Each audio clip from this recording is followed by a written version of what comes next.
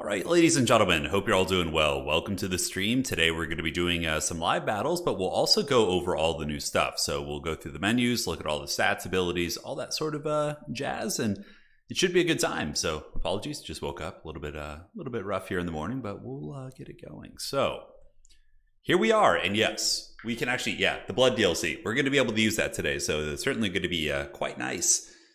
Isn't that crazy? The game's been out for so long. We're just getting it today. It's wild. Can we get some Beastmen? Yeah, so today we are going to have a ton of games. It's going to be ham. We'll, of course, be playing some ourselves, but at some point I'm going to be grabbing some other players who got access to the tournament, to the Summer Championship, and I'll be playing against them. We'll be having them play against each other in best of threes and best of fives. It's going to be good. And yeah, this time around, like, people can play the non-sweaty stuff, right? We can try out the stuff that's a little bit untested, I guess you could say. Yes. So, let's go ahead and look at everything here. So we're going to go through all the factions first, give a little bit of an analysis of things, and it should be fun. Yeah, Nurgle's fun. Nurgle's one of my favorites. I actually really like Khorne, though, too. Khorne is rad. I've been playing a ton of Khorne and getting some good reps in there, for sure. So we'll do land battles. We can do domination. We're going to do it all, so don't worry. We'll even do, one sec, guys. Just opening up my morning coffee. We'll be doing like best of three showdowns all day, and for anybody watching this back after the fact, we will have them timestamped for you, so should be good. Yeah, jump scared you, I know. You guys want to see the Nurgle giant? Okay, so let's look at Khorne. Khorne has the new Chaos Lord of Khorne. So this guy is the Khorne Lord from the trailer. As far as his abilities go, he has the Paragon of Carnage, so the longer that he's in combat, he gets a little bit of melee attack, which is okay. Certainly lends itself to domination a little bit, which is the longer game mode, but it's not crazy. Now, this is a cool one as well. This is the Icon of Endless War. It actually replenishes the vigor of himself and one ally. So basically, it's going to be giving him, over the course of a long battle, his vigor is going to be constantly getting healed up. It's okay. In my experience, the Khorne War Lord here hasn't been like too crazy. Do the Mono Gods get use out of the Marauders? Yes, they do. Yes. 100%. I'm going to show you guys everything here. So we then have the Axe of Khorne. That's one of his items. So all of his things basically scale as he does more damage, which is kind of cool. And for his mounts, he's got a Chaos Beast, a Gorebeast Chariot, and a Juggernaut. Now, I think Valkia is really good. I mean, despite the trailer memes, she's incredibly strong. And I think one of the best champions of Chaos, probably the second best next to Festus in competitive PvP. She has the Gaze of Khorne, which just is a AoE buff of damage. It's okay. It's not really what you're here for. In my experience, you're going to be having the Scarlet. You're going to be having the Spear of Sleipnir and the Demon Shield. But she also has Scarlet Armor, which lowers the stats of nearby enemies by up to 20% in terms of base weapon damage. And she has the Spear of Sleipnir, which is a huge ability. This is basically like Pendulum. It's so good, and you get 2 charges of it. So it's a pre-nerf overcasted Pendulum. Well, I wouldn't say it's that scary. It does about 60% HP damage to almost any target that you hit, which is crazy. She does also have the Demon Shield. So the Demon Shield makes her invulnerable for 13 seconds, which is so nice. If she's in a duel with like Carl Franz or anybody who's like really strong, she can just go fisticuff. So for the Exalted Hero, this is another character of Khorne. He's got anti-infantry. What's really cool about him, though, is he has the Potion of Toughness, which is like an old item from the early days. And yeah, you can see the cost of the items. You should be able to. Hold on a sec. Yeah, so the cost of the items. Okay, you want to see that. That's fine. So this costs 100, and so we can like just check off everything so you guys can see all that. So he's got the Potion of Toughness, and that heals him, which is the really important part for 0.8. Oh, yeah, for a duration of 20 seconds. So that's not bad. It's a pretty decent little heal. And he's got a Juggernaut, Gorebeast Chariot. I could see him being brought just on like foot against factions with light armor, maybe in like the Norska matchup or something like that. Could be pretty cool. And for Valkia's items, here's the cost of everything. You can see they're relatively expensive, but this is Valkia's kit that you're going to be. I'm showing you guys everything from all the DLC factions right now. This is going to be the kit that you'll see with Valkia like most of the time. Yeah, that's going to be the jam.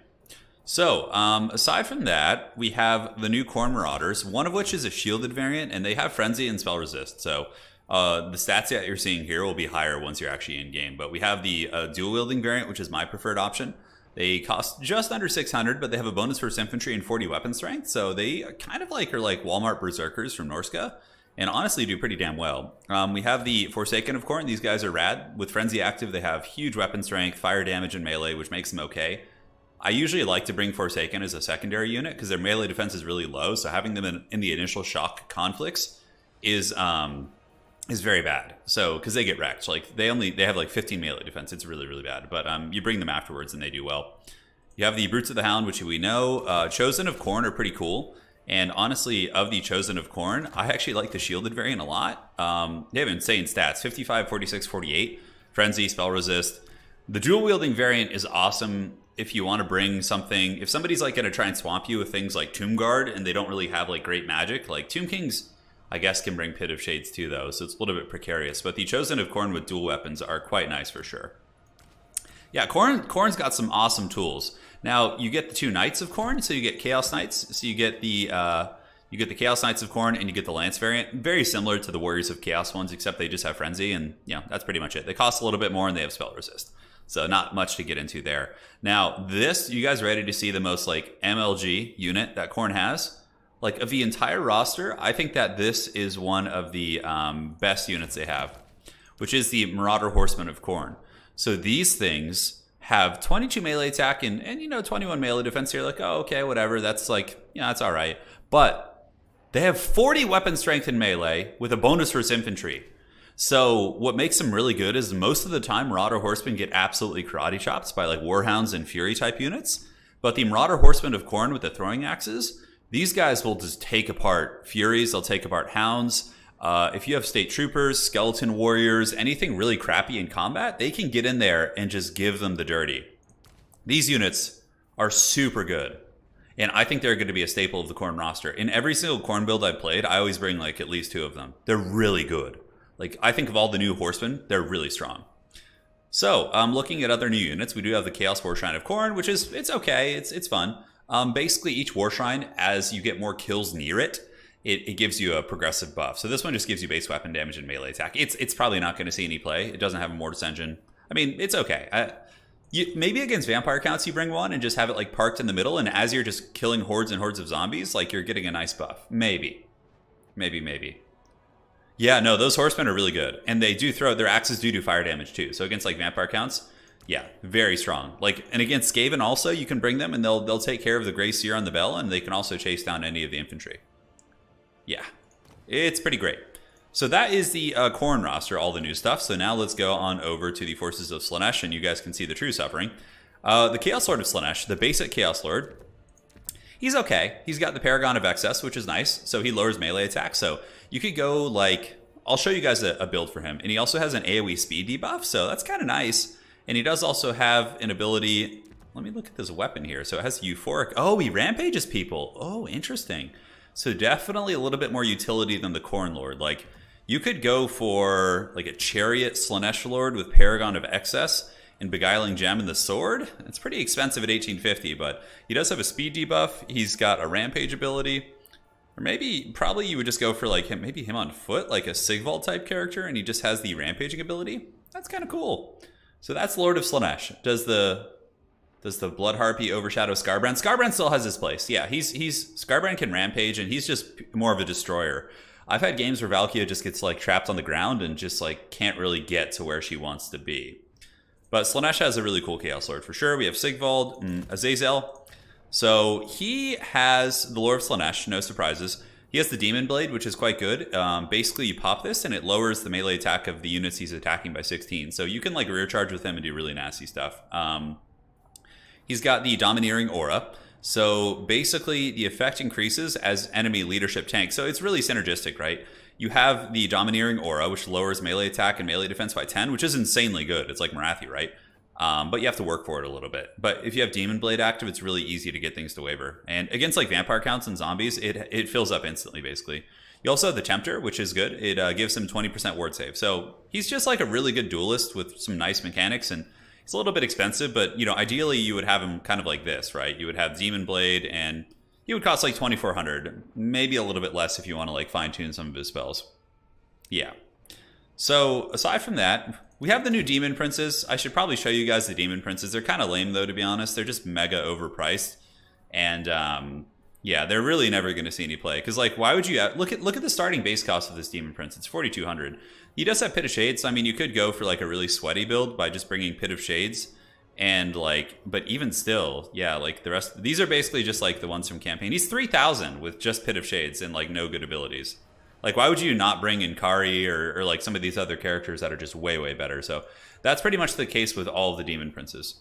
Azazel is really good though. He's been used pretty commonly in the matchups. You also have a Chaos Sorcerer of Slaanesh, so this is a new thing.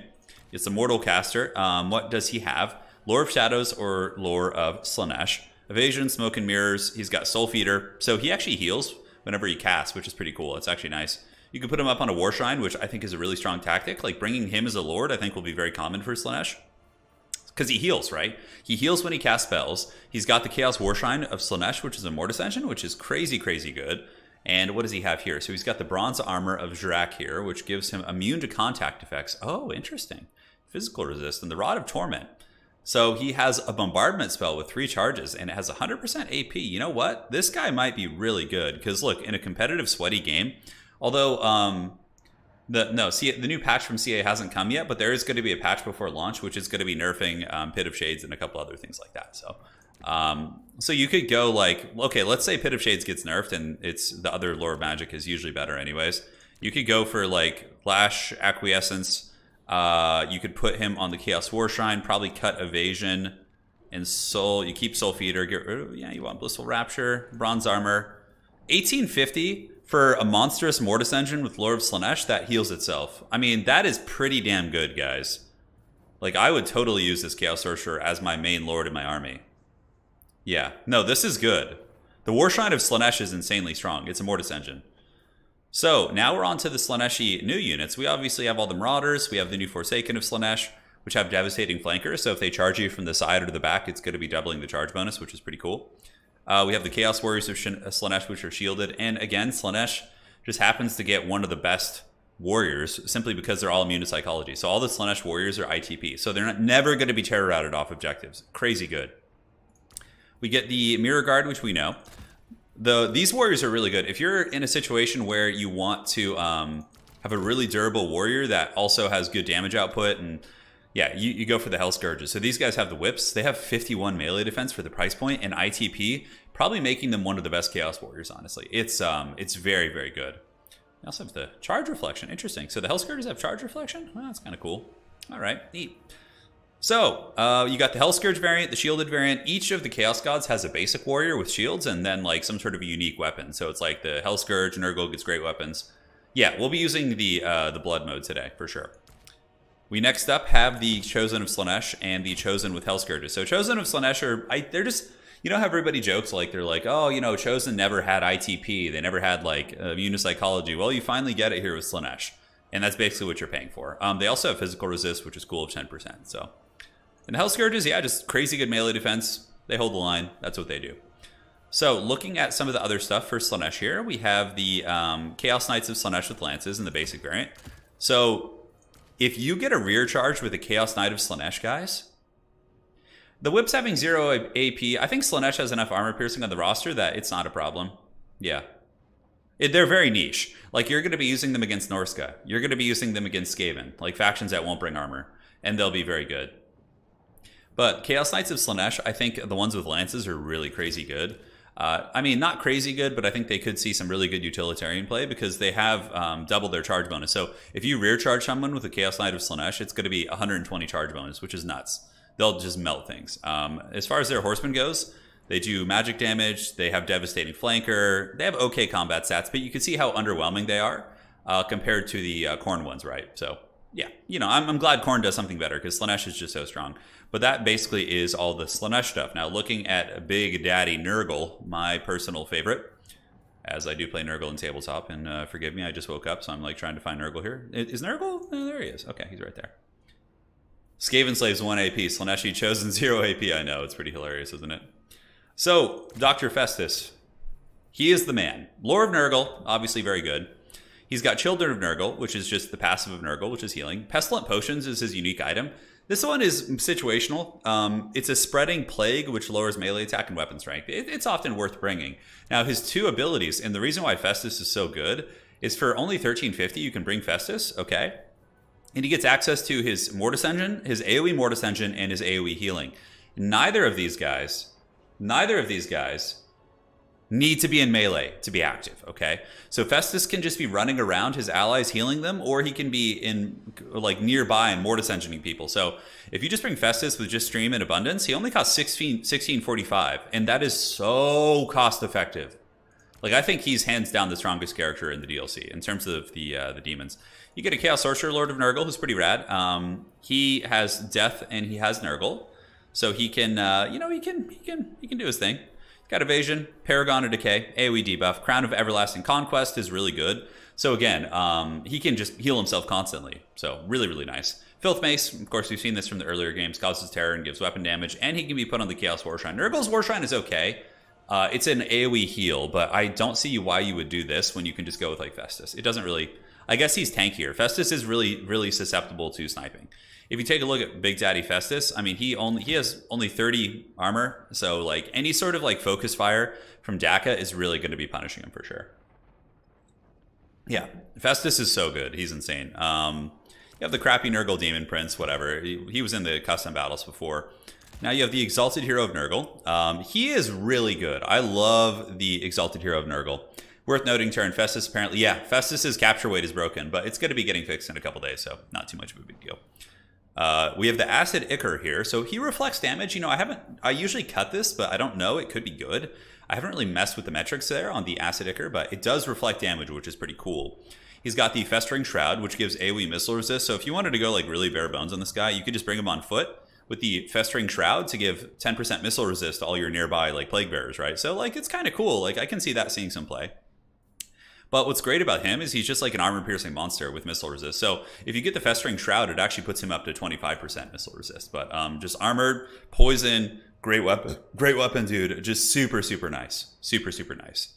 Yeah, the Exalted Hero also has bugged capture weight. If we do use him today in some of the games, maybe we'll try and use him in like land battles and things like that. So, well, but it's getting fixed like in a day or two, I think. It's very, very soon. CA, we've been giving CA all this information, and they've been on top of it. They're watching the events, and they're gonna get it taken care of.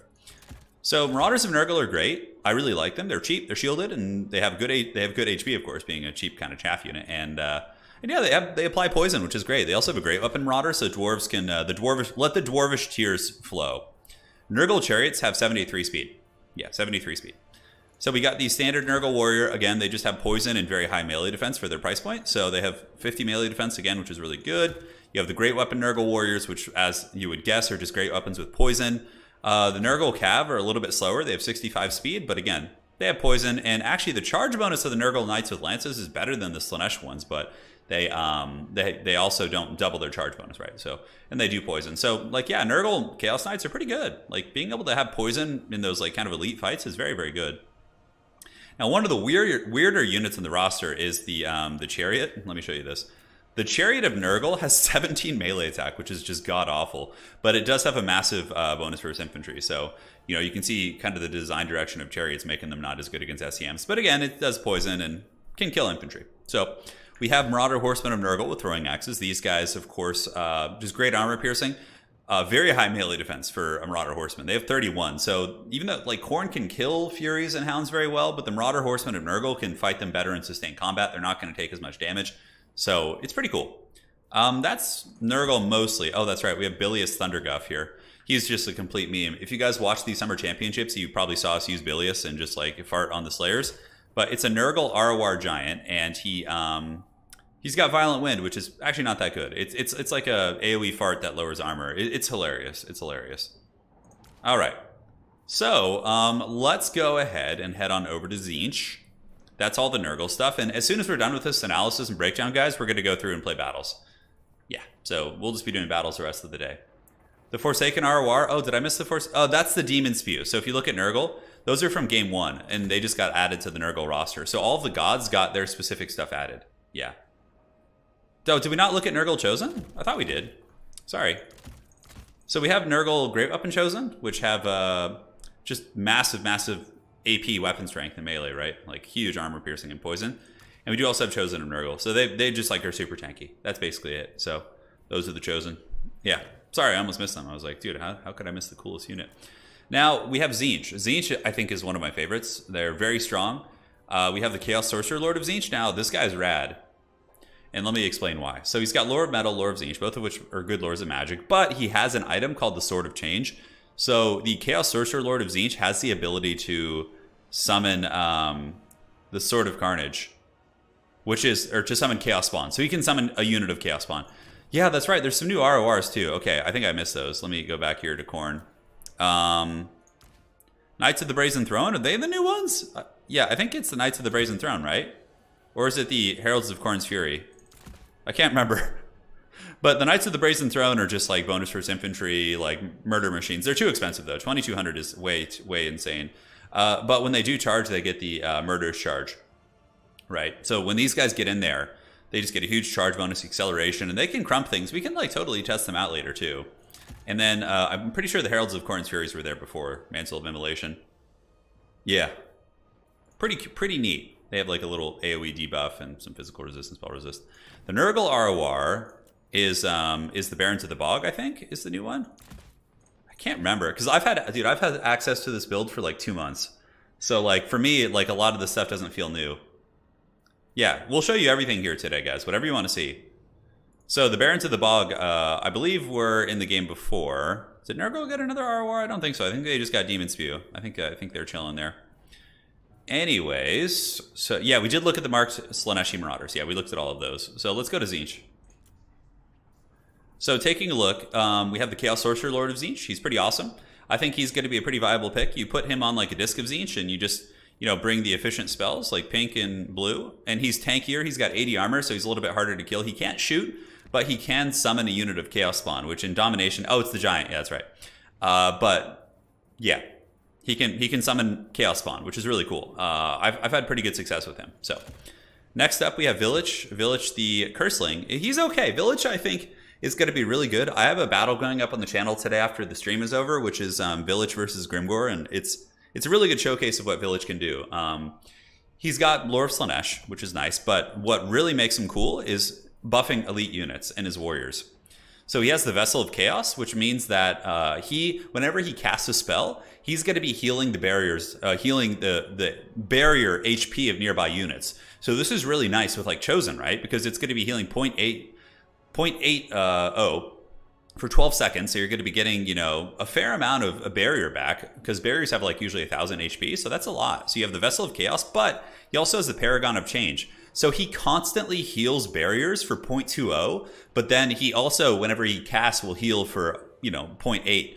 And that's a ton if you're just spamming spells. He does also have the Twisted Twin, so the longer he's in combat or casting spells. So when either his Chad brother is like beating things up or, the nerd up top is blasting magic, he's going to be buffing himself, which is pretty cool. Like, I honestly think Vilitch will see some play.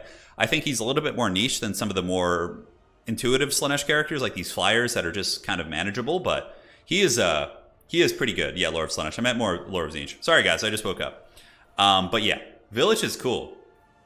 Yeah, he's very, very cool. Is that the Gorgon of Khorne on the roster? Yeah, so if you look at Khorne on multiplayer, he has the Bloodroot Behemoth. Like, all the god-specific stuff got added to these different rosters. It's really cool. So yes, he does have the Bloodroot Behemoth.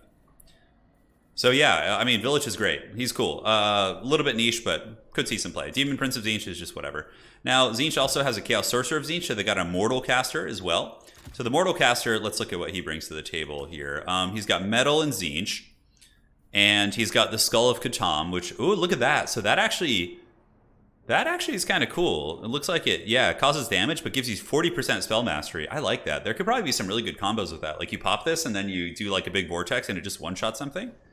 Huh, kind of cool. You can ride on a War Shine. He's got some amulet that gives magic damage, all that sort of stuff like that. Sneaky, yes, always. I actually like it. I've been enjoying getting up early lately. It's fun. We got the Marauders of Slaanesh. So we have they have Protoss shields.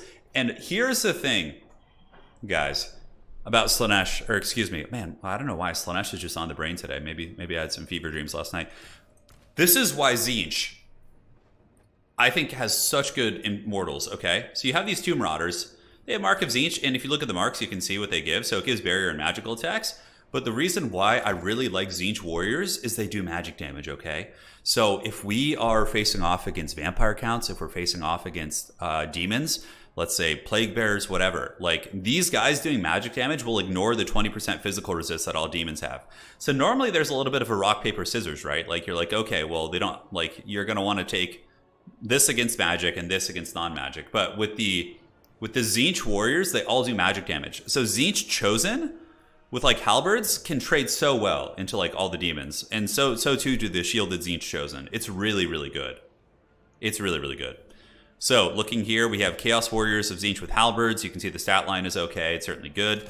Chosen of Tzeentch just have crazy stats and magic damage. Chosen of Tzeentch with halberds, again, as you would expect, are basically chosen with halberds that have magic damage and Protoss shields. And like, if you have like a core of like 3 or 4 of these with Vilitch healing their shields, it's very, very cool. And here's the ROR. It's the Severed Claw. They're not very good in my experience. The Expiring Champions is probably more of an apt description, but the Severed Claw is anti-large halberd ROR, and they're okay. They're a little weird. They're like Aspiring Champions. They're kind of basically like Depth Guard with pole arms is how they performed with me. So situationally, they're all right, but they look really badass. So at least they got that going for them. Now, as far as other things, we have Chaos Chariots, just magic damage. Chaos Knights of Tzeentch, magic damage. Of course, they were already in the game, but we do get a Lance variant now. The Tzeentch throwing weapons, the Horsemen, are actually quite good. And let me show you guys why. So they do fire damage and magic damage. Fire damage is pertinent in a lot of matchups in the meta, especially against like vampire counts and other things like that. But they also imbue a weakness. So the Tzeentch Horsemen will lower your fire resist by 10%, and they will also lower your armor by 10. In your honest opinion, did the Summer Championships go well? Yeah, I think so. I think day 2 was, I watched both days. I think day 2 was a little bit better in terms of faction diversity. Like, we got to see Cathay win. We got to see Norska at several games. So yeah. And also, like, there's a lot that hasn't been explored. Like, the players who were in the Summer Championship were very focused on a couple factions. I think there's going to be a lot to be explored for sure. So yeah, that's looking to be the jam. And we have a Chaos War Shrine of Tzeentch, which is okay. Basically what it does is it gives you spell mastery. So the longer it fights in combat, the more spell damage you get. So you can get up to 20%, which is cool, I think. No, power recharge up to 20%, spell mastery up to 10%. So with this and Vilitch, you can get it pretty high up there for sure. So that is all the new stuff. We can obviously go to the Warriors of Chaos and kind of check them out a little bit. So the Warriors of Chaos have an insane roster. Now, the downside of the Warriors of Chaos compared to the Mono God factions is you'll notice they can't bring demons, right? So Bloodletters, Nurglings, Fleshhounds, all that stuff, right? But what I think is going to make Warriors of Chaos like a super meta faction is the fact that you can't, you don't know what God direction they're going to go. Like, they can kind of do a little bit of everything, which is crazy, right? It's nuts. Can you mix and match God-specific units with Warriors of Chaos? Hey, we're right here. Yeah, you can. So check this out, right? Chaos Sorcerer. Let's see. I'm trying to think of a good example. You can give the Chaos Sorcerer different marks, right? So check this out. And with Chaos, you have up to 4 marks. So unit customization. So I can make him a Tzeentch caster if I want to, and get, you know, all the goodies. I can go Slaanesh. And but the difference is it takes away the lore passive. I think is still there. Yeah, dude. Oh my God, look how strong this is. If you are playing Lore of Slaanesh with Warriors of Chaos, you're basically getting Wurzag's Bonewood Staff on your entire army, right? So you're getting a huge melee attack, right? So you can bring the Chaos Sorcerer of Slaanesh and then be like, okay, so let's go back to the army setup, and I'm going to go Chaos Sorcerer Lord of Slaanesh with Valkia. So then Valkia is going to be getting the melee attack buff from the Slaanesh lore, okay? So you can just be like buffing Valkia with Slaanesh magic, and like you can go, you know, I think maybe for balance reasons, they didn't give us a Sorcerer of Nurgle. Yeah, because you notice there's no Sorcerer of Nurgle here, right? And that's pretty funny because if you could go with a Nurgle Sorcerer, the Nurgle War Shrine is an AoE heal. It's an AoE heal.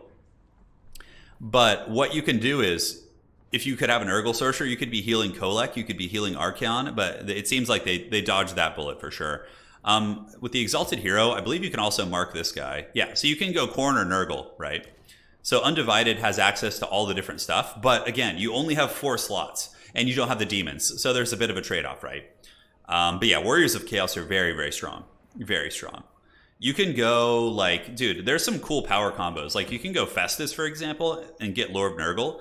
And then you could get, if you wanted to get, like, real crazy, you could get, like, some Chosen of Khorne, right? You could get some Chosen of Khorne with dual weapons and heal them with Festus. Like, dude, Khorne DPS with healing? There's so much cool, like, so much cool synergy that you can have here. There's so much cool synergy. It's great. I believe you can get marked horsemen too. Let me see. Can you mark these guys? I'm going to check to see if you can make them Nurgle. Unit custom. Yeah, see, look at this. You can switch up the horsemen to be marked from different gods. But you'll notice now, I'm at my mark capacity, right? So normally I could switch the warriors to a different god, okay? But now I can't because I'm at my capacity. So you can only bring a couple units that have marks of chaos gods. Dude, the roster for Warriors of Chaos is insane. They're so unpredictable. And what I've seen most really, really high-level players doing is getting, like, Hellstriders in their reserve, like Slaanesh Cav, and then, you know, doing their thing other than that. So, yeah, a Khorne frontline with the Tzeentch frontline. Yeah, you could totally do that. So if you wanted to, you could go for, let's say you're, like, I'm trying to think of, like, a good example of that. Because you can't bring Tzeentch shooting here. You don't have access to blues and pinks. So there are things you don't have, right? Yeah. But, dude, this roster is so good. It's just nuts. Now, over here, we do also have Norska, who is still just trying to discover how to invent fire. And yeah, now, all jokes aside, I was just trying to get your guys' hopes up. But no, Norska has nothing. They're just still a potato. Although, strangely enough, Norska had like something like a 75% win rate in the Summer Champs. They were super good. Norska apparently is quite strong because Berserkers are mega cost-effective, and so are Skin Wolves. So, Warriors of Chaos can be beat. They're hard to predict, though. That's like the really, really tricky thing about the Warriors of Chaos. So, all right, so let me go ahead and get some games set up here. Ready to party if you are. Lobby's up. So Random Nix is going to come in and beat me up a couple games, which will be good. I'm going to see if I can get some other players to play too, so I can do some commentary on them fighting. Play some. Cool. Dude, Random waiting in the shadows. I love it. So we'll play some factions that you guys haven't maybe seen too much today. So let's go ahead and do, we'll do a poll. See what you guys want to see first. Oh, we only have 4 options. That's sad. So we'll skip Slaanesh since you guys have seen them so much. Nurgle, Khorne, Tzeentch, or Warriors of Chaos. So we're going to start playing some games now. Thank you all for joining. He's going with the proud Dawi. We're gonna switch between land battles and domination. Don't worry. So whatever you guys are interested in, you're gonna get it here today. We're gonna switch between the both of them. So Random, are you gonna go Dwarfs?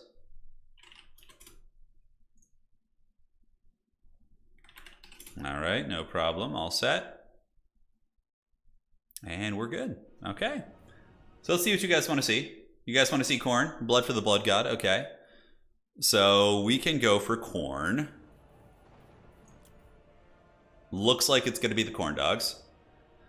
So this map is actually, we'll let the vote run for a little bit longer so you guys can vote.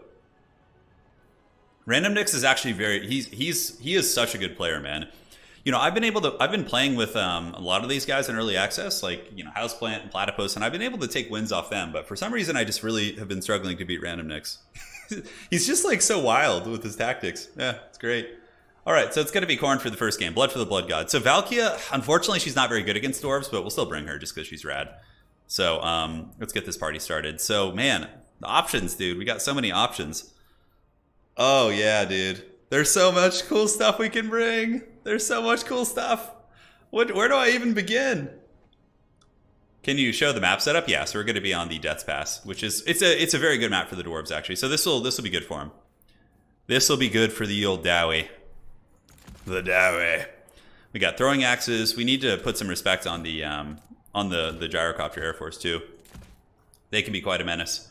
Yeah, we're bringing Valkia. I mean, she still is an armor-piercing fighter, right? So, like, in theory, some pretty good tools against the Dawi. Random is Random Nix is a tournament player who qualified for the Summer Championships. He played. He was eliminated in the round of 8 with a really close 2-1 series. So he for sure could have won the whole event. He's of that caliber. So yeah, very, very strong for sure.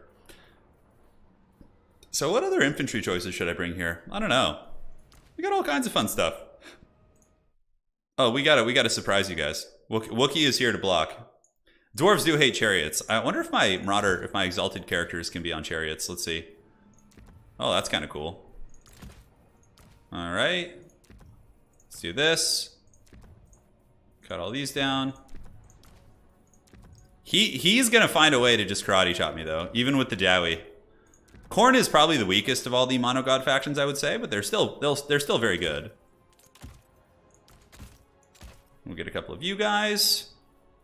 And Marauder Horseman with throwing axes, probably going to be very good to have a couple of those in reserve. I know you guys want one of these units, so I feel like I have to find a way to bring one. Even against dwarves, I don't know. All right, so hopefully random is bringing some fun stuff too, because I'm not bringing a super cost-effective army, but it's going to look rad. Because we got to show you the new units. What's the point of even playing if we don't bring the good stuff? All right, so 1, 2, 3, and 4. We'll get you guys. Got some more Furies to dive, although dwarves are going to be somewhat resilient against the Furies, I suppose. And do we want some sort of cav? No, dwarves are good on this map. This map is a dwarf map. Because they can shoot the middle and they just kind of can defend the sides pretty effectively because it's like right next to their spawn. So there's plenty that they can do. Alrighty. Do you want some sort of a cav unit? The Heralds of Khorne's Fury. The Knights of the Brazen Throne are just so meme. Oh my god. If I bring those, I just lose instantly, pretty much. Yeah, I just like get owned. Oh, the zero spend, baby. Let's go. So we have plenty of anti-air. We got mobility. I got some new units for you guys. No, just wait. Just wait to see what I got. You guys are going to love it. We have the dreaded Chosen with dual weapons, even though they're bad against Dwarven army. It doesn't matter. It's going to be so fun. Where are the Nurgle units in the Warriors of Chaos roster? You have to click on the Chaos unit, and you have to add a mark of Nurgle to it. Yeah, little Wookiee screen blocker's been great. Why are we blocking the view? I usually block the view when I'm playing PvP, just so he wouldn't stream snipe me, but just so that if he's hanging out on stream, because that's how I'm talking to him, I'm probably gonna find out what matchup you're playing or whatever, or he's playing, and so that way he can just sit on stream. He doesn't have to worry about accidentally seeing my build. So it's just keeping it easy. You guys want 5 Valkyas? You guys want to just see the dreaded Wookiee blocker here? Yes, it is on. All right, so I brought some cool units. Valkia is obviously not great against dwarves, but it doesn't matter. Look at the Chosen of Khorne. Oh yeah, they have the same Berserker animations, but I don't really care. They're so cool. Dude, look how metal they are. Got some Exalted Bloodletters too, because they're just so good. And like, if you wanted to really slay dwarves, you just go Bloodletter spam probably. We got Marauders, just basic Khornate Marauders. They're looking pretty rad. And we brought, check this out. The dreaded Exalted Hero on the Gore Beast Chariot. Oh, yeah, dude. Look at this guy. And they have potions of toughness so they can actually heal, which is crazy. Valkyria's here, and she's got the Spear of Sleipnir. And, yeah. So this is super hype. So we'll get you guys going this way, hide you in the bushes. Dwarves probably won't try and backcap us, I don't think, but you never know. We'll move you guys up in the middle a little bit. Dude, I'm so hyped. This is so fun, dude. This is so fun. 4 and then 5. Alright, I'm just waking up. Oh my god, look, he's got a 17 stack. See, that's the thing about random. He usually just plays huge armies. Like, he probably doesn't even have a lord. Slanesh has invaded chat. Yeah, these are AP chariots too. I should probably hide in case he's got artillery or something. I know he does. So, dude, yeah, elite infantry or against dwarves, you're gonna get away with it more because they don't have any magic to nuke you. All rangers, he might just shoot me to pieces. Yeah, he might. All right, so let's get you guys over here. All warriors may claim noble ideals, but they simply crave the... Oh my god, the Daka. The Dwarven Daka. So if you guys are Dawi fans and you want some hope in this world, Random is really... He is probably one of the best players I've ever seen at just figuring out, like, factions. Like, he'll find the things that work in these factions, which is... I love it. I just absolutely love it. So we got the Chariots of Doom over here. Valkia has this, like, sword ability, which has really good AP, so I'm kind of, like, thinking about getting that. And what do I want to summon? So I think we'll just hang tight for now. It looks like we got some Dwarf Warriors going over here. Valkia can get in there and use her goodies, although I don't want to lose her to some mass Dwarven focus fire. Jeez, dude, that army is so fat. Is he going to go for my back objective? It looks like there are some Dwarf Warrior great weapons going back there. Okay. The thing is, I can respond to that super quickly, so not too worried about it. Let's get some Bloodletters. Get them hustling over here. We should probably get like Fury spam. Taking action. So let's get you guys. Come down here. We need to get this objective from the dwarves. And then we can like plan a little bit of a push on the middle. The Chariot Masters, let's get them down here. Valkia can start just karate chopping these dwarf warriors, although Quarrelers won't do that much against her. I believe she's shielded. Yeah, she's got a bronze shield, even though the shield is like literally the size of her body. Glorious slaughter. Alright, so we probably want to get some Furies. And get them over here. We could use the Demon Shield. I don't think it's really worth it, to be honest. Let's go ahead and try this item out on these dwarves. See how it does. Ah, pretty good. Yeah, not bad at all. So Valkia's getting in there. We should be able to get on the objective. Let's get the 2 chariot characters here. She could just keep causing problems, and we're just going to hide these guys up on the high ground here. Alright, so yeah, so far so good. It's going pretty good. Valkia is very, very tanky, so... Yeah, this is looking rough for the Dwarf Warriors on the Vanguard here. He's going to have to make some sort of a play for the side, I think. We'll have to see what he does. Really don't want them to get shot, that's for sure. He's got a couple missile units here. I'm just kind of parking these guys up on the high ground here. We have a victory point. Keep it up. So we also need to kind of plan a little bit of pressure in the middle if we can. So let's get another one of you guys. We just need to hold this like for a while. But the Chosen with dual weapons of Khorne, dude. I'm so excited to see how they do. Oh, this is so hype. What do we got in the middle? Alright, so let's get some of you guys coming up here. We want to threaten on multiple fronts. Oh, dude. These Dwarf Warriors versus Chosen of Khorne? That's going to be metal. Okay, Dwarves are still very resilient, of course. Okay, let's pull you guys over here. Let's get our girl Valkia back up. Chosen of Khorne getting melted a little bit, so let's get you Furies coming in, you Furies coming in. And we want to make sure they don't get crumped super hard. Okay, Valkia, let's get you back.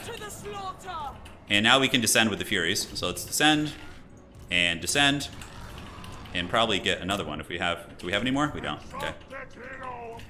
So we're going to pile you guys in. We get the big drop on them. And I think we could summon in some Flesh Hounds too. Let's bring these guys around. Alright, so the Chosen of Khorne are being kited into blasting charges. Very nice. Wishing I had that Nurgle healing right now. Fury's kind of getting popped a little bit. We don't want to send you guys in because they're just going to get wrecked. And down here you go, down here you go. And the Chosen of Khorne should be getting in right now. Let's get you guys on these different units. Yeah, the Jack is good, but the Chosen of Khorne have the armor, so I'm hoping that'll do the trick. The Spear of Sleipnir is here, so we could actually pop it like so. I think that'll hit both units. The overlapping Daka, nice. Yeah, that was big damage here. Loop you guys around, very nice. Oh no, the Gyro Bomber! Oh no! The Gyro Bomber of Doom is here! Oh no! Alright, so we got several of those like shooting units shut down. The Doggos of Chaos are going to be there too. Is he going for the back objective? It doesn't look like it. Okay, so we're value trading pretty even. Dwarves, of course, are up a little bit in value, but we have gotten into the backfield pretty well, which is nice. And let's go ahead and just get some Marauders over here. Just some chaff. We've been able to really target the Dwarven shooting, and we still have the Chosen of Khorne just like grinding through these guys, right? So that's very, very good for us. Do we want to do anything in the middle? I don't think so. How are the Flesh Hounds doing? Amazing. So Flesh Hounds can bounce over here on these Quarrelers. Looking good. Let's kind of keep running this way, and it looks like there's going to be some more Dawi coming in. I need to do something about that Gyro Bomber, man. Okay, let's get some Furies to attack it. The beast must be slain. So a lot of blasting charges coming in. The dual weapon Khorne Warriors about to get busy. And yeah, the Khorne Dogs have gotten on a good target. Let's go get Valkia over here too. We're going to need more stuff on this objective though on the side, so I'm just going to send Marauders over. Khorne's greatest champion apparently, according to those guys. You know, like, it's funny, the Exalted Bloodletters got like melted, but these Exalted dudes of Khorne have just been monsters. And let's just get Valkia in here and pop her shield, make her invulnerable, and see how she does. Alright, so we'll get some more warriors moving across. We got more of you guys, keep the Bloodletters back. Any fancy play from the Dwarves elsewhere? No, it doesn't look like it, so let's just get you guys running over here too. These Exalted characters on the chariots have been carrying pretty hard though. Dude, Valkia just being a menace though. I'm telling you, Valkia is really good. We probably, yeah, look at that. She just broke that Quarreler unit. Awesome. So let's keep getting you guys going. Move you into the blasting charges.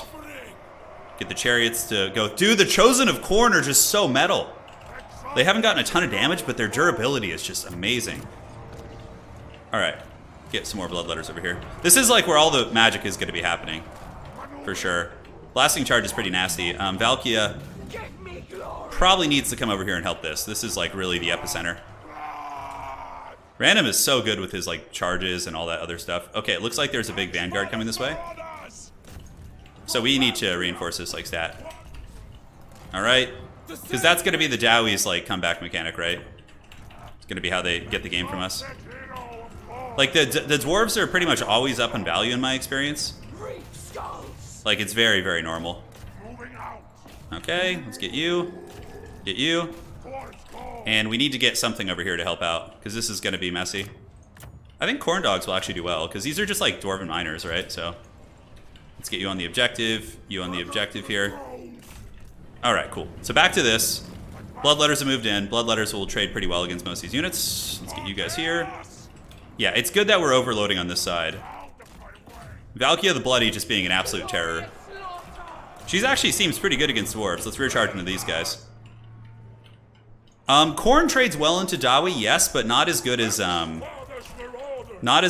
what's it called, Slaanesh. Because a lot of Khorne units don't have great armor piercing outside of their demons. So, do we need to send anything else over there? I don't think so. Oh, we got the sword. Oh, yeah, dude. I am Gotham's Reckoning. Alright, I can't blue ball you guys on that one, so... How does he have more capture weight than us? Oh! Yeah, baby, let's go. So that was pretty good. So the chariots are continuing to cause havoc. Let's get some more of you guys moving in. And we need to go to the other side. These Furies have done their part. I don't know how he has more capture weight. Like, I have 3 infantry units here against his. We should be able to get it back, though. It's not a problem. Let's get another dog. Alright, so those Dwarven miners will be buckled off. But that does help out the dwarves quite a bit, right? It helps them hold. And these Furies need to come over here and get on these flyers if possible. We're kind of losing our foothold on this objective. The dwarves might be able to get us. It's going to be tight. And as far as pushing in the middle goes, are we going to be able to get this? Yeah, I mean, they should get crumped off here. Let's go ahead and use the Berserker ability there. I don't know how the dwarves have such good capture weight there. Like, it looks like I had more, but I guess I was wrong. Okay, so let's get more bloodletters. Move them over. These exalted hero characters, very, very menacing, for sure. The Furies have descended from the skies. And we're finally... Dude, what the hell is this capture weight? Did he have 4 units there? Huh. I don't really know. Alright, a lot of archers. If we could get some more Furies, that'd be nice. So we're still getting in there. Let's get you guys piling in. Let's get on the range units. And we need to get this objective back. This is very bad. So Marauders and Marauders. Let's just bounce you guys back. The dwarves have been buckled off this. That, like, a little play like that, though, can potentially win him the game, right? Okay, let's get some more Furies. Let's come in and shut down these Coilers. These chariot characters have been carrying me, like, all day, though. Like, all day and all night. Alright, Marauders, keep going. Looks like we got this objective back. Plus, we have 2 corn dogs here, so... Dude, look at the Gyro Bomber just going ham, though. The Gyro Bomber is one of the dwarvish secret weapons. It's very, very good. We need to get that objective, though, or else we could lose the game. Okay, so let's get you guys down here. Got more Furies descending. We're still holding on to the side point, just barely. And we'll have more of you. The Sword of Khorne is coming back. And did we get that point back? We did. Good. And, oh, some Dwarven Rangers. That's actually a blunder, I think, because that's just a freebie for us. Alright, let's get you here. I think we have the side point under control. And see how good it is having cheap chaff units like that we could just send places quick? It's such a different maker. Alright, so chariots keep causing havoc here. Dude, Valkia is still running around too.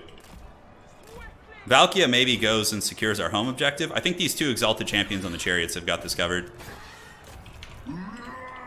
Alright, perfect. Any issues here? Dude, I love just having cheap chaff infantry as Khorne. It's like, you never had that before, right? Fleshhounds will tear apart those Ultar's Raiders, and let's unsummon some of these guys. Yeah, GG. No, Valkia was still just killing shit. Yeah. Well, that's pretty common. In my experience, dwarves can win that against Khorne, but they're very disadvantaged. They're much weaker. Like, it's just not a good matchup for dwarves. Khorne is like fast and can just get so much done. Dude, Valkia is a monster though. Oh man. Great game, yeah. So look how good those chariots are though. With the healing against dwarves, oh my god. The Chosen of Khorne, though, because Random's a really good player, so anything good you bring, he's just going to punish you for it. Like, my elite units got shit on. Like, what you would probably do against, like, a Dwarven Focus Fire build like this is just go wider with Jaff. Like, basic Bloodletters get the job. Fleshhounds were amazing. Furies were amazing. Yeah, it would have been worth having Valkia chase the Bomber. Maybe, though, but he would have just kited me a little bit. Like, she has good AP. She can kill things on the ground. Yeah, the Chariot characters were just so good. So he's going Vampire Coast. So let's see here. I like how Random's playing all the bad factions. Maybe it's my turn to play a bad faction. Hang on.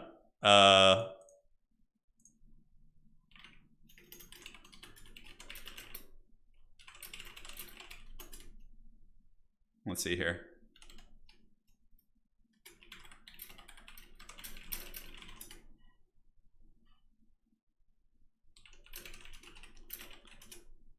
Okay, so next up, what do we want to do? Just chatting with Random about what we want to play next.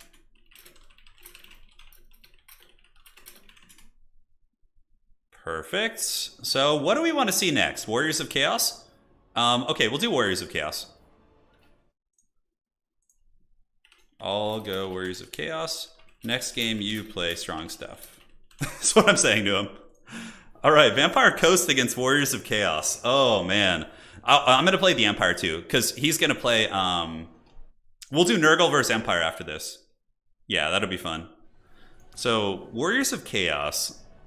What do we want to play? What do we want to do? I mean, dude, I can bring so much. I can bring so much cool stuff. All right. So, I'm not going to... Do I just want to go full sweat? Or do I want to, like, bring some... interesting builds here. Show us Festus.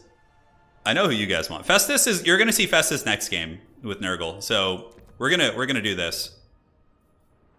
Let's get you. Let's get you.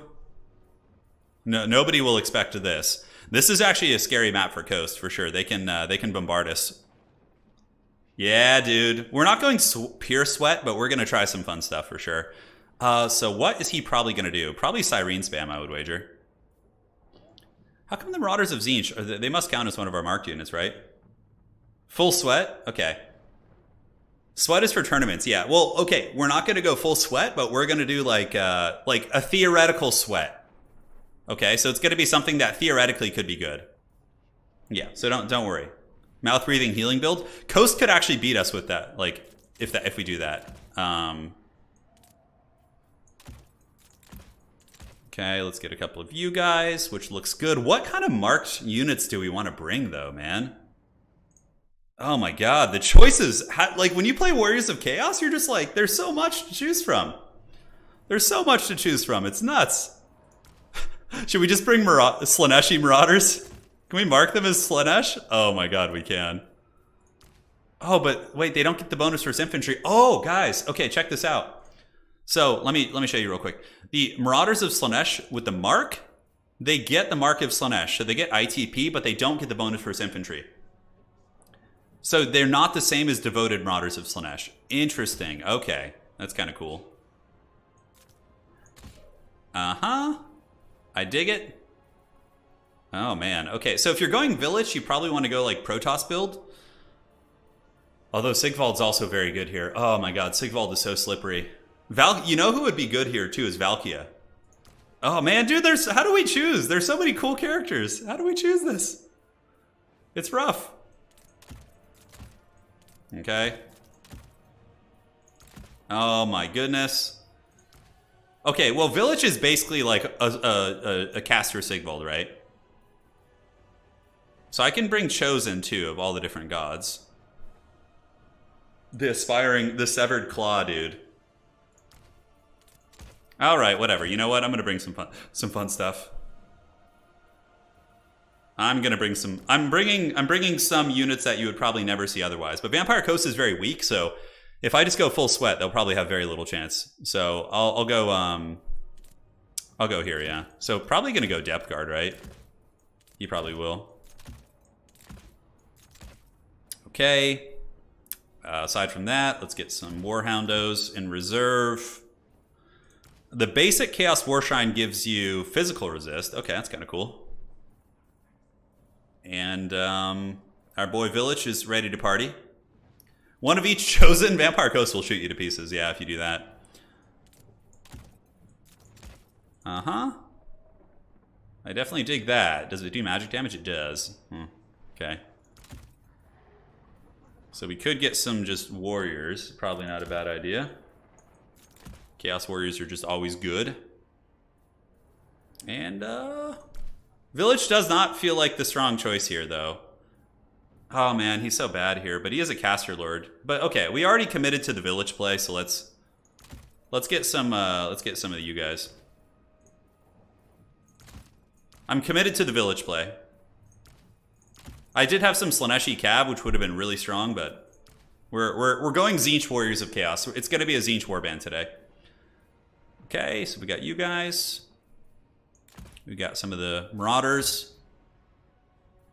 The Arwar Giant has a farting ability. Yeah, he farts on you, is what he does. It's pretty hilarious. So we got Scurvy Dogs. Well, he's going to have Scurvy Dogs, of course. So that's something to consider. I've used all my Chaos Marks, so that's the end of the road in that regard. I should be able to fight on that point. Let's get you out, just because that's super fun. Don't worry, my friends, we're just fine-tuning the build right now. Some shielded Marauders are always welcome. Some Undivided Forsaken. And do we want Chariots? Are there any tournament rules that apply to Domination? No, that's the great part, is you don't need tournament rules for Domination. That's why, like, not most, I would say a fair amount of tournament players have been enjoying. Oh, man. Oh, guys, the... oh, I thought that was a Tormentor Sword. I got super excited. I was like, okay, well... I guess not. Okay, we'll bring some of these guys too. Okay, this build is definitely not optimal. I might just get wrecked, actually, but it's part of the fun, seeing Vampire Coast win. Who wouldn't love that? Soul of Damnation versus Queen Bess. Yeah.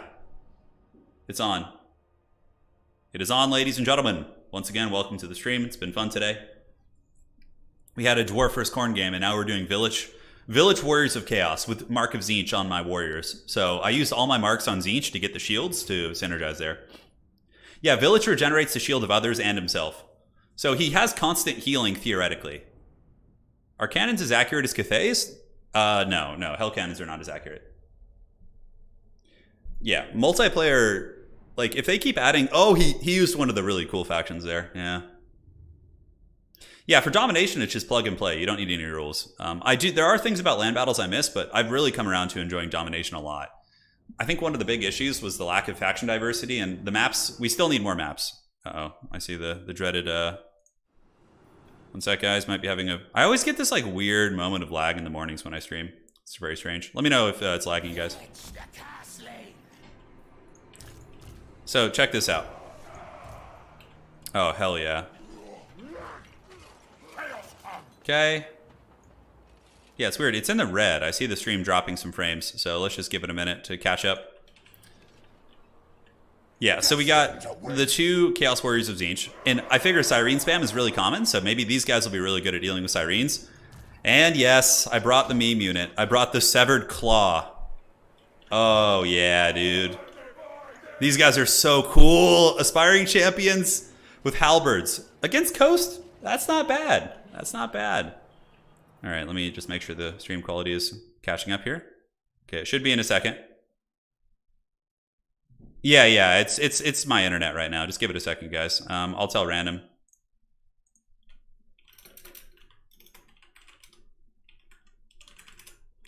Okay, so just hang tight. It should subside here in a second. We should be okay.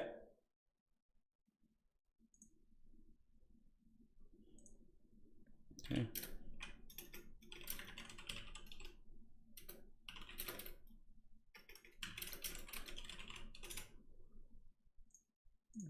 And it looks like it's okay. Perfect. So just refresh the stream. Looks like it should be stable now. Okay. So, yeah, it'll subside. Dude. Oh, man. Tzeentch look how cool this aesthetic is. Look, he's like adjusting his brother's helmet. Look at that. Oh, yeah. So we got Vilitch the Curseling, and he will heal the shields of all these guys. So let's click here, show you the abilities. Yeah, so Paragon of Change will heal the shields of all those guys, and then the Vessel of Chaos will do the same thing. Yeah. Super rad. So Vilitch is going to hustle up with those guys. We have the Horsemen to go harass. And then we just have like this Haggard Marauder Corps, which is going to play the middle. And 4, and 5. Great. I brought great weapons because depth guard spam is very, very common. So Tzeentch sees all. Yeah. So we went Tzeentch Warriors of Chaos with this Slanesh banner, which is pretty funny. Oh, he went with the depth guard spam build. Oh yeah, I love it. That's why I went great weapons though, because I figured he would.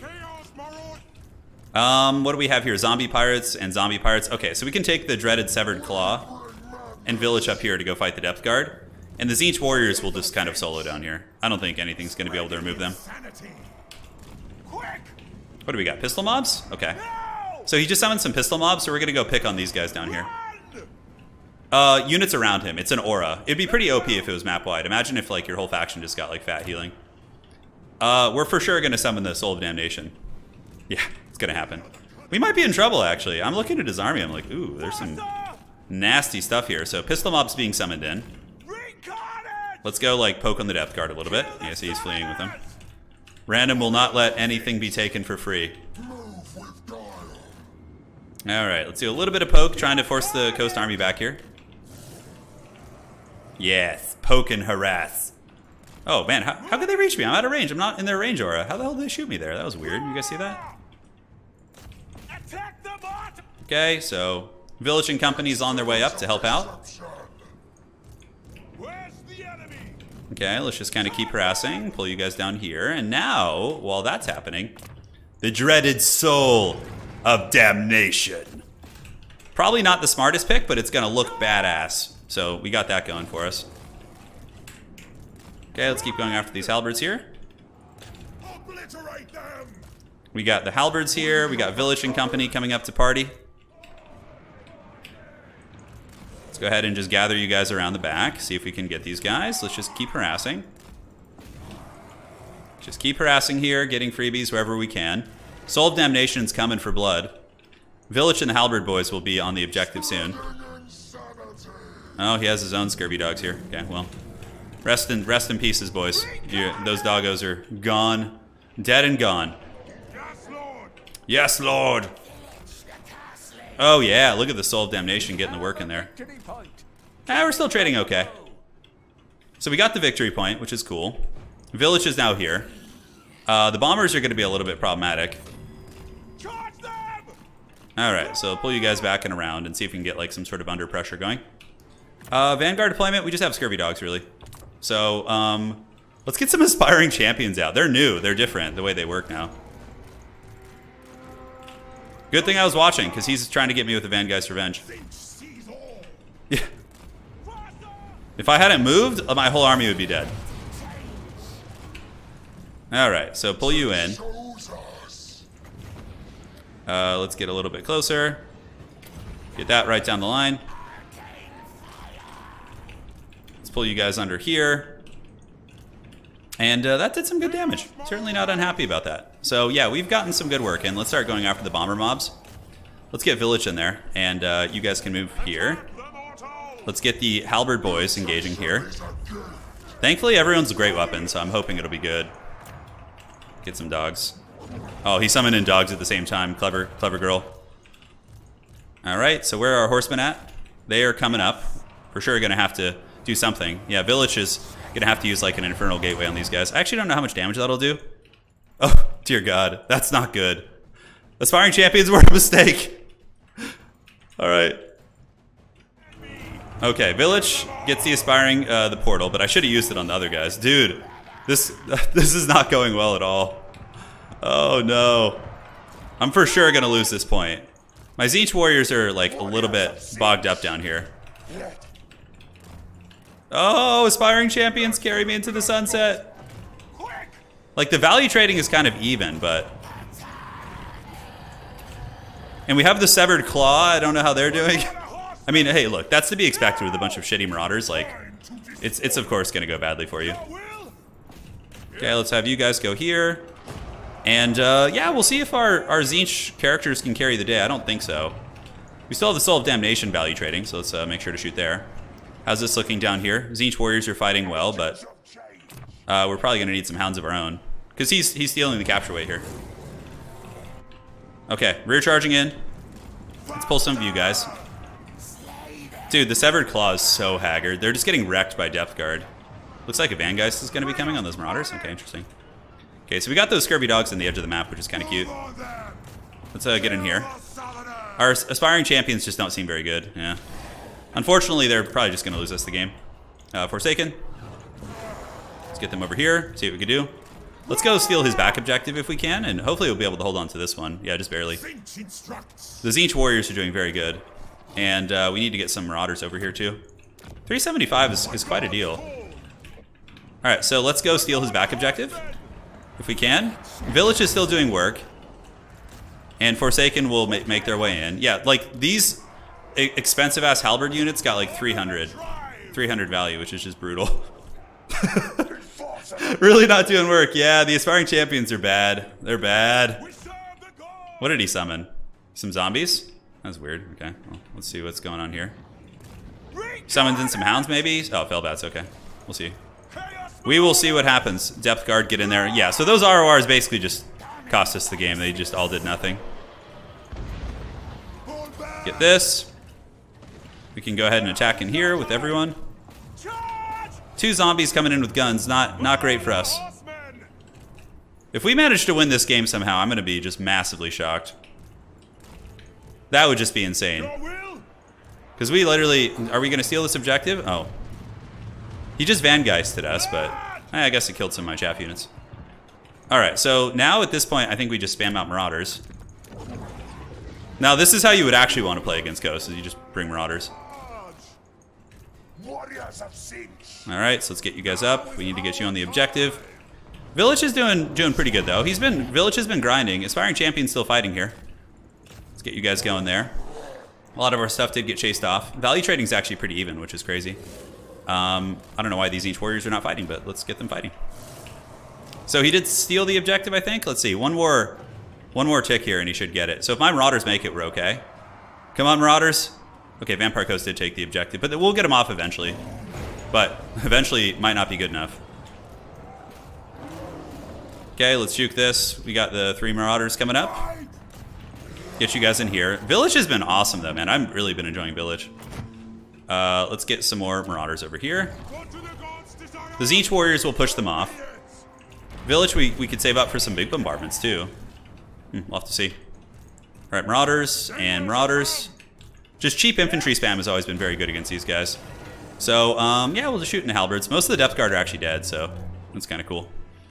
Any sort of fancy plays we want. Let's just get some shielded warriors, move them up. You certainly have to play that long game now. Vilitch, let's get you right down the pipe. Go, go, go! Okay, use the boom. Yeah, see, we don't have the... Oh, the Haggard Severed Claw is back. Don't worry, guys. This game's in the bag. Now our shitty aspiring champions have returned from their great adventure.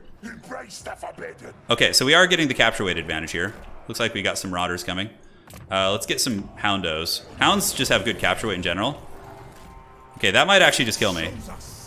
Let's see if we can dodge it. Yeah, we dodged some of that, I guess. Not enough. So Vilitch the Curseling, let's get in there and just keep doing these big AoEs because they've actually been very effective. Yeah, Vilitch is... I actually like Vilitch as a pick here. He seems okay. Is he going to go for the business here? Oh, here's our aspiring champions that probably got like 10 value. Yeah, dude, those Tzeentch warriors are doing really, really good. So just keep blasting. Let's get these great weapon boys fighting on the Depth Guard. Do we have any hounds of our own? We do, so let's get them in here and have them attack these Fellbats. So we got the bottom objective back, which is pretty cute. Now we can pull these hounds and go for like a Grand Theft Auto. Yeah, commandos. We have things to do. Places to be. So coming up and under here. Like, we're getting to the point where it has to be a triple cap, though, so it's probably pretty unlikely that we're going to win this, but... Yeah, so basically our starting units were just so bad. Severed Claw, just... Not great, not great. Granted, you know, it's not like they had the best targets or anything. So, I don't know what his points look like. Let's get our Aspiring Champions to fight the Depth Guard. We'll go for a cheeky back cap again. You know, Coast is very slow, so I'm like... Uh-oh, we didn't see it that time. It might be too late. Yeah, it's too late. Tzeentch Warriors hold. Get some horsemen up here. Get them up there on the objective. You guys do this. Vilitch is just grinding it out. I'm curious how strong the Twisted Twin is right now. Like, how good that is. Okay, so he's got some Hulks coming there. Hulk smash. Marauders, move up. We're going to steal this back objective once again. Yeah, Warriors of Chaos definitely got some nice tricks up their sleeve. I don't have enough time, though. Like, we're going to get this objective, which is cute, but we'd have to triple cap him, which... I guess we still have some Tzeentch Warriors fighting. Let's charge him. Let's charge him. And we do manage to steal that objective, which is good. You have the foe's victory point. Keep it up. Keep it up, brother. So yeah, we got a double cap, you know.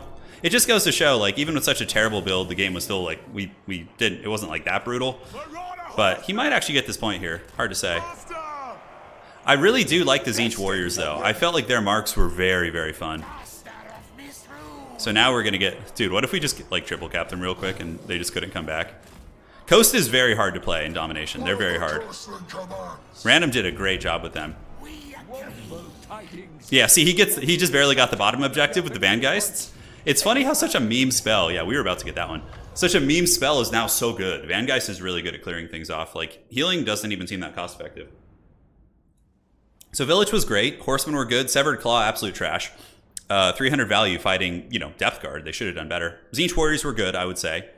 Soul of Damnation, really good. Aspiring Champions, terrible. So if you guys really wanted to have, like, a efficient build here, you cut the Severed Claw, you get more infantry, like just base Marauders, things like that. Maybe some Chaos Spawn, too. Could be good against this type of a build. Yeah, GG. Hopefully you guys enjoyed that one. Now, let us switch it up. See what's going on. Perfect, perfect. That's such a strange bug, yeah. He said he summoned bloat boys, but they exploded on the spawn.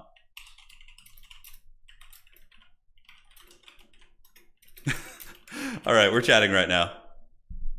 We're chatting. We almost had a triple cap there. Almost, yeah. Tzeentch Warriors are really good. I'm telling you, they're really good.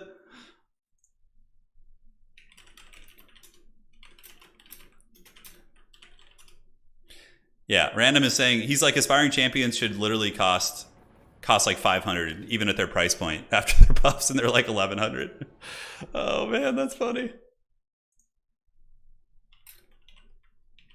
I wanted to play Imp.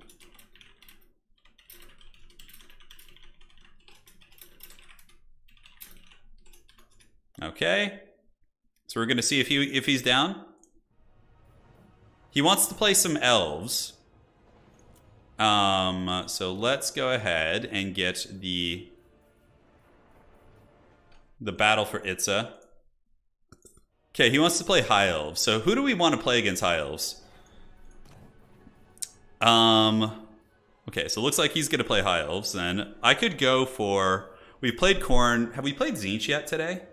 How much do I have to give for a competitive Eshin build? Ooh, that's interesting. That's interesting. So he's gonna go High Elves. What do we want to see? Let me put it to a poll for you guys. Next game. These Iron Champions are so bad. Oh my god. Nurgle, Tzeentch. We already had a Khorne game, or Old World Faction. You guys can vote on this.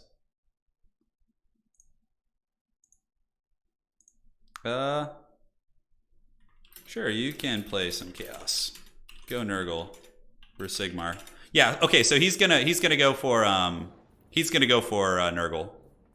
And we'll go Empire. Yes, good Anakin, good. Let the hate flow. What sort of a buff to Aspiring Champions need? Just make them cheaper. 1100 is so pricey, you know? It's so pricey. All right, so we're going to go with the Sons of Sigmar. Yeah. So the poll is kind of a little bit... Yeah, you guys want Old World faction? Well, it worked out. You get Nurgle and you get the Old World faction, so that's going to be cool. All right, so got to get the surprises for you here. I'm going to bring some real cool stuff. You guys are going to love this. So that stands at the ready. Huh. Got you guys. Got you guys. As far as the other units go, how do we deal with like all this armor? We'll bring you in reserve. Balthazar Gelt isn't going to be that good against Nurgle, honestly. Probably just get you, I think, is fine. Marcus could be pretty decent too, but I wanted to have like a bit of a wider army, so we'll see. 2, 3, and 4. Free Company Militia are very good here. They're very solid. Bring Toddy. You guys will dig it. Don't worry. Against Nurgle, I think you need to go a little bit wider. It's hard to say though. Get you, get that, and get that. Full Eshin build, yeah. Okay, we'll play some Skaven. We'll play Skaven. Skaven are very good. They're very strong indeed. 1, 2, 3, and 4. Okay. Grenade launchers? Yes, please. I love that Empire just has like some dirt cheap archers. It's really quite nice, actually. Yes, give me more. All right, so we got our main build ironed out. Aside from that, we're gonna need some more flagellants. Some basic spearmen could be okay too. Yeah, man, okay, I'm ready. Let's get this. Dude, Empire has so much fun stuff. Yeah, grenade launchers are very powerful. I don't know how many I want to go with though. We'll have to see here. Am I at the cap for those kind of units? It does kind of look like it. Mortar wagons? Mortar wagons, no. That's basically just asking to lose, especially because Random Nix is a top tier player. So if we bring like too much funny stuff, I have some memes in here, but for the most part, it's decent stuff. So yes, brother, unleash the Hellstorm rocket battery. We're gonna welcome. I brought a Huntsman General because people have been asking for him. So we have a basic Huntsman character. I'm like, maybe he could just sit on Festus and bother him. Incoming max amount of axe thrower cav. Yeah, we have archers though, so I'm not too worried about it. We can range them with archers. We have Free Company. Yeah, we got Free Company. I have a secret in reserve, like a secret trick, which I don't know if he's going to be ready for. Vampire nerfs. Yeah. So yeah, I think Helman Gorst is getting nerfed. Not that bad. They're just like making his corpse cart be cost appropriate. So it's like an actual Mortis engine. On top of that, I think we are seeing skeletons get expendable capture weight now, because skeletons were capping as heavily as like Chosen. They should have been expendable. So I think that's basically what's happening. Okay, so let's get check it out. So we got swordsman. Show us the foe. The Empire endures. A little bit of lag. It's okay. There we go, baby. Please, Eshin. I've been holding the joke. Okay. We'll go Eshin next game. What do you bid? So, Huntsman General. Ready for war. We have a Comet Caster. The Empire endures. Just a fat, erect Hellstorm in the face of those filthy Nurgle heretics, which is great. For Heldenhammer. By Ulrich's wrath. We got Flagellants in the secondary. We'll send Sigmar Sons to go hold the side objective. By Ulrich's wrath. Grenade launchers can just chill out. Outriders. And basic archers. I feel like basic archers will do pretty well against Nurgle. Like, they're so cheap. Conditions acceptable. Conditions acceptable. Our weapons are yours. All right, guys. Sigmar, show us. Here it is, baby. Yeah, we'll be fine. This computer's old, but it's old faithful, man. We are Sigmar's heirs. Hey, Garland, thank you. Appreciate that. Bring me Grimgor. Okay, so we got Grimgor and Eshin is what people want to see. Grimgor isn't bad. He's not bad at all. So let's start shooting into the Marauders of Nurgle? Marauders of Nurgle? Okay. So Swordsman! oh god, he's got the Nurgle Giant! Sigmar's Oh no! Yes, Sigma, preserve us! go! For the Emperor! Alright, is it all just Marauders? Yeah, it's just Marauders, okay. Oh, just raining, just steaming hot payloads on these filthy Nurgle heretics feels so good. Formation!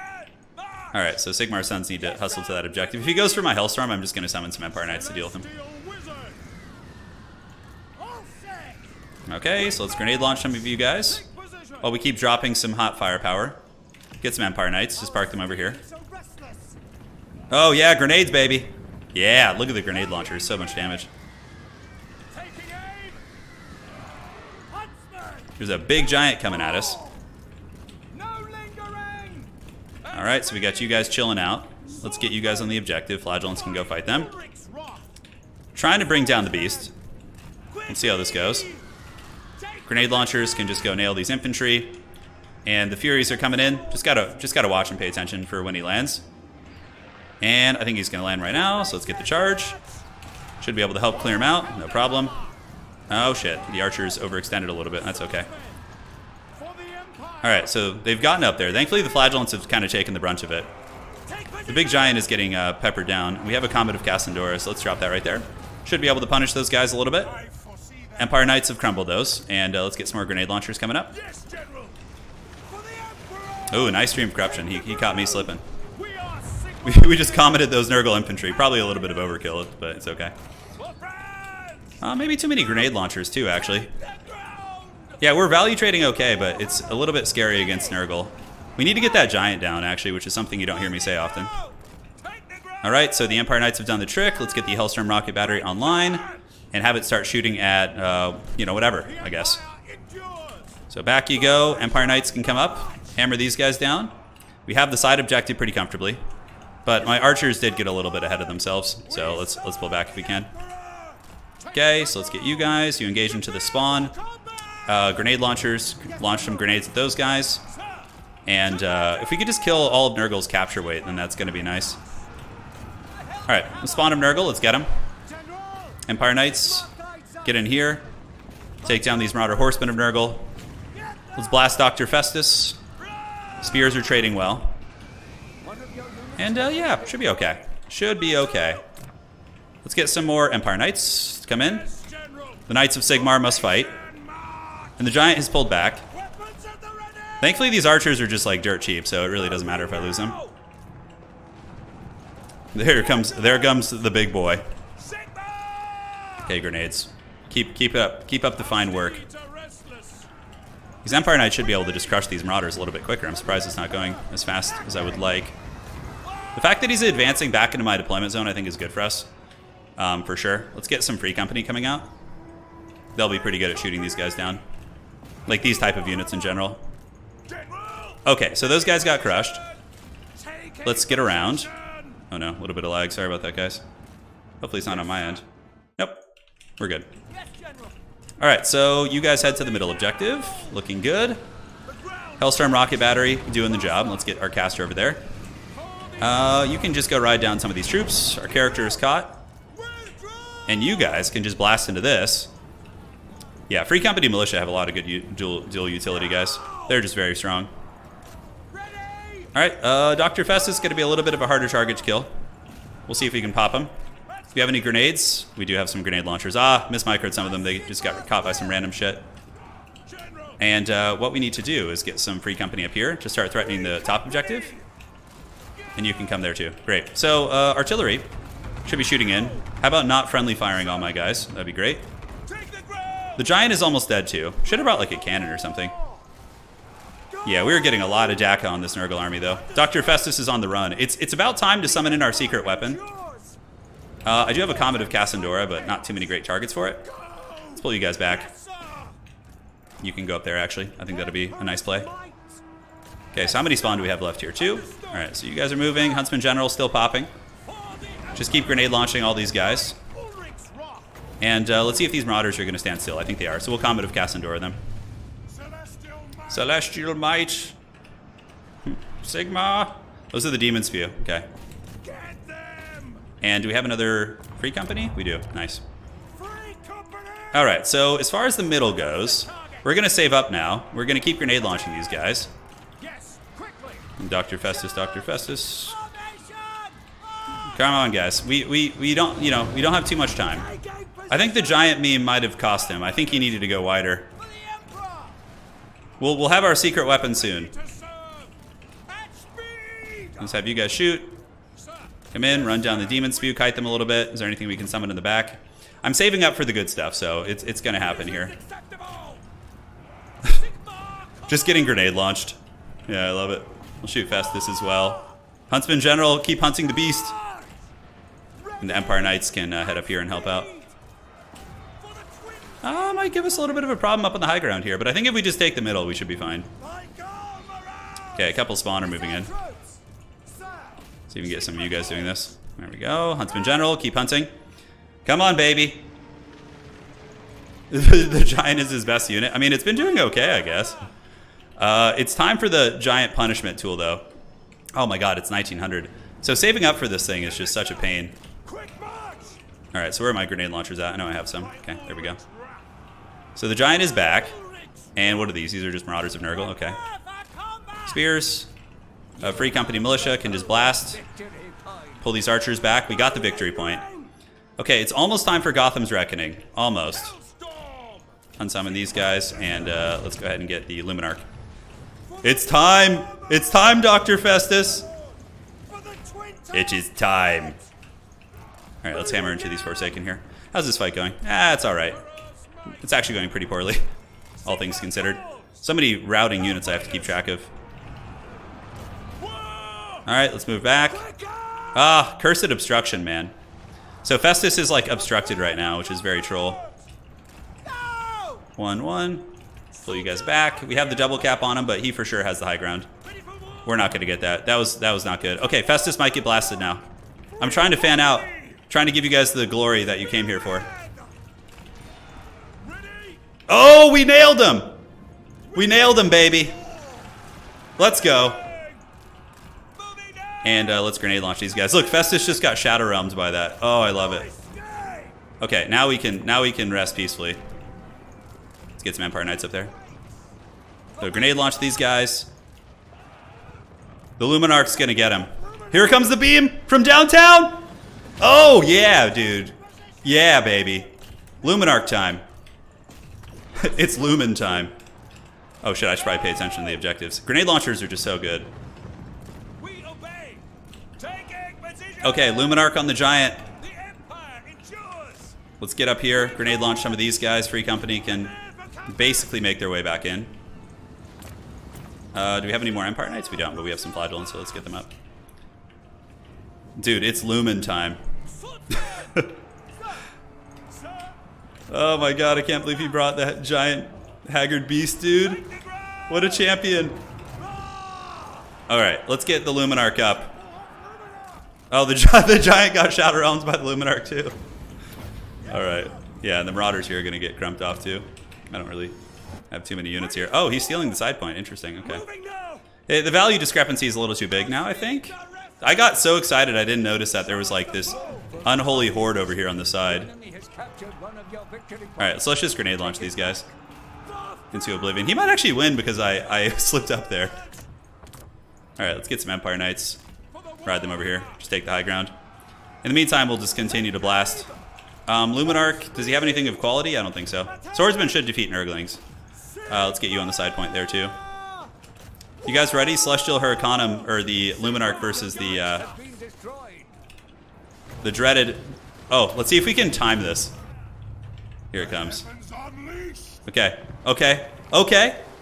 Okay, I think it might work. Oh, he's walking right into it! Nobody expects the dreaded comet timing. Oh, he just noticed it the last second. Oh, that could have been very, very shady for sure. Get some swordsmen. Enough meme units. We gotta actually make sure we win this, because we could for sure still lose it. It's Lumen time. Okay, so we get the high ground objective. Grenade launching. Casters there. Should be able to get the side back. Swordsman will defeat Nurgling, so that's alright. What do we got? Forsaken against these guys here. The high ground will be getting taken in a moment. One Forsaken unit could give us a lot of problems. Yes, my lord. Yeah, we have to make sure we get this. Oh, Dr. Festus is back for round 2. Hammer. Okay, let's get back. The ground. Now. Okay, let's get you. The side objective should come to us. We do have the double cap, but we can't afford to lose any more objectives. Like, it just can't happen. Withdraw. Let's get Sigmar's Sons up here. No lingering. Here comes the shot. Festus. Oh, man, half health Festus. Yes, sir. Quickly. That was brutal. All right, we need some cav down here. I'm just having too much fun. Okay, let's get these grenade launchers on the side to get a little bit of capture weight there. Our weapons are yours. Take the ground. Okay. So we're holding capture weight, just barely. We need some Chad Empire Knights to come down here. Let's go in guard mode. For the ring of steel. Form a ring of steel. For Helden Hammer. War. Ready. He might actually get me somehow. Although we are closing the point gap, so I think we're okay. Go, Maras. Yeah, we need to like play smart. You can never count out random. He's such a scrappy player, man. But we are going to get this one. We have the capture weight now, so should be okay there. You guys need to stay up here, be safe. We can move you guys to the middle. We can't quite get Dr. Festus. Empire Knights have gotten on. Nurgle just got the objective, but I think we're going to double cap them here. Probably triple cap too. Sigma, preserve us. It can't seem to get its sights locked on Dr. Festus here, so. Alright, let's get Spearmen. All of you guys head up to the point. Should be able to wrestle this one from them. Yeah, I might actually lose. Shit. Can't believe it. Outriders need to just get on here and get the capture weight. Okay, we do have the capture weight advantage. Festus is going for the old switcheroo now. Ooh, we actually might not get this objective. That's really bad. Okay. We might not get it. If we get this, I think we just win. Come on, come on. Come on, come on! Oh. Did we get it? No. Are you serious? It didn't go? Oh, we just shadow roamed those hounds. Okay. Oh. That was close. Because now we have enough time. It's going to take Nurgle too long to capture it back. Oh, that hound, that nuke on the hounds was pretty clutch. Because we got the triple cap right now. Okay, let's get you guys going. You Sigmar Sons. These Empire heavy cav need to head over here. Dude, Festus is just like the Terminator. He's like, I'll be back every time I returned. Okay, do we have anything else to summon? Nothing that's going to get here quick enough to really make a difference. Let's see if we could like prevent the capture. I guess we just prevent the middle though. That's the more important thing. So yeah, he's got too many Nurglings. It's pointless. We could just park you guys here. Let's just go to the middle. Oh my god. Stressful game, dude. Stressful game. Festus should be getting Shadow Realms by the Luminarch. Yeah, the Luminarch got him again. Let's get behind these guys. Oh. Unending glory is yours. Yeah, that's not high magic. This is celestial magic. That just goes to show, man. Even though he memed super hard, Nurgle can be very strong. Like, the Giant was just absolute trash against the Empire. See, if he had gone super wide, it would have been a much harder game. I probably would have lost. 2,300 value on the Huntsman General, and he only cost 700. That's great. Talk about trading upwards. Grenade launchers, 1,300, 1,400 here. Luminarch did good. GG. So, all go rats. Some people wanted the Skaven, huh? Okay, let's go Skaven.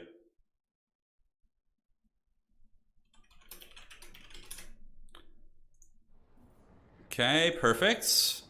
So he's going to go High Elves. We will go Skaven. So High Elves versus Skaven should be interesting. You guys are getting the treat. I know. We had fun. We had fun that game. Where are the rats at? It's too early in the morning. There they are. Okay. So we're going to do a fun rat build. You guys are going to love this. I want it to be a surprise also. So you know the direction it's going based on what I just shared there? He's going High Elves. Okay, this is a little bit scary actually. We had a Dawi. The first game today was Dawi. Yeah. Does Nurgle have the most tanky units? Probably, yeah. I think we could see some Hellebrone play. Probably be trash, but if she had any value. If I do get the Dark Elves, then yeah. I can only play so many games before my hand gives out, so we'll probably have to have another player step into play at some point for me. But regardless, yeah, we'll give it a try. Let's see.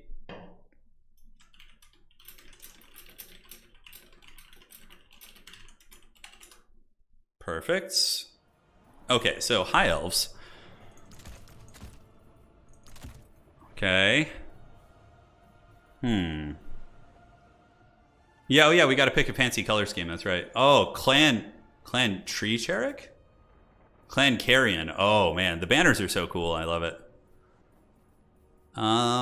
This is gonna be probably one of the worst and most wild builds we ever do, but it's gonna be really fun, so I'm very hyped for it.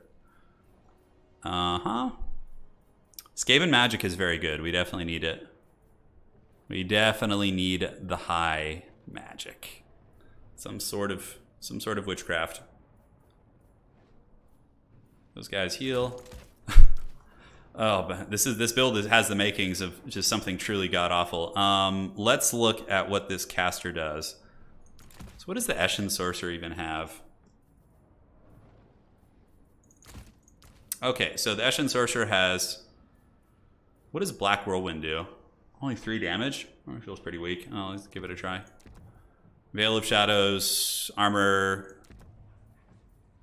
Okay, whatever, it's fine. We are probably just gonna get stomped so hard with this build. Like just absolute obliteration. Okay, but it's gonna be fun. Hey, Nakamura, man, we had some really good games. Hopefully you were able to catch some of those. It was very, very fun. Having a mortar team in reserve is always good. So this map is really bad for shooting. So it's mainly going to be fighting. And do we want to get some sort of like skirmish rats? Probably not a bad idea.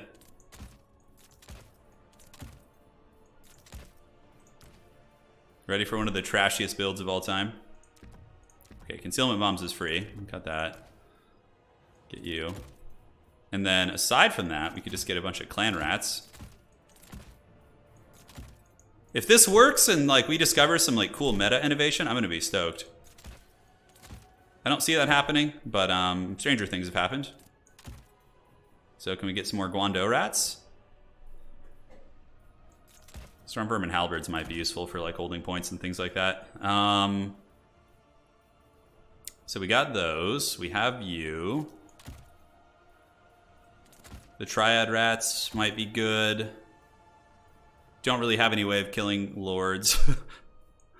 Oh, wolf rats. Yeah, we need wolf rats. Wolf rats are good. They should have pretty good capture weight, so I'm thinking they might be a good choice. I don't know why we had a plague monk in that army. That's weird. So against high elves, you want to take the armor piercing dogs. They're usually a little better in that regard. All right, this is going to be a massacre, I think, unless he memes hard. I watched on 2 times to catch up. Khorne sword on dwarves was, yeah, that's pretty strong, Nakamura, for sure. Dude, I am having so much fun though. Having so much fun. Turin accidentally creates a new Skaven meta. Well, dude, that's what happened though. I remember a long time ago, I came up with this meme build, which is Balthazar Gelt with final transmutation and double witch hunter with double accusation back when it used to do damage, and it became like really powerful, and then it literally got like nerfed after like 2 or 3 months because it was really cheesy. I don't think it was like a tournament winning build, but like in quick battles it was very cheesy. We'll play Tzeentch after this. We'll do some Tzeentch games. So we have the rats versus the high elves now. But when Immortal Empires launches, we'll have like daily tournaments, and not daily, but daily multiplayer. So here's the build. Here's the surprise. So we have double Mutant Rat Ogre, okay? Each of these Mutant Rat Ogres is going to be playing a side with like a respective Eshin squad. So we have a Guando Rat, plus a Death Runner, plus a Mutant Rat Ogre on each side is kind of the game plan, okay? So we have 1, 2, and then we just brought an Eshin Sorcerer as our Lord, and he's got like the big Vortex spells. So he is going to go up to the middle with the Haggard Vermintide. And then these guys will just like float wherever I see a threat going. Yeah, Final Transmutation was brutal. It used to just like decide all the fights. It was basically like Pit of Shades at one point. Okay, let's do this. Go Vermintide. Oh, Eltharion the Grim! Oh no, the Grim Warden! Okay, so we need to see which way he's going. It looks like he's going this way, so. I'm rats! Go, my rats! Be free! Yeah, mutant rat ogres are good against like silver helms and dragon princes because they do magic damage. So I was like, maybe it'll be okay here. I feel like we're gonna need you to come over here. So let's move you over. Random is gonna see a mutant rat ogre and he's gonna be like, what the hell is that? Alright, so what do we want to summon in? Some Stormvermin and Halberds. What does he even have? Okay, he's got Fiery Convocation, shit. Alright, that's a little bit frightening. Eltharion needs to get poked. Okay, so the Stormvermin horde is coming. I think some Death Runners fighting in the bushes will be very good against like just high elf infantry. Aha! Face the wrath of Clan Eshin. Let's get up here. Oh god, is that an Arcane Phoenix or a Flame Spire? Oof. Okay, we need to just get the Skaven slaves in front of him here. Death Runners can move up into the bushes here. And let's get some Clan Rats just because they have good capture weight and get them on the middle. Oh no, the High Elves have appeared. I feel like this is going to go really bad. Okay, you know what? Screw this. Retreat! Retreat, my rats! Alright, let's send one in here and just try and get a Vortex to see what kind of damage it does. Alright, so the Skaven slaves are going to retreat into the tree line. Except this one, they're being sacrificed to the Horn Rat. And let's get a Vortex here. I've actually not used this Vortex, so I don't know how it's going to do. Oh, hey, there we go. Okay. The dreaded Skaven switcheroo. That wasn't terrible. Could be worse. All right, let's move up on that point. We definitely want to cap that. Let's move you guys out here. He's got the big bird coming for us. And Death Runner should take these guys apart. We should have the capture weight advantage with all those like Skaven slaves on there, and we have the 2 Clan Rats coming too. We need to like pull them apart a little bit, right? We can't have like square fights. All right, so let's pile in here and fight. Guando Rats can go ahead and attack these Silver Guard. I think. No, pull back, pull back, pull back. We're not ready for it yet. So we need to get this objective 100%. I think we do also. It's hard to say. Okay, back into the trees we go, my rats.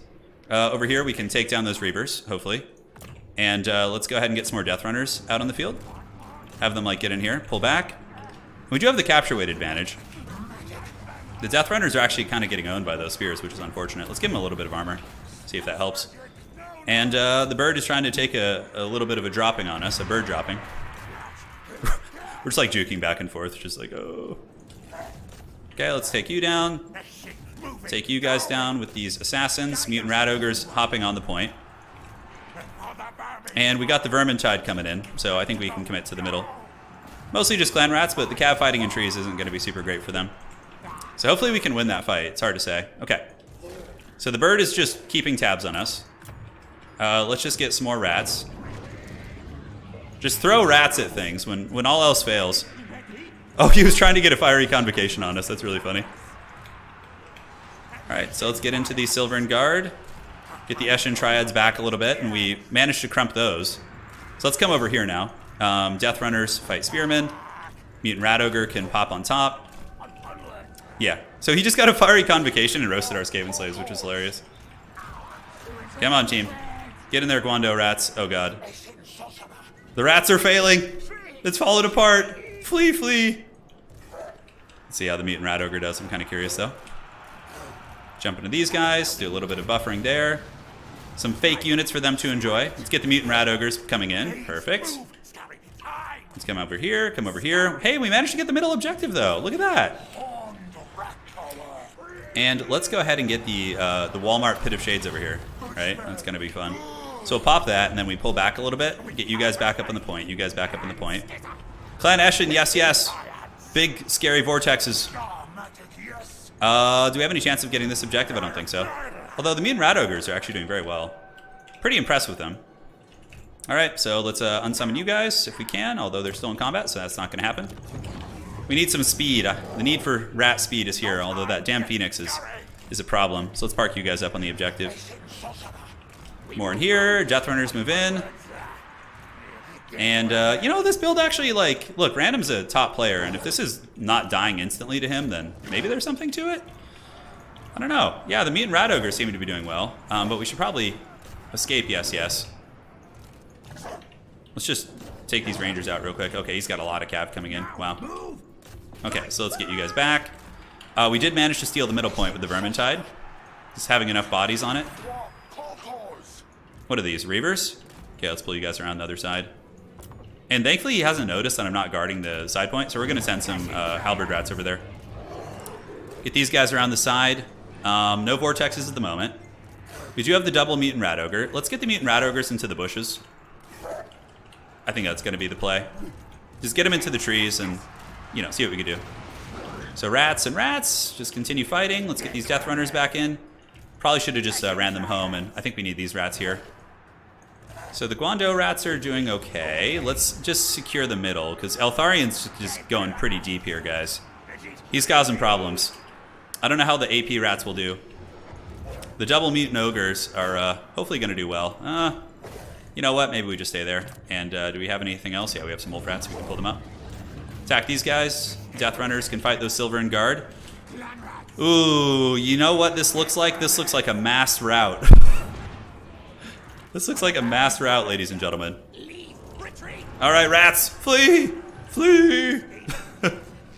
All right, so wolf rats coming in. Dude, these mutant rat ogres, I'm actually kind of happy with them. They've been pretty cool.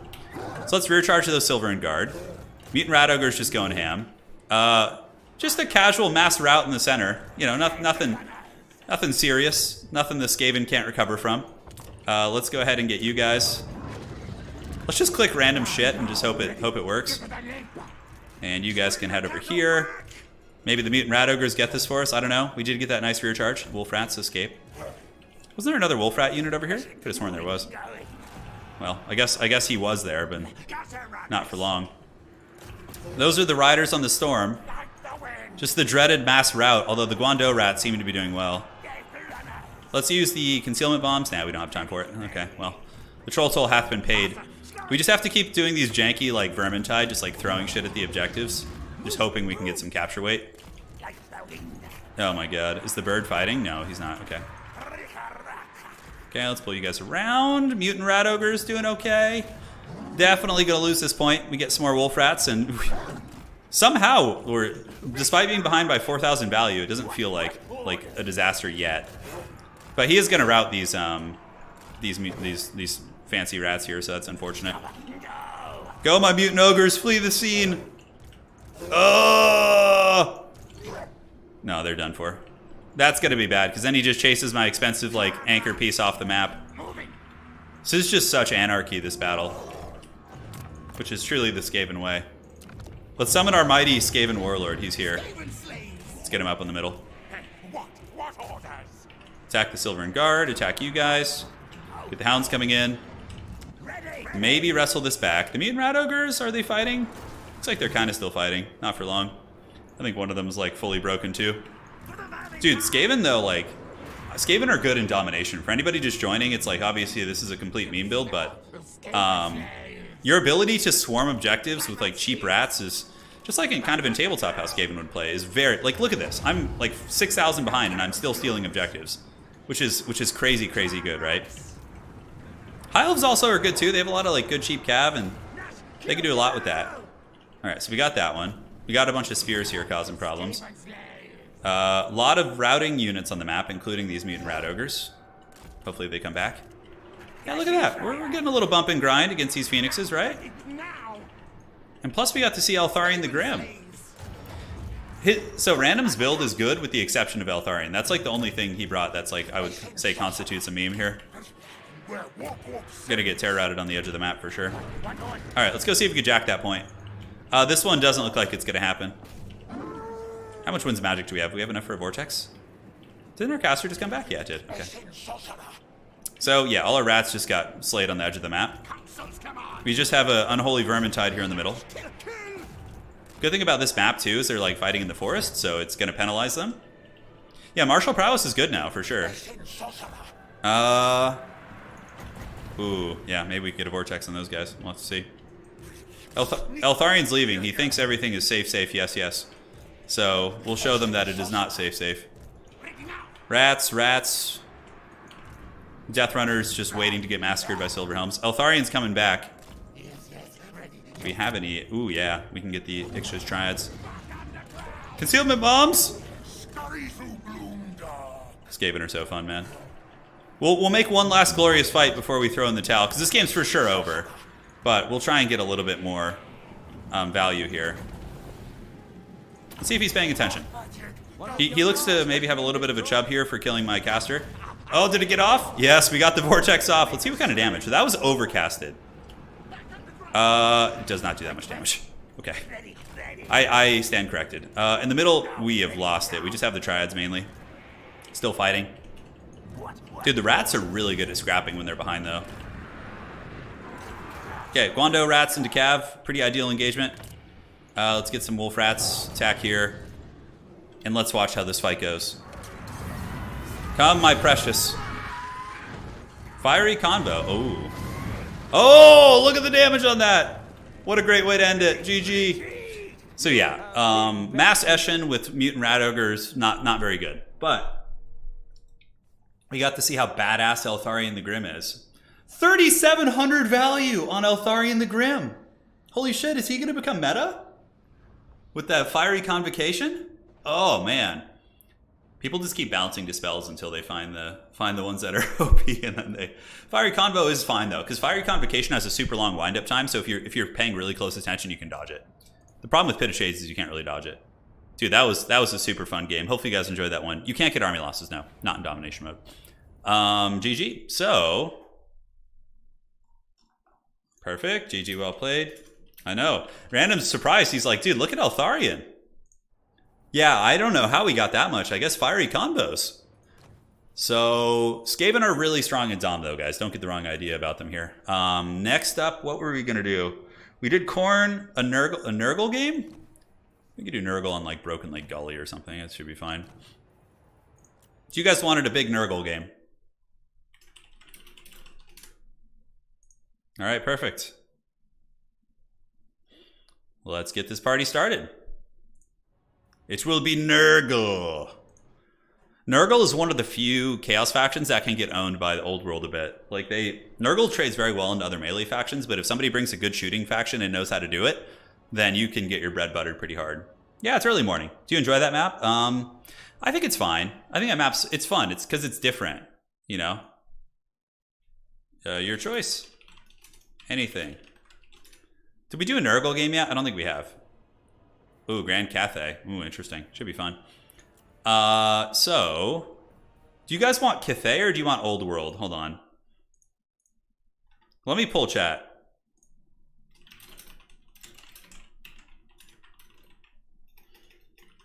Some options. So, I'm going to... opponent's choice. So, we can do Cathay. Dark Elves... Dark Elves we haven't seen yet, right? Beastmen. Beastmen could be fun. And who else have we not seen? Lizardmen are obviously like really strong. Random was saying he doesn't want to play like really crazy factions, crazy strong factions today. Let's do Greenskins too. Maybe we'll get Grimgore here. All right, you guys vote on what you want to see. Cathay, Dark Elves, Beastmen, Greenskins. All right, so... what will it be? Oh, we do need a Bretonnia game. We'll do Bretonnia on a different map, though. Bretonnia sucks on this map. On Black Ark, they can be actually pretty good.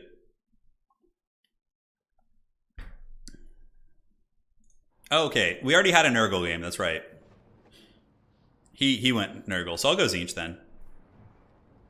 Nurgle unskilled? Oh god, no.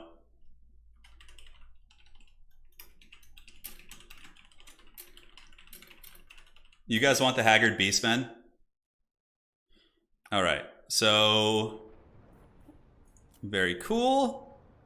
Why not Cathay versus Greenskins? Well, yeah, like, there's no new stuff on them, so we're trying to show you mostly new stuff today. What we're going to do after this is Reginald Puggington should be on in a little bit, and Reggie says they'll play. We can get random versus Reggie in like best of fives, and we can do a lot of fun stuff. And Platypus is also on. So we can do like we'll do a best of five between some of these players, and they'll play factions they didn't play in the tournament. And then we'll have like a little podcast at the end where we talk about balance and everything like that. We're going to go till roughly noon today. Oh, the Bray Herd calls, baby. The Bray Herd. Beastmen are really, really sneaky. They're really sneaky. Malekith? We'll try and get a Dark Elf game. I can only play so many, but we're going to have a lot more, so. All right, so Vilitch is an option, of course. Do we want to go Vilitch? We already kind of saw Vilitch earlier with the Warriors of Chaos, but now we're seeing him in his true roster. Morkurt. Torox will beat the brakes off Vilitch, though, is the only problem. Yeah, Torox is going to give Vilitch the dirty, like, turbo hard. Finally, Immortal Empire's live. I know, dude. I know. Particular Playpaint. Thank you. Oh, Playpaint. So, yeah. Playpaint. I actually went to your... I saw you had a YouTube channel. I went to it. So I had some suggestions for the microphone stuff. So if you want to hit me up in Discord, man, we can chat. Thank you so much. I really appreciate that. Okay, do we want to do Vilitch? We got Beastmen versus Tzeentch. Or do we want to do the Chaos Sorcerer Lord on like a shrine or some wild shit like that? That could be fun too. Lord of Metal. Okay, so we want to probably do that. Sword of Change. The Chaos War Shrine of Tzeentch isn't that good. Does it even cause terror? So it gives spell mastery and leadership to nearby units. Yeah, you know what? No, we're gonna do a fun build. It's not gonna be super competitive, but it'll be way more fun to watch. All right, looking good. Yes, let's just bring all the abilities and make it super expensive. Torox is really good. Yeah, Torox is a monster.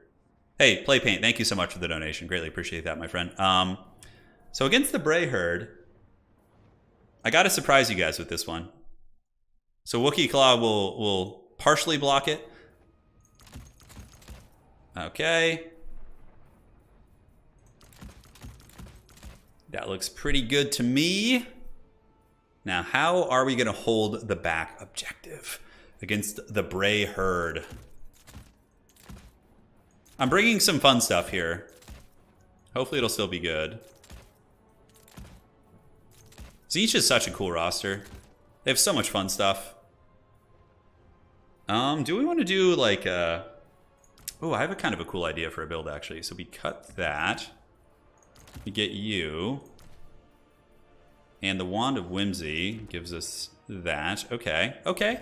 I'm seeing some fun stuff we could do now. Oh, this is actually cool. Hold on, guys. Sorry, I have a different build idea. Oh, I love that. Okay, no, we got a different build. Who wins 1v1, Torox or Scarbrand? I think Scarbrand wins. Like, Scarbrand's one of the best 1v1 duelists in the game, for sure. Burning Head, this, and we want to get the Flaming Sword of Ruin. Wand of Whimsy. Yeah, dude, yeah, this build is the way. This is it, this is it. Oh, hell yeah. So now we just need a cheap Lord in reserve. The dreaded zero spend. The dreaded zero spend is here. Could bring you just for the Arcane Conduit and stuff. Hell yeah, this build's fun. Oh, I love this build. Okay, let's do that. So, do we want to cut you? Get some cheap variants of these guys. We got the Furies. We got all that fun stuff. So this build is very weird, but I think it could be good. Got this, get a Spear unit, maybe to deal with any big boys. Or do we want to get some Horsemen? Yeah, one unit of Horsemen isn't a bad idea. Oh, yeah, baby. Does Spell Mastery affect bound spells? I think it does. I think it does. So, you ask if I played Tomb Kings and are they good? Yeah, Tomb Kings are really good. I think Tomb Kings are like a top tier faction. Like, they do everything about them is conducive. Are you going for wins? Oh, I think we've won 2 and lost 2 today. So, we've both been like, memeing on some games, like last game, and then the game before he kind of brought the giant, but I hesitate to call it memeing this early because the meta is so undefined. Like, so in the early builds when the game launched, like everyone thought the meta was going to be one way, and then everybody got their hand on the game and everything changed, right? Like, very few people were winning with the Empire in my testing when we were playing early builds, but then, you know, you get someone like Houseplant who comes on and just crushes my Khorne with Empire. And, you know, I learned a lot. So, like, the meta. So check it out. We went with a Chaos Cultist on a War Shrine. How cool is that? Yeah. And we went triple Chosen Halberd. Now, this is obviously not meta, but it's super badass. So that's why we're doing it. If he brought Pit of Shades, I could just be dead. We'll have to see. So the War Shrine is going to lead the charge. We got 1, 2, and 3. Because blues are just good at shooting and also supporting in melee. So cool. We'll get some of you guys going up here. Oh, the guard dog. Thank you guys. Sorry. Wookie. Bad dog. All right. Sorry, guys. So, yeah, we got the Chosen with halberds.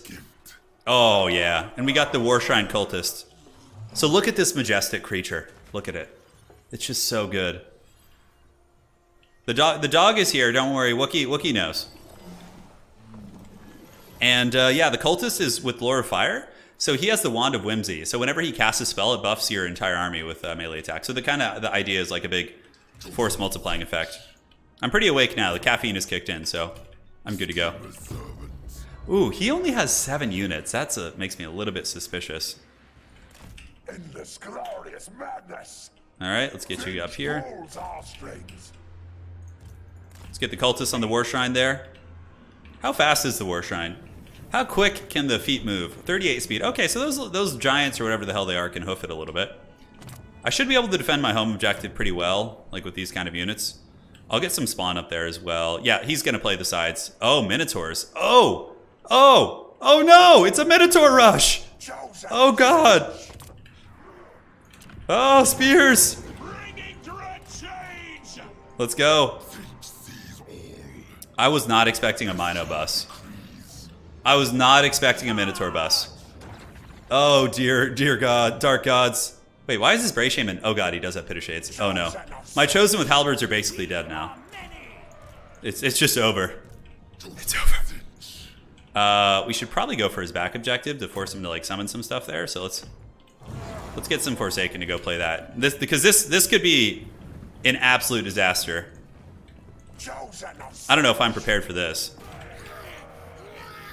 These Chosen are just like, dude, this sucks. This sucks so bad. Uh-huh. Alright, so let's do this. We just gave Cascading Fire Cloak to those Chosen, and we're just like, alright, boys, have at it. Yeah, and you can see OP Pit of Shades coming in already.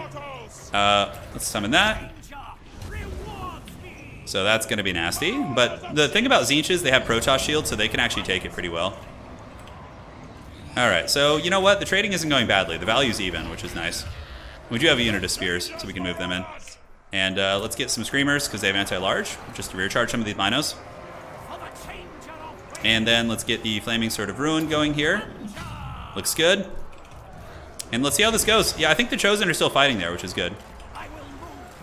The Bray Shaman hiding in the bushes, a little bit problematic. We'll get behind these guys, and let's rear charge them. War Shrine's doing good. We have the double Chariot coming here, so we need to not send those guys to their doom. I think I'm outvaluing him, though, because the Chosen Halberds ate that like a champ. And the fact that I'm cycling these fire spells is giving me a constant melee attack buff. Alright, so let's get some Horsemen. They can come here and sit. The Screamer rear charge really buckled that position. Alright, Chosen Halberds, man. Showing what they're made of. Despite Pit of Shades holding on like champs. Probably needs some mass in the middle, like Screamers would actually be really good. Okay, Pit's coming down again. It won't be that bad here, though. Oh my god, this build of his was terrifying. Although, you know, when I went triple Halberd Chosen, it kind of sealed his fate, I think. I could be wrong, but I don't see any way he wins this. Yeah, that was a fun build from him, but like, he got so unlucky, bro. I went with triple Elite Halberd against a Minotaur rush. I thought he was going to be using like Razor Gores and Centaurs and stuff like that, but yeah. Just call it. Oh my god, dude. That was such a meme. Look at this shit. Oh my god, 84 value on that one. Oh god. So Tzeentch warriors are really good against Pit of Shades because they have extra HP from the shield that can absorb it. So yeah, that was rough. Yeah. Yeah, the Tzeentch guys are pretty good against what he brought. Oh my god. Very unlucky. I went mass halbs. Yeah, like that was pretty unfortunate. He tried, yeah. The Mino bus crashed, dude. My God. Sad moo sounds. All right. You want to go chaos this time? Dude, Tzeentch chosen halberds are monsters. They have an extra 1,000 HP. They have barriers. So yeah, and they have the magic attack. So against Beastmen, that's not as pertinent. But I'm gonna see what random wants to play. Is the halberd warrior a new addition? Yeah, it is to Tzeentch. Don't underestimate tin can boys with sharp sticks. What are the abilities of the new Tzeentch Lord? Oh, the Chaos Sorcerer Lord of Tzeentch. He can summon Chaos Spawn with the staff. And he also has he has one of the healing abilities for the barriers. Vilitch has 2 of them. He only has 1. So what do we want to see here? Let's put it to a poll. So are they going to add Chad back to multiplayer? I'm sure it's going to come eventually. Okay, so he's going Warriors of Chaos. So faction. So who have we not seen? We've seen Coast. He owned me with Coast earlier. That was pretty fun, actually. We could do Bretonnia is pretty rough. We could do Dark Elves. We could do Kislev, I guess, could be an option, but I mean, we want to look at some old world probably. Tomb Kings, Lizard Men. I don't know. There's so many. I wish I could do a poll with more factions. It's kind of annoying that I can't do that. Let me see what some of you guys in chat are saying. Oh yeah, Greenskins. You guys wanted Grimgore. That's right. Okay. Guys, we got a crump. Garland donated. He asked for Grimgore. Garland's a pal of mine. I gotta do it. The Ironhide cometh. And let's go on the I don't know, what map do we want to do? We could do Battle for Itza. Battle for Itza is a classic. It's crumpin' time, boys. Yeah. Vengeance. So what can he bring? God, he's like, he can literally do everything. I'm trying to think how could I catch him off guard? Okay. Sure, go for it.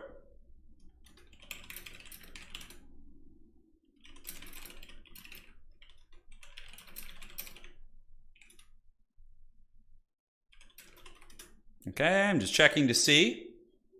Grimgore is pretty good. Yeah, he doesn't mess around. All right, so this build, I want to keep it secret because it's going to shock you. Oh, wrong button. Okay, Wookie. Okay, whatever. This is just a tinfoil hat build that might find a way to work. It might. Grimgore doesn't need no WOC. That's right. No, not da biggin. The biggin is cool and all, but guys, don't spoil it. Come on. Let's be cool here. Get you guys and then some of you. I think there's a bug where if you bring your caster from reserve, it like doesn't work properly. I'm not sure if that's still the case. Let's see if I can get a Night Goblin Shaman like dirt cheap. Yeah, so then we can get like Itchy Nuisance or something. And Cursed at a Bad Moon has 0 AP. Oh my god, that's rough.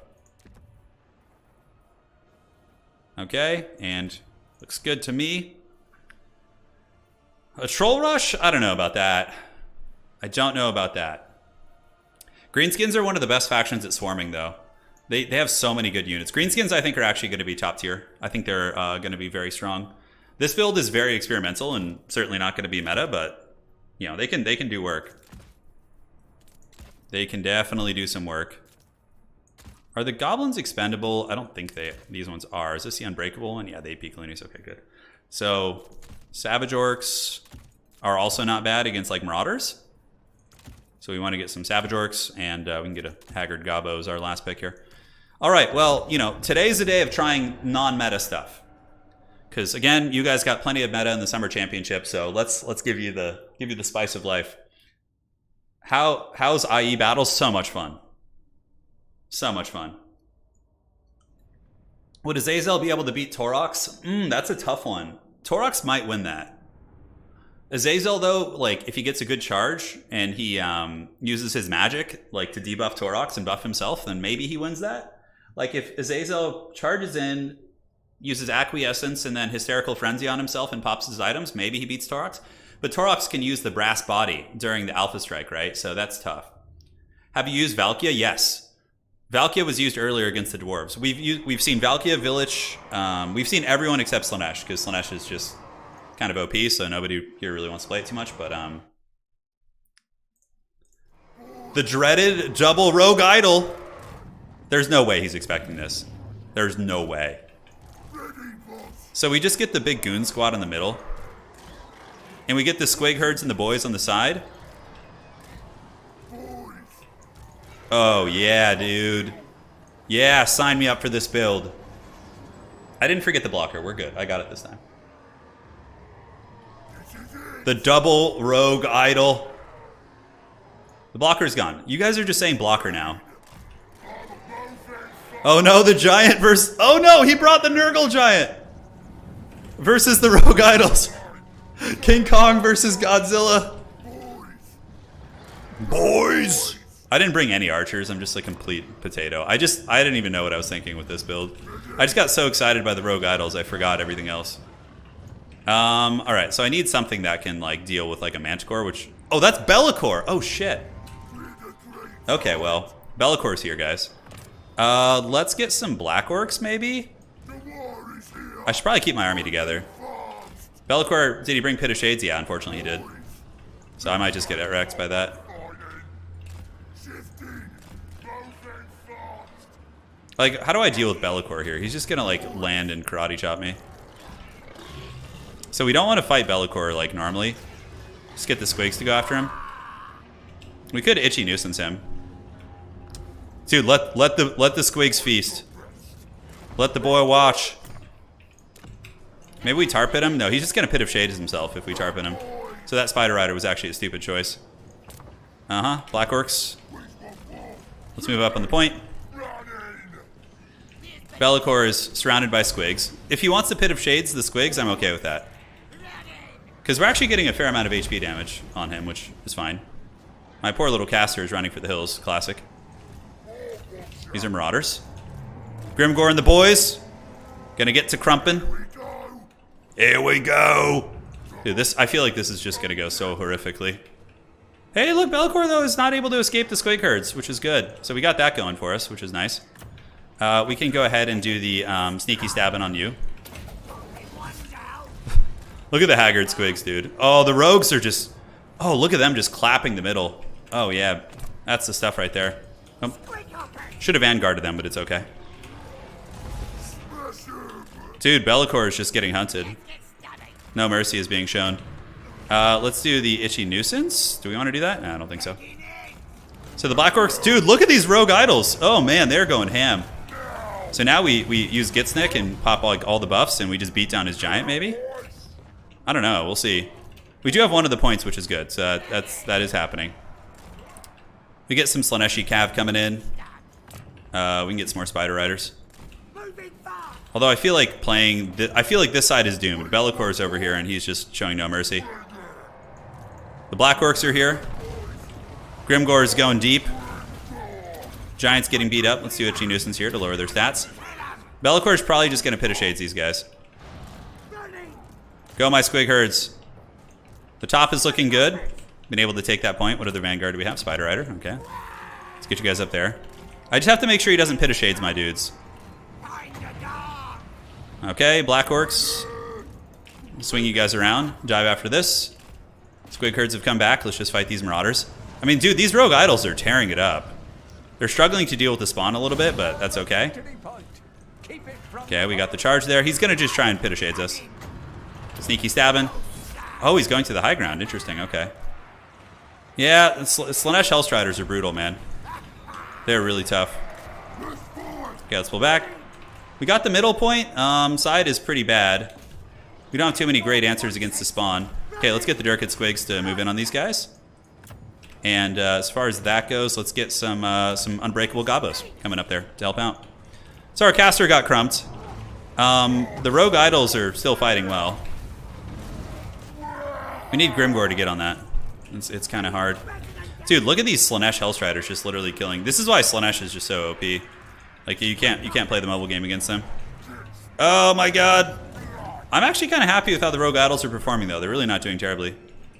Yeah, they're holding their own. If he didn't have spawn, it would be really bad. Alright, let's pop the WOC. So we got the middle held down. I don't know if there's any way we can get past all these damn Slaaneshi cav here. I guess just get some more infantry. Stop trying to play the cav game with the boys. Our poor caster is being hunted by Be'lakor. Is that a Pit of Shades? Yeah, it's Pit of OP.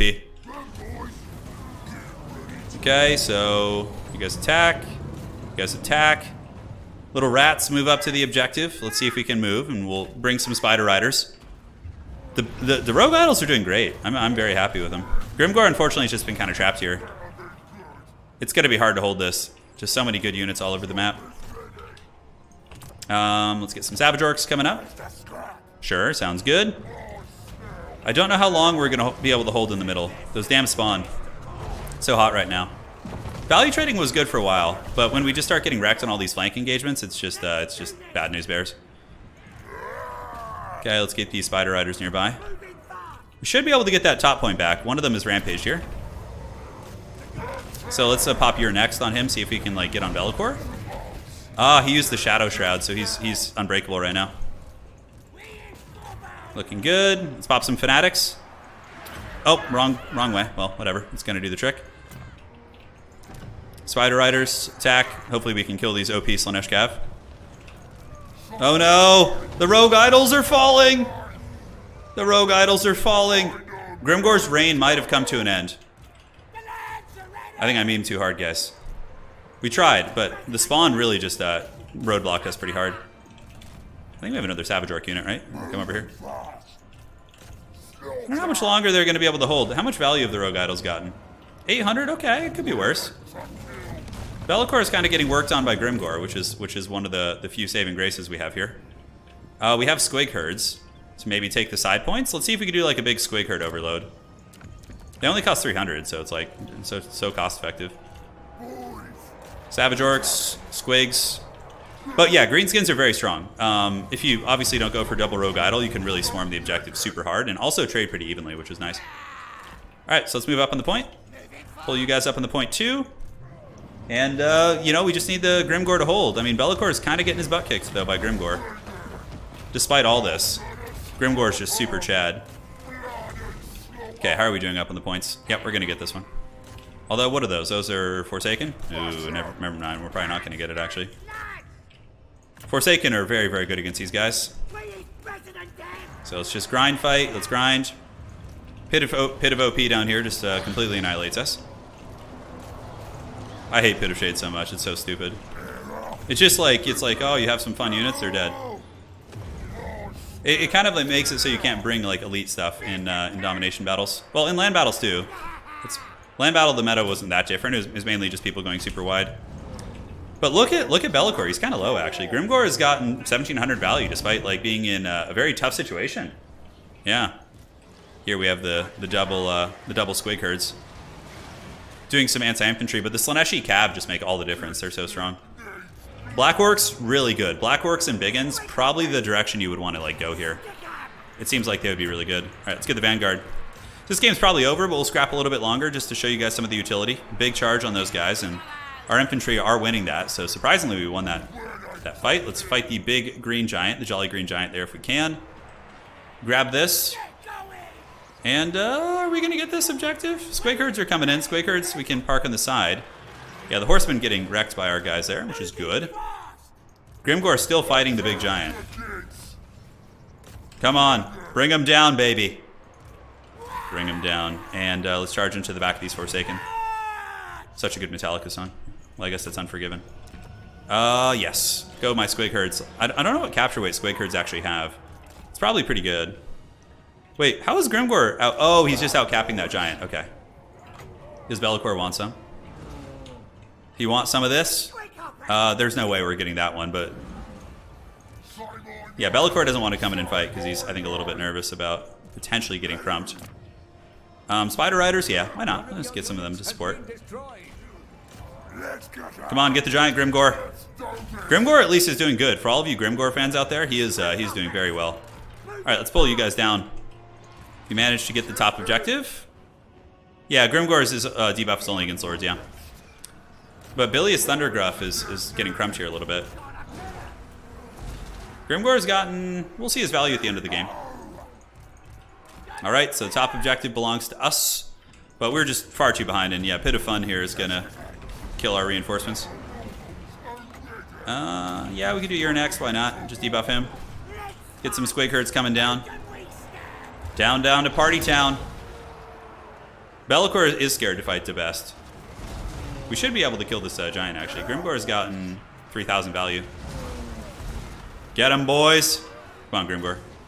We believe in you. He has 56 HP. Yeah, you can see Be'lakor's actually kind of dying here a little bit, which is pretty funny. Come on, Grimgor. I like Rogue Idols, though. They can work. I think the spawn were a problem. Hey, there you go. Grimgor gets the steel chair KO of the giant at the end. No Pit of Shade stream, yeah. Some people, some folks can't resist it. I understand, though. With Be'lakor, you have to bring it, though. It's like... It's like the whole... He's a Shadowcaster, right? So you need it. Rogue Idols. They did okay initially. The Spawn really wrecked them, though. Spawn are so good with their high mass of, like, blocking those guys up. But Grimgor got, like, 3k value, guys. The double Rogue Idol, too much. I'll play some more serious builds here. Or a little bit less haggard, I should say. Yeah, Slaanesh Cav in Warriors of Chaos. That is the way to do it. That is the way you want to do it. It's so good. Yeah, Vampire Counts bring Pit of Shades too. They enjoy that. Let me say GG. Alrighty. So this game, what do we want to do? Let's do another Khorne game. Khorne will be fun. Because we've gone through most of the factions. Khorne here. After this, you want to best of 5 versus Platy or Reggie.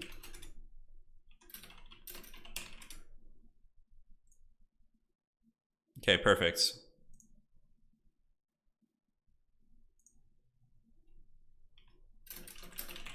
Have Reggie.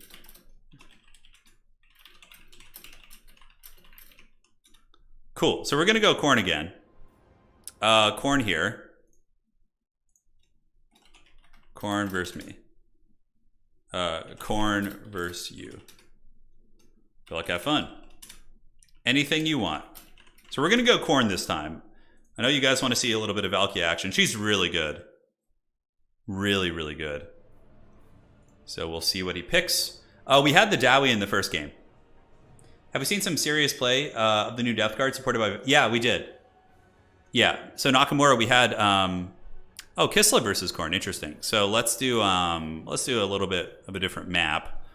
We can do Arnheim, we haven't done that in a while. Kislev, interesting. Do you guys want to see Kislev or Old World? Next game. This game versus Kislev versus Old World. Let's see what you guys want to see.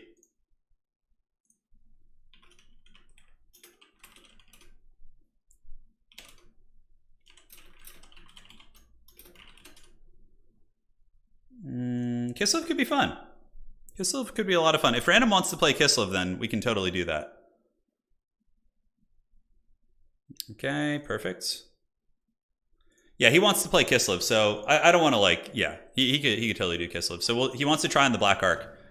So we'll give it a whirl. This matchup is actually very fun. I'm trying to think of the best way to approach it. Valkia is for sure the way, and that's good because I know you guys want to see the dreaded Valkia, so... She is very, very strong. Now, Kislevite infantry, usually you kill them with bloodletters, but bloodletters are very vulnerable to missiles, so maybe like some sort of an armored push could be good. Guys, so after this is going to be my last one playing. Then we're going to have a best of 5 between Houseplant and, let's see here. So, perfect. Okay, sure. Yeah, he's gonna try Tomb Kings actually. You guys wanted Old World, so he saw the chat and he was down. So he will go Tomb Kings. So I'll start building against Tomb Kings, which is mainly going to be very wide. Like Tomb Kings are really good, guys. I have seen them doing so well. Tomb Kings, do they have Pit of Shades? They do have a Shadowcaster. Shit, but you probably don't go for that. I don't think.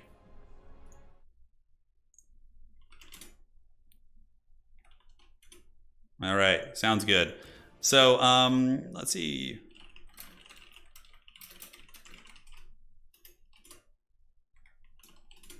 All right, he wants to go Kislev.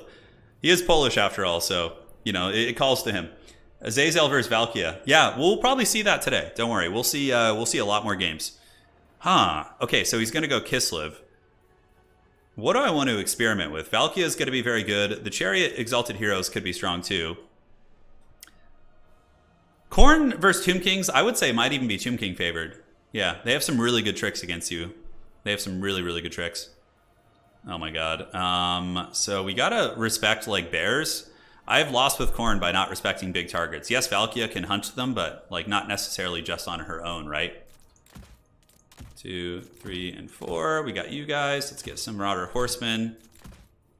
We're gonna need a little bit of battlefield control. Oh, hold up. Are Khorne Horsemen the best in the Mono God? Yeah, they are. Any advice for getting over ladder anxiety? Yeah, just, you know, in terms of like ladder anxiety, just realize that, like, especially in the Total War community, like the ladder doesn't carry any weight whatsoever. Like nobody will judge you by your ladder ranking. Like it's not something that's evaluated for tournaments. Like nobody cares about the, I mean, that's not true. It's not nobody, but most people don't really care about the ladder ranking in Total War. It's more about like your tournament performances and things like that, right? Kislev. We do have some anti-large cav. I don't know. Khorne Minotaur spam? Yeah, that would probably not be amazing. We could try it. Sure, let's bring some Khorne Tours. Yeah, whatever. Who cares? We're just having fun here, so let's get Fleshhounds. And we have the Horsemen, which is probably going to be enough. Get some Warriors with Halberds. Cheap Marauders to just go fight on objectives, which should be fun. Exalted Bloodletter to clear out any infantry, although they get really focused down by the Kislevite missiles. We have to worry about the bear sleds, right? Like bear sleds are a big problem for us. We could just get owned by them super hard if we're not careful. We do have like throwing axes now, and we have some decent mass. Like part of me wanted to bring the Bloodbrute Behemoth. Can we see the new Exalted Lord of Khorne? We did show him earlier. Here he is. So he has great weapon strength, and he basically gets stronger the more he kills he gets. So he gets like melee attack and all that sort of good stuff. So yeah, he's really cool. Chaos Knights here are probably not very good. Blood Crushers, yeah, just whatever. Bloodletters, we have plenty of those. Let's get one Exalted Boy. Oh, that's right, we need Furies, of course. Jeez, I was like, how could we go into a match with a ton of missiles without Furies? That would just be so haggard. Yeah, this build feels all right. We got some punch. We have answers to deal with bears and sleds, I think. Yeah. Gorby's Chariot. I don't really like any of the Khorne Cav. They feel too expensive in this matchup. Kislev. I guess Kislev, though, would they have any good... Yeah, they probably have, like, Streltsy, right? And all that stuff. Okay. We'll try the Khorne Minotaurs. They might not be as good, but I don't know. Let's give it a try. Screw it. Will the dreaded Khorne skirmish be meta?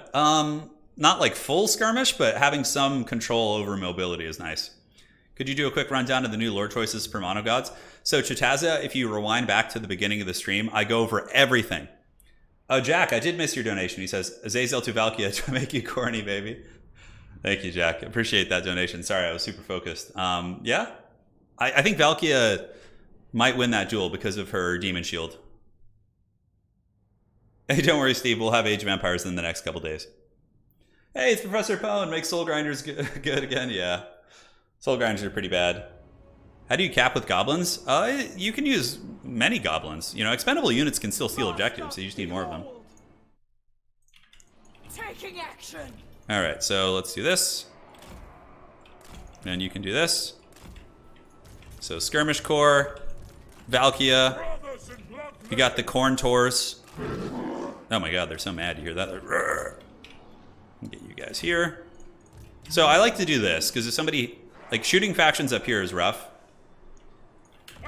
You want to force them to overextend into your deployment zone. I think fighting over this objective down here is one of the more important ones.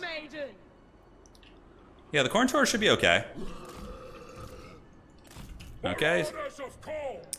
He said he was going to do a fun build, and he comes in with mass war sleds. Move out, seeking the fight. Come on, man. Like, he's like, I want to end this one on a fun note. Just mass dreaded heavy war sled spam. Oh, God. Nothing is fun about this. This is just pure suffering. I have some flesh hounds, so we need to, like, lure them into the flesh hounds. Valkia the bloody. We could do some MLG Valkia plays. So let's get the Minotaurs of Khorne down here. To the fight. So Valkia is going to fly in and try and screen them out. Murderous. And we're almost in range, so we're going to pop the Demon Shield. Give me So she's immune to damage right now, so we're just going to, like, chase them while that's active and buy some time on the objectives. Thankfully, we have the Corntors. Yeah, see, she's not taking any damage. shows the way. So she will in 3 seconds, so now we need to run away. And we want to get some corn dogs to come out here. So yeah, he's going to massively outvalue us, most likely. Valkia is going to head this way. Okay. Let's go. Valkia is great, though. Really, really nice character. We can also just go for his back objective, which he might struggle to defend based on his army comp, but the Sleds of Doom cometh. Thankfully, we have a little bit of mass to fight them with, if they do try and move in on there. A little bit hesitant to summon in, like, infantry units. And you can go over here, buddy. We need to make sure we get this. Okay, no problem. Valkia is still juking the shots. She hasn't taken any of them, really. She's dodged most of them using the terrain. I don't think the Sleds will move in. I actually don't know what their capture weight even is. Okay, Valkia, let's push a little bit. Push them off the objective. Let's move you up. Move you up. Yeah, we have the capture weight, which is good. So that's nice. As far as this goes, let's get capture weight and capture weight. Valkia has screened them out. So now we need to just play this game where we can attack here. See if we can get a pick on one. Okay, let's go here. Looks like there's going to be some summons coming in. And we get some dervishes. And then the bloodletters are on their way. Khorne Minotaurs, come here, Corntors. They should be able to get the job done. And yeah, Corn Dog should win here. First dervishes. Especially if you get us around on one of them. Because Corn Dogs are not infantry size, so they trade very, very well in my experience. Alright, so yeah, the Corntors have done their job. Let's get Valkia out of here since she's getting popped in the face. And we'll retreat here in a minute. We just need to get as much value as we can with these Corn Dogs. How are our horsemen doing? Yep, let's pull them down and under. Valkia just got taken apart by that sled, and the Minotaurs need to just hold down here. Alright, so yeah, the little Groms are also a little problematic. We do have our Khorne Halberds, which eventually we'll switch to. Yeah, we're not going to get this objective, but the thing is he has no points right now, so I don't know, maybe we're going to be okay? This is like what you would see at launch when the sleds were super overpowered. But yeah, we get out of there relatively safely. If they want to chase, we can turn around with the Corn Dogs. We can fight. Yeah, I'm actually down to party here. Let's go. Let's get Valkia over here as well. She has the Demon Shield, so hopefully she'll be okay.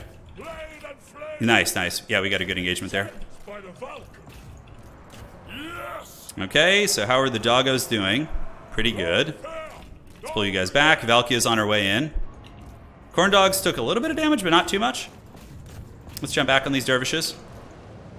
Khorne dervishes are pretty strong, actually, so we can go here, or Khorne, not dervishes, but Khorne, you guys know what I'm saying. So what can we summon in the back that would actually be useful here? Honestly, not a whole lot. Let's get some halberds up on the objective so we can at least hold that, maybe. Get you guys here. Corn Dogs are fighting, and yeah, we get an okay little rumble here. Let's get you guys to just throw some more axes. Corn Dogs, just nasty, nasty. We're able to chew down those units. There's only 10 of them left. I wonder if he's going to be able to steal the objective from us. I don't think so. Okay, so we got some Marauders here. Let's get him up on this point, see if we can jack it from Little Grom. Keep going after the chariots, pop the Demon Shield. Halberds are on their way up, and Khorne Minotaurs need to just get up here. It's all hands on deck now. So we move on. Let's get some Furies to go support. I think the Corn Dogs will be able to get through these guys. These chariots are just very tough to stop, though. in numbers. Do we even have the capture weight to get this? We'll have to see. What are those? Warbear Riders? Oh, the Oath Brothers of Tor. Okay, that's actually problematic. Oh my god, the sleds are just so strong. Okay, it looks like some of them are starting to waver, which is good. And let's get you guys in. Actually, just unsummon you. Let's see if we could just like bog them down with these guys, and then we could rear charge them with Furies to just kind of keep them trapped. Okay, so that's a good fight for us. It looks like we tore up a lot of the sleds. All right, let's attack here. Attack here. We can use the Horn of Khorne. Come on, Valkia. We have the Sleipnir, but it's just not that good. Okay, the Khorne Taurs are coming. Dude, these halberds have been coming here for like 5 years. He managed to capture that objective, which is crazy. Certain death. Okay, how are we doing against the Oath Brothers? Oh, pretty good, actually. We're beating them up. Value trading is close, which is good for us. Thankfully, Khorne Dogs are just very good at hunting these chariots, and we get some Minos in here. So with the halberds on the point, we should start to get the capture weight, unless capture weight of chariots is bugged. Alright, let's just keep you guys going. Yeah, we got Oath Brothers down to like half health. Okay, pretty good. We got the 2 Khorne guys hanging out. The chariots are starting to have some problems. They're so tough to break, dude. They're so tough to break. Go on, Valkia. Get in there. We need this objective back stat. Alright, let's fight you guys. How are the Khorne Dogs doing? Let's pull them back. Get Valkia back. Bloodletters can go ahead and pour in and fight.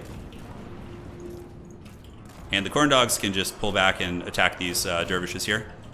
Well, the Khorne Minotaurs should, in theory, be in their natural habitat, like anti-large kind of stuff. Nothing in Vanguard. Yeah, I think we just want to keep summoning in, like, good units. Yeah, screw it. I mean, a little bit vulnerable to chariots, but still pack a punch. So, yeah, Khorne Taur is just absolutely getting wrecked. Like, horribly. Oh my god, you guys seeing this? This is brutal. We still don't have the objective back, though. Valkia, let's pop the Demon Shield. Can go in and fight. And thankfully another unit of halberds is almost here. So Valkia is immune to damage right now. Let's pop the Sleipnir here. This is good because we're going to get our Khorne Dogs back in reserve. Okay, that did trigger the leadership route.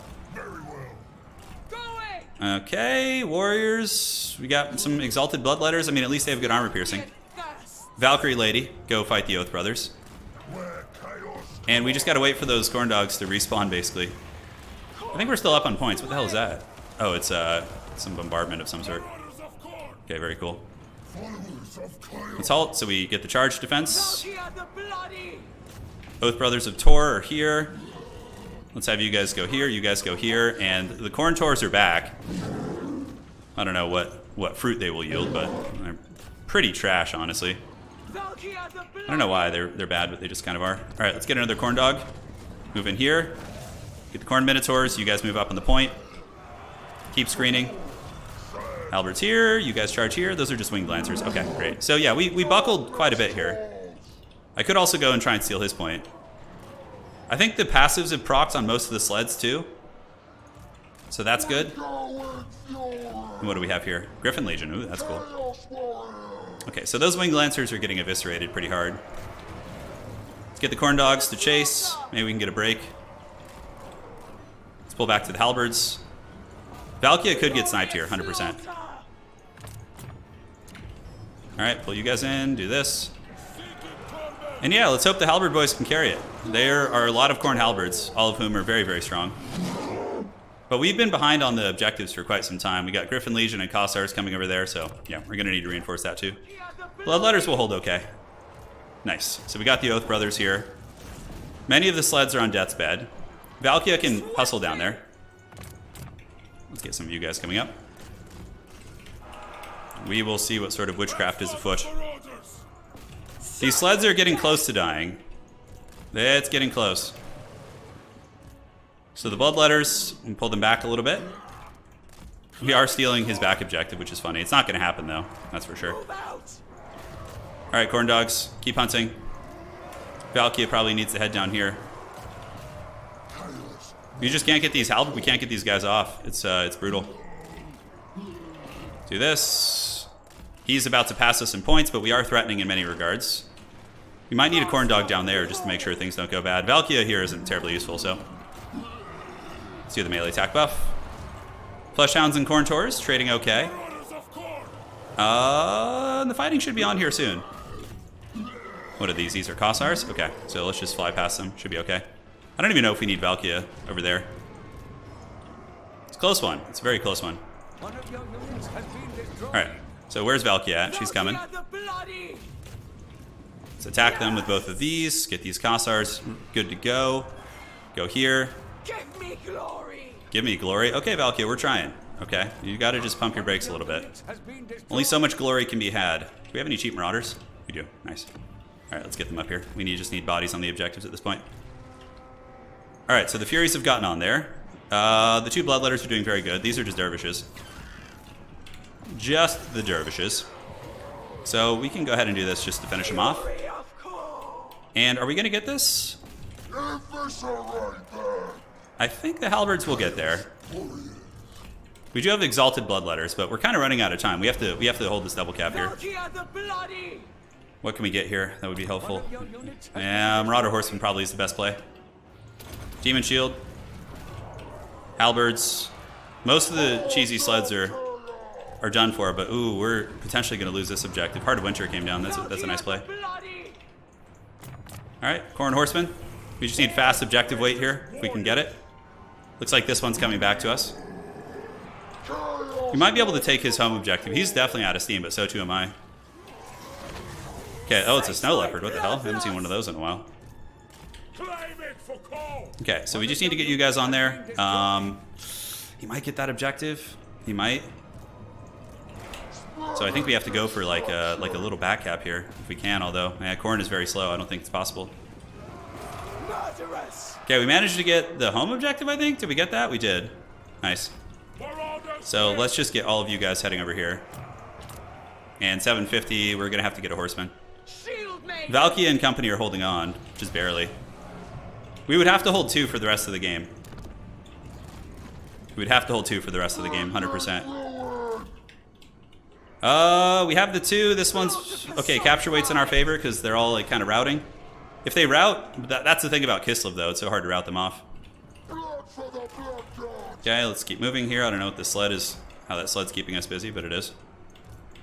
Alright, team. Let's get up there. Very close match. Valkia has been a beast this game, though. She's been so good. Okay, so we're on the point with a lot of stuff. Let's see if we can get it. All hands on deck. Oh no, I think that's it. I think that's it. I think we're in danger. The mass sled is so troll. It's so troll. I don't think we have enough time. Because there's no way we're going to get this bottom one back, right? No, there's no way. So we just have to play the top. I don't know who has better capture weight between those units. He's got the dervishes here, so that might actually push us off. We'll have to go like right here. Yeah, we need a 3 cap now. For sure. Yeah, GG well played. This was a really fun match. Sled spam is good. It's hard to deal with. Especially if you have Khorne Minotaurs. They're pretty trash. I think just more corn dogs and width is probably how you deal with that. GG, well played. Yeah, the sleds are brutal, dude. Oh, Kislev sled spam has always been really good. I don't know about the little Groms. That was the weak link in his build. The sleds were very, very good. Very good.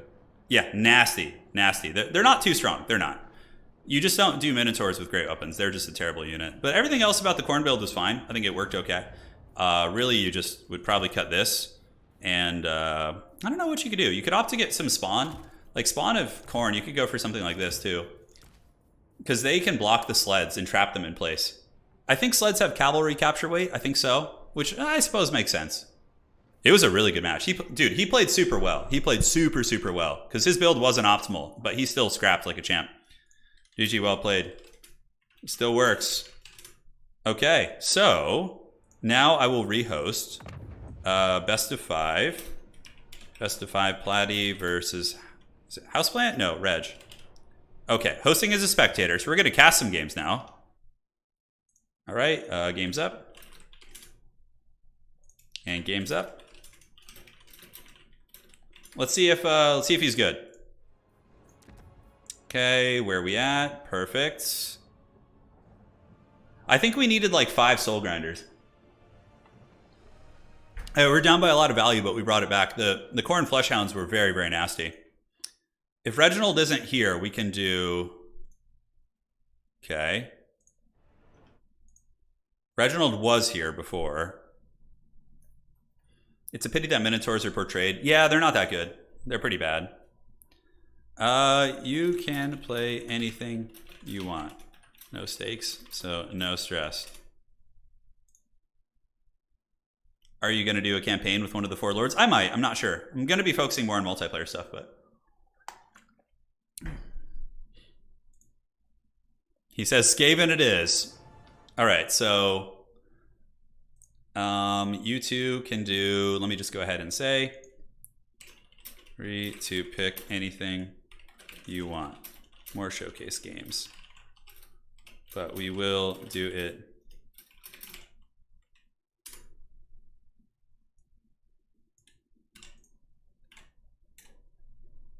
All right, so they're just going to pick whatever they want. We will be on the Black Ark. Cool. All right. Aces. Does anybody have a faction selector? Oh, that would actually be a good idea. Yeah, faction selection. That would be really fun. Like, is there one that has like the new stuff in it? If somebody could actually send me that on Discord, if it does exist, we could totally use that too for the players. Just...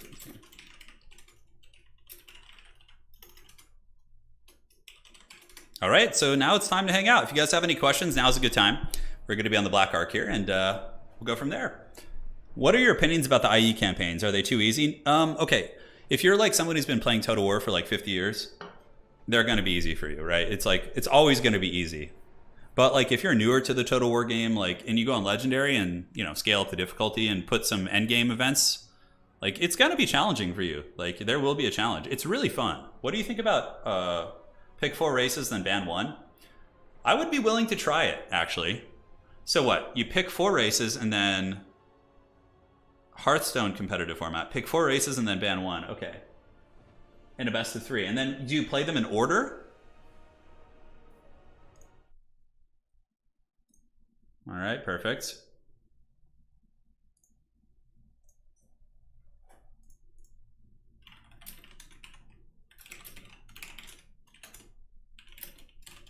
Want to do spin the wheel? I'm seeing if they want to do spin the wheel for factions. All right, that'll actually be really fun. We can do it together. So, does it have the new stuff? Yeah. That's not 1, 2, 3, 4, 5, 6. Okay, yeah. So let's spin the wheel.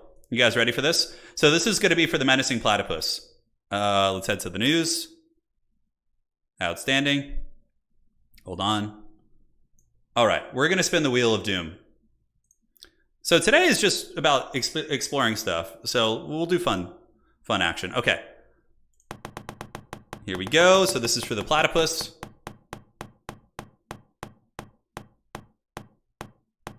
Oh. Not so if they get caught. Oh, the Dawi. All right. So we got dwarves versus. Here we go, baby. And no mirror matches.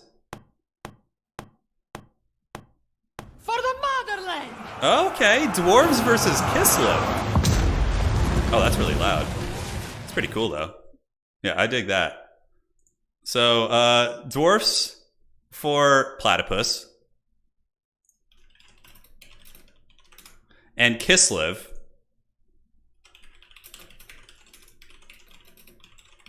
All right, so we have the dwarves versus human dwarves, basically. All right. Oh, yeah, this is going to be fun.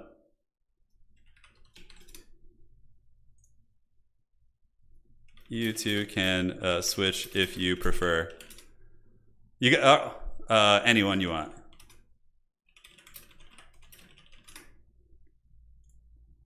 And so we got dwarves versus Kislev. This is going to be an interesting matchup. I don't know if we've seen this one. Huh. That's a pretty fun tool, though.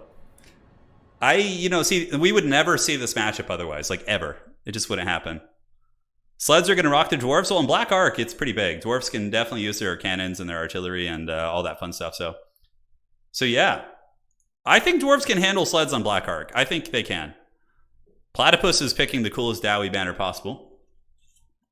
Let's get the scorecards up. Best of 5 with random factions, ladies and gentlemen. All right, so that's from the championship the other day, so I gotta update that. And we got Puggington versus Platypus. So Platypus is number 1 versus Puggington. And as they play in their series, I'll make sure they don't play the same factions over and over. Like, so if we roll the same faction, you know, we'll do that.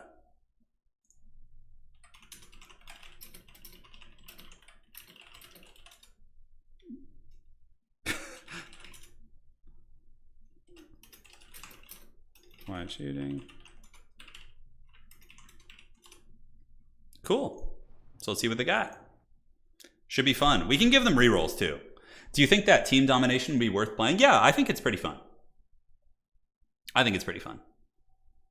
Yeah, the dwarves actually against Kislev, I don't mind that matchup probably. I think Kislev maybe has a slight advantage against you, but no, this isn't a tournament. It's a best of 5 showcase match. So the players are getting random factions. So we're rolling a wheel in between games. What are your top 3 bouncing wishes? I think shooting just needs to be made better. You know, I mean, it can win. It can win for sure. Yeah. Dude, we got to see some really cool stuff today. There was a lot of fun matchups we had. How can we make SCMs and elite infantry viable? You need to nerf the magic spells that just one-shot them. That's the really stupid thing is like you bring this big cool unit and then like a single stupid pit of shades just like one-shots them. And then it's just like you're just so behind after that. No rerolls, only suffering? Yeah. There should be a way to select the factions with the spinner. Yeah, that's what we just did. That's what we just did. Platypus has got some schemes.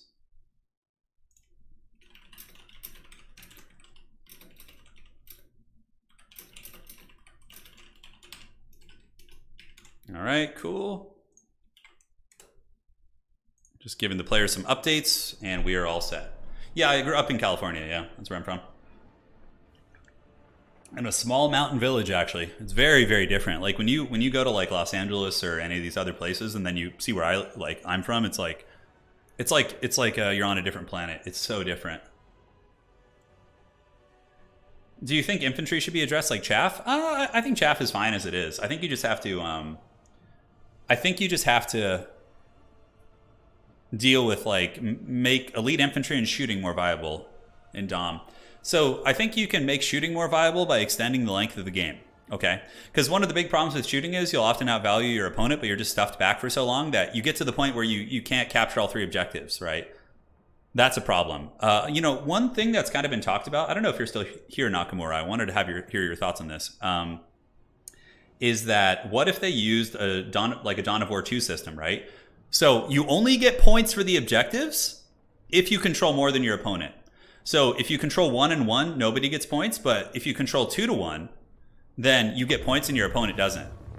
So here, that's kind of an interesting thing because a melee faction could have you captured, but even if they're 30 points from winning and you capture 2 to 1 against them, they then won't be able to get points until they take that back. So I think that could be an interesting approach for maybe like bouncing it out, right? Because it would make comebacks more viable. Because many times you get to the point where it's a triple cap and you just can't do it, right? Yeah, you just can't do it. I thought that was a really interesting idea. You said a friend of yours said Dwarven Ballista are bad in campaign. I would probably agree with that. I mean, they're okay with KROAK. I think he has some tech for them, but really like organ guns, flame cannons, like they'll typically just be better. Do you guys think that would be better? Slowly trickling in Macho Man quotes. Hey man, I'm down for those. Sign me up. You guys think that'd be much better? If the games are longer, I don't care. Like Age of Empires games are like 20 to 40 minutes and they're super epic. Like if the games are longer and they're more balanced, then that's totally fine. Yeah. It's just a thought. It's just a thought. So that's how Dawn of War 2 does it, which I think is kind of an interesting system. Yeah, the going Helm's Deep on the last objective is kind of lame. It's a double-edged sword because it's kind of cool also. Like there's a charm to that. They'd have to test it, yeah. It might introduce new issues. You never know till you try. It's just something to explore. Yeah, you guys like that idea? The beat goes on? Yeah. The beat goes on. Yes, it does. So we're loading in right now into the first match in this meme best of 5 where the players are, factions are selected for them. We have Dwarves versus Kislev. The games would be a lot longer, but there would be some epic comebacks. Yeah, you see, that's the thing. There could be like 5 points left, right? Yeah. I don't know. That doesn't work since there's no neutral state like Dawn of War 2 where you have to decap then cap. Yeah. It's hard to say. Neutral state. Yeah, I see what you guys are saying. Okay, so taking a look at the Kislevite army, ladies and gentlemen, we have a battle line of Kossars with bows. Ooh, Dazen's Hearthguard. So these are the great weapon RORs. Now, against dwarves, in theory, if they don't get shot to pieces, they should massacre and do a lot of damage. We have Little Groms. Little Groms are pretty good in artillery duels because they can scoot about, and you can use the Gust of True Flight from a Tempest Maiden to give them additional range. So what you do is you cast Gust of True Flight. It gives it 30% more range, putting it up over 500, and it can outrange the Dwarven artillery, which is quite good. Kossars, armored Kossars with great weapons. We have Rasputin and the Frost Maiden of the Tempest. Now, looking around here, we do have Ye Old Dawi. So it's going to be Dwarf Warriors. Surprised not to see more great weapons. Okay, they're in the second row. So shields in the front, great weapons in the secondary. We do have a very cheap Dwarf Lord, so just going bare bones. And the dreaded double organ gun. Oh, yeah, baby. Sign me up for this. Double organ gun. Yes. Yes. But one of the things that's being discussed as it pertains to balancing range factions and making them as good as melee is extending the length of the game. And I think that would be a good first step to take. Either increase the tickets to be like 6,000, 7,000, 8,000, or decrease the rate at which the tickets are generated, right? There's a couple options which I think would be good. I can't tell you how many games with Cathay I've been like, oh, I would have won that if I had another 2 minutes, right? I'm massively ahead on value, but I'm stuffed back in my deployment zone, and I just can't get that last objective because I'm too slow. But if you extend the length of the game, maybe that does change the dynamics of things. So hopefully that is kind of some interesting perspective and food for thought for all of you guys. So we do have the Lord moving up. It is going to be the Lord and the Dwarf Warriors. And Dwarves, what they'll probably end up doing here is just sending like 3 infantry here. So we're going to be seeing probably... Oh no, my game just crashed, I think. Did it? Oh my goodness. No. We're back in it? Let's see here. Hold on. I believe. Oh no. It stopped responding. Bad Total War. Wait, can I still cast from my second monitor? Let's see what happens if we wait for the program to respond. Oh, we might just have to restart that. I may have crashed.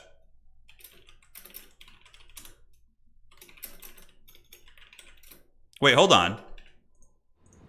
Oh, it's fighting. It's fighting. Okay, so my main screen is frozen, but I can cast from my monitor, from my OBS. Okay, we're good, actually. My main screen is frozen, but I'll just cast from my OBS screen. All right, I can do this. Hold on, I just got to... So my main screen is frozen, but I can cast from the OBS screen. Okay, we're good. I just had to pull it up full screen. So yeah, I'm going to have to restart after this. Anyways, the Dwarven army is going to be marching up. We see the 2 Dwarf Warriors, of course, here, looking to jump onto this point right here. And the rest of the Dawi army is going to be kind of playing up in the center. So we do have the organ guns. They're going to be looking to cover the midfield objectives. And the dwarves are going to be summoning a home field artillery. It looks like, no, actually just Slayers. Oh, interesting. Wait, Slayers or a Slayer? Sorry if the casting's a little bit haggard this game, guys. I'm having to cast from my second monitor on our tiny OBS feed, and I'm having to move the mouse on my main screen, which is currently frozen. So classic janky stuff. Nonetheless, dwarves look like they're going to be getting a nice little stranglehold on this objective, so we're going to be seeing these infantry backed up by some great weapons. And one thing dwarves are very good at is holding objectives. Overall, I think the dwarvish strategy is going to be to hold that and then just defend their home objective. And the organ guns being parked like right here, certainly not bad. They're going to be able to draw line of sight on like most of this open field here, so it should be a-okay. Now let me just make sure that you guys are able to see everything. Okay, it looks like it should be fine. Dude, the organ gun singing in the deep, shooting into Kostalton, and obviously Kislev knows that it's going to be tough to wrestle this low ground from the dwarves, so they're going to be going for like a frontal press build. Using Kosovite dervishes and their unbreakable stats, I like this actually. So Kosovite dervishes going to come in and probably charge here and use their unbreakable stats to screen. Maybe? No, looks like they're going to pull around and maybe try and get on the organ guns. And do the dwarves have any way of defending the organ guns? Oh, look at Little Grom from downtown. Little Grom actually shooting into the organ guns, and Kislev might be able to kind of get by with some dervishes here, which would be very painful. Now, the dwarves don't really have great tools for defending the artillery here. Granted, value lead is Yeah, Kislev actually a little bit ahead on value. With the little Groms downtown, if we take a look, that's just beautiful. Using Gust of True Flight earlier, but at this point, little Grom is just kind of shooting into the organ guns, causing problems. Kislev putting a little bit of DACA into the Dwarves here, but really not going to do much of anything. So I think overall, the advantageous position here, obviously these Cav are very problematic. Big Vortex spell going to be coming down on the Dragonback Slayers, and maybe going to get these Dwarf Warriors. That is a Blizzard. Oh, nasty, nasty. It looks like it just barely hits these Dwarf Warriors right here, so okay. Could have been a lot worse, ends up killing the Dervishes. Unfortunately though, organ guns getting hammered pretty good. Looks like Slayers have almost made it back here. Dwarves are going to be piling in with their infantry, and I would say Dwarvish infantry is more cost effective than Kislev infantry probably. Though, you know, Kislev does have the Unbreakable trait, the Dwarves are going to probably be securing this point. Yeah, Kislev actually not able to get their Hearthguards up here. Where are the Hearthguard? Oh! So here we have the Hearthguard, and check this out. They're actually blocking the Dwarven Vanguard reinforcements, and they're just going to be buzzsawing through these guys. Absolute beauty, yeah. Big, big damage. A little bit of lag right there, but it's all good. Great weapons, bonus first infantry. Talk about an absolute just grinder to move into. The Hearthguard are going to be causing some serious hurt, but this is a nice play too. Right here, we do see the Rangers with great weapons coming in, and they do have throwing axes, which have huge armor piercing, so... And they also have great weapons in melee, so fighting against like basic Kislev infantry, these Dawi should be pretty damn formidable for sure. So liking this battle so far, seems to be quite cool. So more and more great weapons from downtown. The Dwarves have secured the 2 objectives. Now Kislev is going to have to play a tough game. They're going to have to move over here and get this. I think what we need to see from Kislev is some bear sleds coming here to threaten this objective, because right now the infantry trading seems to be favoring the Dwarves, and both organ guns have come back online. Yeah, and some Slayers probably going to be able to defend that. If those organ guns are able to start singing again once in the deep, dude, it is going to be a big problem. Rasputin is doing okay here. It looks like he's kind of being beaten down by the Dwarf Lord and his cohort of warriors here. We got great weapons in reserve, and Kislev really seems to be struggling to remove the Dwarvish infantry without using the bear sleds. We do see some cav in the distance. It's going to be Griffin Legion. You know, like non-AP shot cav are okay here. Slayers engaging against Kossars is pretty cost inefficient for the Dwarves, and the value trading is actually very even, which is a massive advantage for the Dwarves, I would say. But dude, these Dazen's Hearthguard over here on the sides have just been an absolute menace. Like everything that spawns out for the Dwarves is, oh, but look at the throwing axes coming in from the back. The dreaded Rangers with great weapons getting the backstab against these guys. Very, very strong. Not seeing any Dwarven reinforcements here. Great weapons obviously shooting downtown, doing huge, huge damage.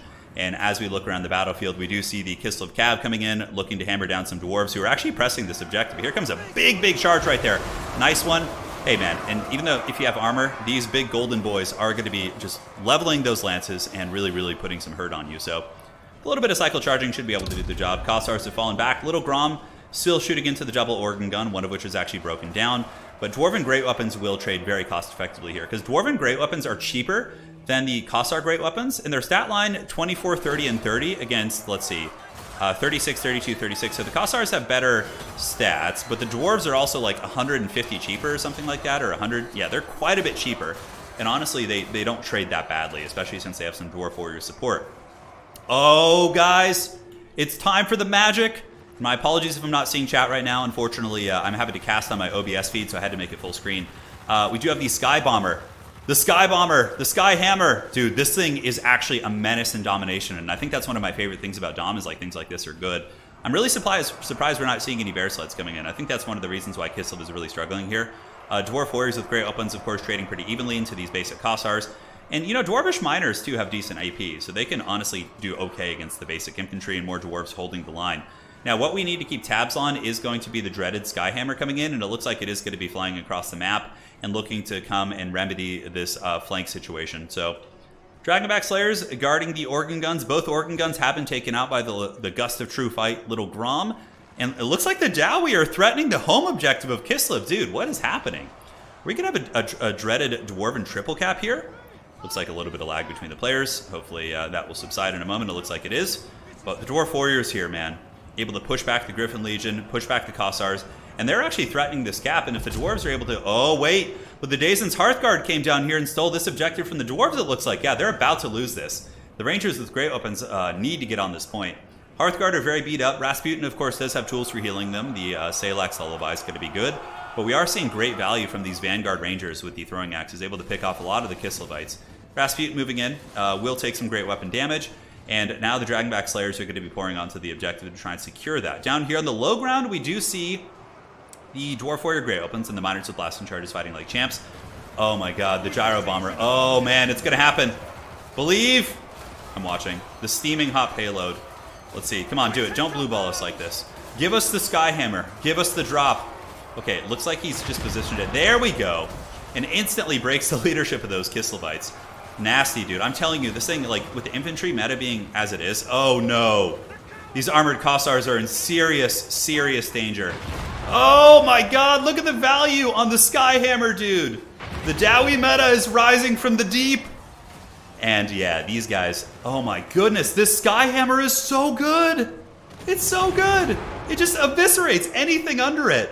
Like 3 pretty good quality infantry units were just karate chopped so hard. So looking back up, the Kislevites do hold this objective, and the Dwarves have currently been, yeah, this one is held by the Dwarves, but the home field objective here, the Dwarves are kind of pressing everything, but Kislev is up on the objective game right now. The Dwarves are summoning in more great weapons, it looks like. Kostalton tanking it like a champ. It looks like he's fighting against the great weapon boys and the miners right now. Yeah, he's very tough to kill. And Dwarves do have capture weight now. They've gotten some of the minor infantry back on this, and we see more rangers with great weapons coming out, seeming to be a very meta pick in this matchup. So, pretty cool stuff indeed. Now, Dwarf Warriors with great weapons, they are getting rode down. It seems the Dwarves may have overextended themselves a little bit, allowing Kislev to kind of use the mobility to pick them apart in a couple places, but they're also threatening the capture weight here. And if we look at the value, right now, Menacing Platypus is up by quite a bit. The Skyhammer is just unholy, too. When that thing manages to get up to the high ground here, dude, yeah, Dwarves have secured the bottom. The Skyhammer might have been unsummoned. I think that's maybe what happened, because you unsummon the Skyhammer and you resummon it and get its ammo replenished. And you also get a partial refund, right, when you unsummon it. So I think that's what's happening. Okay, Dwarves look like they're going to have to play the long game, though, because right now you can see Kislev is going to be passing them on the value here as the Great Weapons move in to intercept the Kossars here to shut down some of the shooting. But man, Dwarves are just such stalwart people. Rangers with Great Weapons trying to move in. Rasputin causing serious problems. In the Kislevite Cav, the Griffin Legion really roadblocking, but obviously going to be taking big casualties. Kislev is kind of getting to the point where they're starting to lose a lot of the battles against the Dawi. I love this paint scheme. The yellow Dawi is really cool, like the yellow and black. That would be a scheme I would maybe consider doing for tabletop. I think that looks really cool for the Dwarves. So they're able to break these guys down, and you can see the Griffin Legion here is broken. Absolute bully beatdown. Objective here for Kislev, it is being held, but like the Dwarves are really forcing a lot of stuff to go here. The little Dwarf Lord that could, man. He was beating up Rasputin earlier, now he's going after Little Grom. There's just so many things that he's doing so incredibly well. Now back to the home objective, let's take a look. It looks like the Dwarves are very close to getting the capture weight back on this. Kislev is stretched out, and look at the value differential, man. Kislev, though, threatening the home objective here, or not the home, but the middle neutral objective. As we do get miners now moving up, will this be enough? They're about to get on. You can see they're going to be crossing the threshold here. The Griffin Legion are kind of hot on their tail here, and the Dwarves might be able to get there, and the Dwarves do get the capture weight back. Dude, this has been an incredibly good game between these two players. Really interesting tactics, double organ guns, Rangers with great weapons. Dwarves gonna capture this probably. I mean, Kislev does have a couple dervishes here. Let's see some more of these guys coming across. Rasputin going to be moving in with his Frost Maiden of the Tempest. Rangers with great weapons just kind of picking apart these heavy Kislev Cav wherever they can. Winged Lancers will be good against them, though, because Rangers only have 40 armor. Here comes a big side charge from the Kislevites, so couching those Lances for the Motherland, and there they go. Really nice engagement. Going to be tying down those two Rangers. Granted, the Rangers do have great weapons in melee, too, so they will be able to fight back there. Now, as far as the score goes, Kislev is up. Looking at the, looking here, sorry, my mouse orientation got a little bit screwed up. I'm casting from a second OBS screen because my main screen froze, which I'll fix after the game. Dwarves own this. Kislev owns this one, and the Dwarves, ooh, man, they're actually in danger of losing this bottom objective, guys. Kislev might be able to just get it with the mobility. Dwarves do have some Slayers coming in the distance. If the Slayers manage to get here in time, maybe. I think the Dwarves maybe just have to just play the middle, because they do have the capture weight here. It's getting very tight. Huge Blizzard going down. Rasputin with the plays. Able to melt those Dwarvish infantry. And the Dwarves, like, the big problem is a lot of their infantry are kind of trapped in no man's land right now, although we do have some great weapons. And finally, we're seeing some chariots coming in. I'm surprised we didn't see them earlier. Okay, this is really close. 4,100 for Kislev to 3,800. If the Dwarves manage to get a double cap right here, though, they will be able to win, but they would then have to hold that double cap for the rest of the game.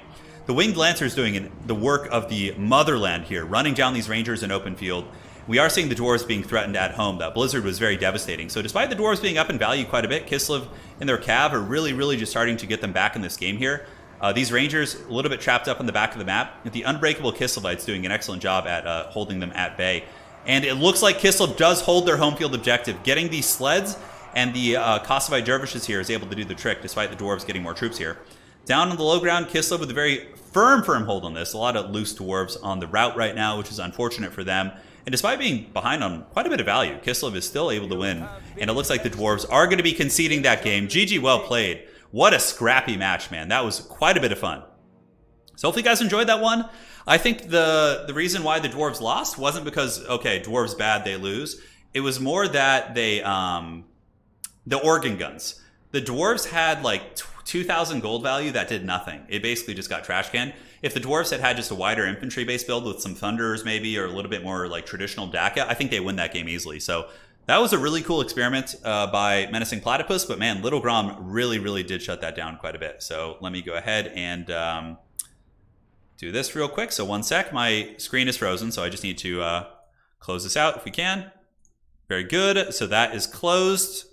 So now I need to just remake this and we should be good to go. So we'll do the faction picker in just a second, guys. So that is gonna be 1 game for the Dread Pug. The Dreaded Pug. That was a really good one. The double organ gun just kind of cost him the game there. Yeah, that was a really nice match though. Oh, hey, Nakamura. Yeah, you're back in chat. So did you see our discussion about the Dawn of War 2 style thing? What are your thoughts on that? That was really good, man. That was a great match. Yeah, the dwarves did good, man. I think Platypus was mentioning he doesn't really play dwarves, so he was kind of learning on the go. But dude, that gyro bomber, like I thought that was just going to close the game out. That was brutal. All right, rebooting right now. I don't know what it is. Maybe like my graphics drivers or something. That happens. Thankfully, it didn't happen here. R2. Okay, host game of spectator. And we're back in it. Okay, so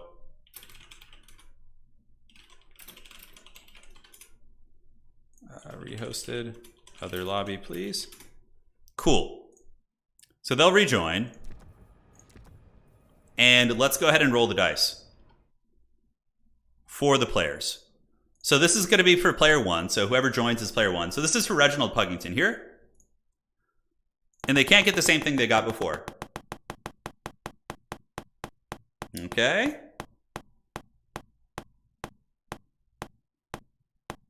Okay. A walking god. Oh, the Demons of Chaos. Okay, that's pretty fun. The world is mine. I dig it. Demons of Chaos versus... What is it going to be? And no repeat factions on either side. So it'll have to... Oh, Empire versus Demons of Chaos. Dude, I'm down to party. I'm down to party. So, Demons of Chaos. And for Platypus, Empire. And we'll be on Itza this time. Yeah. Yes, dude. Yeah, this is going to be fun. Reginald's like, oh, damn. I'm like, summon Bellicor, dude. Summon him. And then we have Sigmar. Fuckington says, I don't even have Bellicor unlocked. Okay. So you can reroll if you want. You can reroll once if you're not happy. We can do a reroll because he doesn't even have Bellicor. You sure? You can use the filter. Copy that. Thank you, Platypus. Appreciate that. Red Olgor will take his place. Oh no, Red Olgor's coming. Red Olgor cometh. He's like, homie, I don't even have Bellicor. I don't either. I haven't unlocked Bellicor. I beat the Volkmar campaign, but it didn't give me the victory condition. I was kind of bummed about that. Will Demons of Chaos be playable in quick battles? I think they should be. They're not overpowered at all anymore. Dude, what about Red Olgor is not bad. He has regeneration and hits like a truck. Yeah, so let me go to the filter here. So there's a filter. I can... Oh, okay. Modify the... Very cool. Okay. That's rad. Did he try to fight Khorne? It's coming. We have Demons of Chaos versus the Empire on the battle for Itza. Think you got to beat a Vortex campaign? Okay, got it. Oh god, don't make me play Vortex. I'm just going to ask for a save file so somebody can send that my way. It's been a really fun stream today, guys. It's been a really fun one. I know there's a lot of people streaming, so it means a lot for you guys choosing to hang out here. Really do appreciate that. And yeah, we're gonna keep it rolling, man. You're home for all things PvP. So, Demons of Chaos versus Sigmar. I wonder if we'll see Volkmar would be really good here. Actually, holy shit, Volkmar would be a terror. Although the one thing you have to watch out for is Chaos Spawn.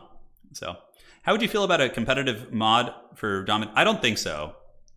Yeah, like it's cool and all, but like it's really hard to get a lot of people on a mod for a tournament. And Creative Assembly has been doing a good job of, considering there's 20. Look, here's the thing: there's 23 playable factions, a massive Immortal Empires campaign, and they're still spending resources to, a very small percentage of the player base plays multiplayer, and they're still spending resources on it, which means a lot. And there's already like Creative Assembly Watch Summer Championship. They've been collecting feedback, and they're constantly updating the game mode.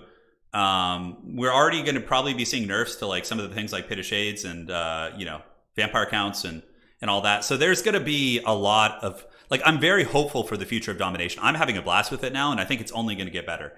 The one thing we need though is more maps. We need more maps. Like if we had like 10 really good maps, they could, like if we had like an Oakenhammer map that was just like open, shooting might just get better there too, right? Minor Details, thank you for the tenor. This IE looks awesome. Campaign really needs one thing, better AI. Do you think that bringing back drop-in battles from Shogun 2? Oh, that would be fun, dude. Imagine just dropping into somebody's campaign and just like going ham. Oh, that'd be so fun. I don't know how that would be implemented, but yeah. A good way to test a new point system and find sweet spot is to give players a slider to adjust tickets. Yeah, absolutely. So Nick, you say 1.3 simultaneous watchers is a small percentage. So a lot of people like to watch multiplayer, but not as many people play it compared to campaign. It's a massive, like a substantially massive portion of the player base of the game like plays the campaign as opposed to multiplayer. But the thing about multiplayer is it's like if we're looking at this from like a business perspective, multiplayer tends to get like people love to watch multiplayer battles. It's really fun, myself included. I don't really care to watch campaign because I know the outcome already. I know the streamer or whatever is going to beat the campaign, okay? Like 99% of the time. But in multiplayer, there's just this unknown.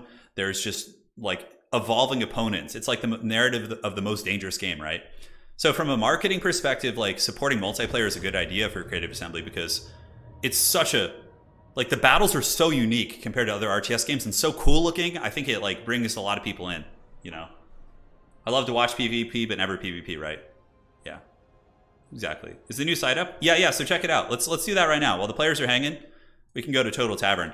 So we've been hard at work adding some new features to Total Tavern, which is is essentially the competitive Total War Warhammer esports website. Hesitate to say esports, it's kind of strange, but cool. So we're loading in right now. I'll show you the website after this game. Yeah, I think Vlad would be a good choice if Helman Gorst wasn't so broken. Helman Gorst being busted. Oh my god, what the hell is this army? Did he auto-gen his army? What the hell is this Demons of Chaos army? Look at it, it's just random shit. Okay, he's got Red Olgor with healing. So Red Olgor, the dreaded Prince of Slaughter, is going to be getting a heal. And then he's just got like a random... That's not even an auto-gen. That's intentional. Oh my god. What the hell is this? What is this? Dude. The Empire build looks awesome. Like Marcus, Bright Wizard, Huntsman. But then Red Olgor just coming in with some random shit. What? Dude, I want him to try and win. That build just seems like, I don't know what's going on. Maybe he picked it like that.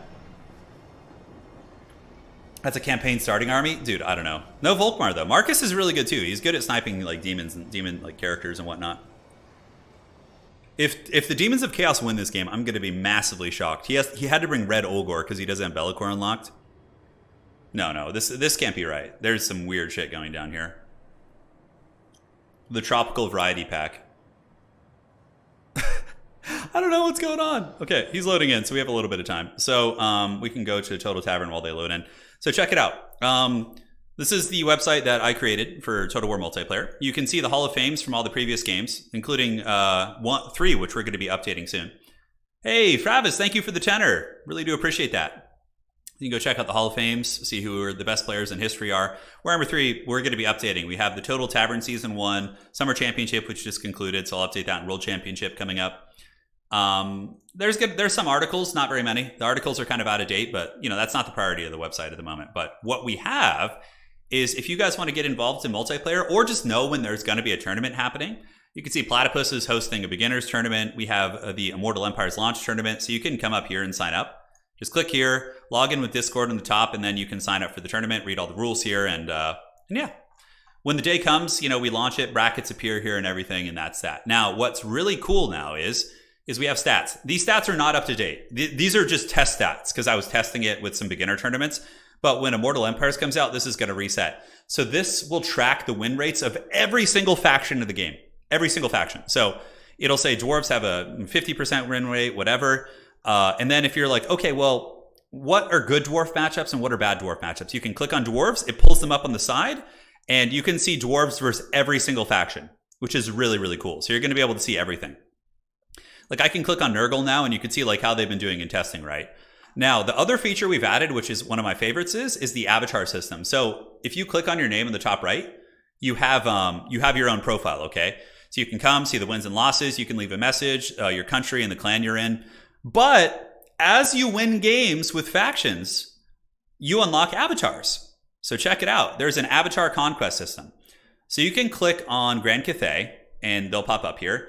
And as you win factions with Grand Cathay, you unlock avatars. So if you win 1, you unlock the peasants. If you win 5, you get the Jade tier units. If you win 10, you get a blimp. You get some crane gunners. If you win 20, you get more elite units. And we haven't added the legendary lords yet, but the final avatars, we have 40 and then 75 for the legendary lords. So you can see there's an avatar system like clan rats, and you progress. And when you unlock these avatars, what's going to happen is, if you look at the leaderboard here on the front, the avatars will appear next to your name. So on your leaderboard here, the avatar will appear right here, which is really cool. So you have something to work for. And also, if you look on the leaderboard here, the avatar will appear here. You can see the clan everybody's from, all that sort of good stuff. And it's going to be really, really exciting. I'm super, super hyped for it, guys. So, okay. Oh, geez. Okay, so the battle's underway. It just started, which is good. So here we are in the battle, guys. Game 2 in this meme series. It's going to be the Sigmar Sons with Hellstorm rocket batteries, as well as swordsmen, all sorts of other good stuff like that. And also we got some huntsmen in the back. Marcus Wolfhart looking to shoot Red Ogre. Now, Red Ogre is the Khorne Demon Prince. He has regeneration, is a great fighter, anti-large as well. So pretty good against Volkmar. He would actually beat Volkmar up pretty badly there. So that's pretty cool. Yeah, that website's for tournaments. Yeah, it's for tournaments. So here comes Red Ogre. He gets caught in the Hunter's Snare. Looks like some Pistoliers going to be shooting at a Red Ogre. Marcus going to be winding up the big shot, it looks like. So there's going to be an Amber Bow coming out. Yeah, Red Ogre getting put in the trash can pretty hard here in the beginning. And Marcus giving him the dirty. But how cool is this? Demons of Chaos, they have a Rotfly character, so they have a Plague Ridden. And he uses the Fleshy Abundance on Red Ogre, dude. Oh, yeah, baby. Oh, yeah. So we're going to be adding on the website, like very similar to the Anticity bot, where you can queue up for best of 3s against people. So you don't have to play in tournaments to unlock leaderboard wins. It won't give you tournament wins, but you'll be able to queue up and play best of 3s versus people. That's a little ways off, though, so stay tuned for that. The Empire taking a very defensive posture. The Demons of Chaos summoning in some Toads. And it looks like we do get some Chaos Furies landing on the Pistoliers. Both of the Pistolier units kind of get a little bit tied down. Dude, Red Ogre, the terror of the North. Oh my god. Look at this unholy beast. He's just juking and like tanking, and oh my god, Marcus could just get punished so bad here. Red Ogre lands Demonic Onslaught, and dude, Marcus might just be dead. Did the Empire not bring any tools to deal with the dreaded Red Ogre? Maybe not. So Marcus took a big shot when he landed there, and Red Ogre is going to be juking, and the Empire's kind of stuffed back in its deployment zone a little bit. A lot of the Huntsmen trying to, like, Red Ogre is like the ultimate Carnifex here. Like, just taking all the Empire fire, which is allowing Furies to just descend. We need some Empire Knights. We need some mass to clear some of these bad boys out. So Blue Horrors and Bloodletters over here. We do have some Plague Bearers of Nurgle on this objective. And up here we do have Grenade Launchers. Grenade Launchers doing an excellent job of clearing out the Demonettes. But who would have thought that Red Ogre would carry this game? Oh my god, we get some Spearmen coming in. Marcus is just like, screw this shit, I'm going home. As the mighty Demon Prince of Khorne does some fancy anime moves and just lands there. But now we get Empire Knights coming in. It looks like there's going to be some Witchcraft. What spell is this? It's going to be a net. Okay, he gets caught in the Hunter's Snare. There's going to be a Stream of Corruption coming down from the Plague Ridden. Nice cast right there. And dude, how is this haggard auto-gen Red Ogre army doing so good against these guys? It is doing so good. The blood effects should be turned on right now. I don't know. They should be. We're allowed to have them on today. So if I don't have them on, we'll make sure to do this later. But dude, Red Ogre is just tanking. He also has the Gore Feast ability, so that means that when he's in melee combat, he actually heals, which is pretty nice. But he's finally starting to get a little bit beat up here. The Empire might be able to just push the Demons of Chaos back, but the value trading is pretty even, and Chaos does have Pink Horrors, Nurglings, and Plague Toads up here. In the middle, it looks like the Empire is going to be able to push them off, so Pistoliers and Grenade Launchers, but the Pinks are actually wrecking their Grenade Launchers. Very, very brutal stuff. And the dreaded Red Ogre of Chaos, look at him, dude. Just causing huge problems. Reginald Puggington just bringing the glory here, as Red Ogre chases off those Empire Knights. Now, will the Empire be able to secure these side points? We do see Screamers of Tzeentch as well as Fleshhounds of Khorne coming in, right? So the thing about Demons of Chaos is they can bring a lot. And are we seeing the rise of the Red Ogre meta? I think we might be. Menacing Platypus is pulling ahead in value, though. The dreaded Platypus is not going to be going quietly into the night. And I would say, like, of many of the players in the community, these two always bring some of the most fun builds that are also good, which is really, really cool.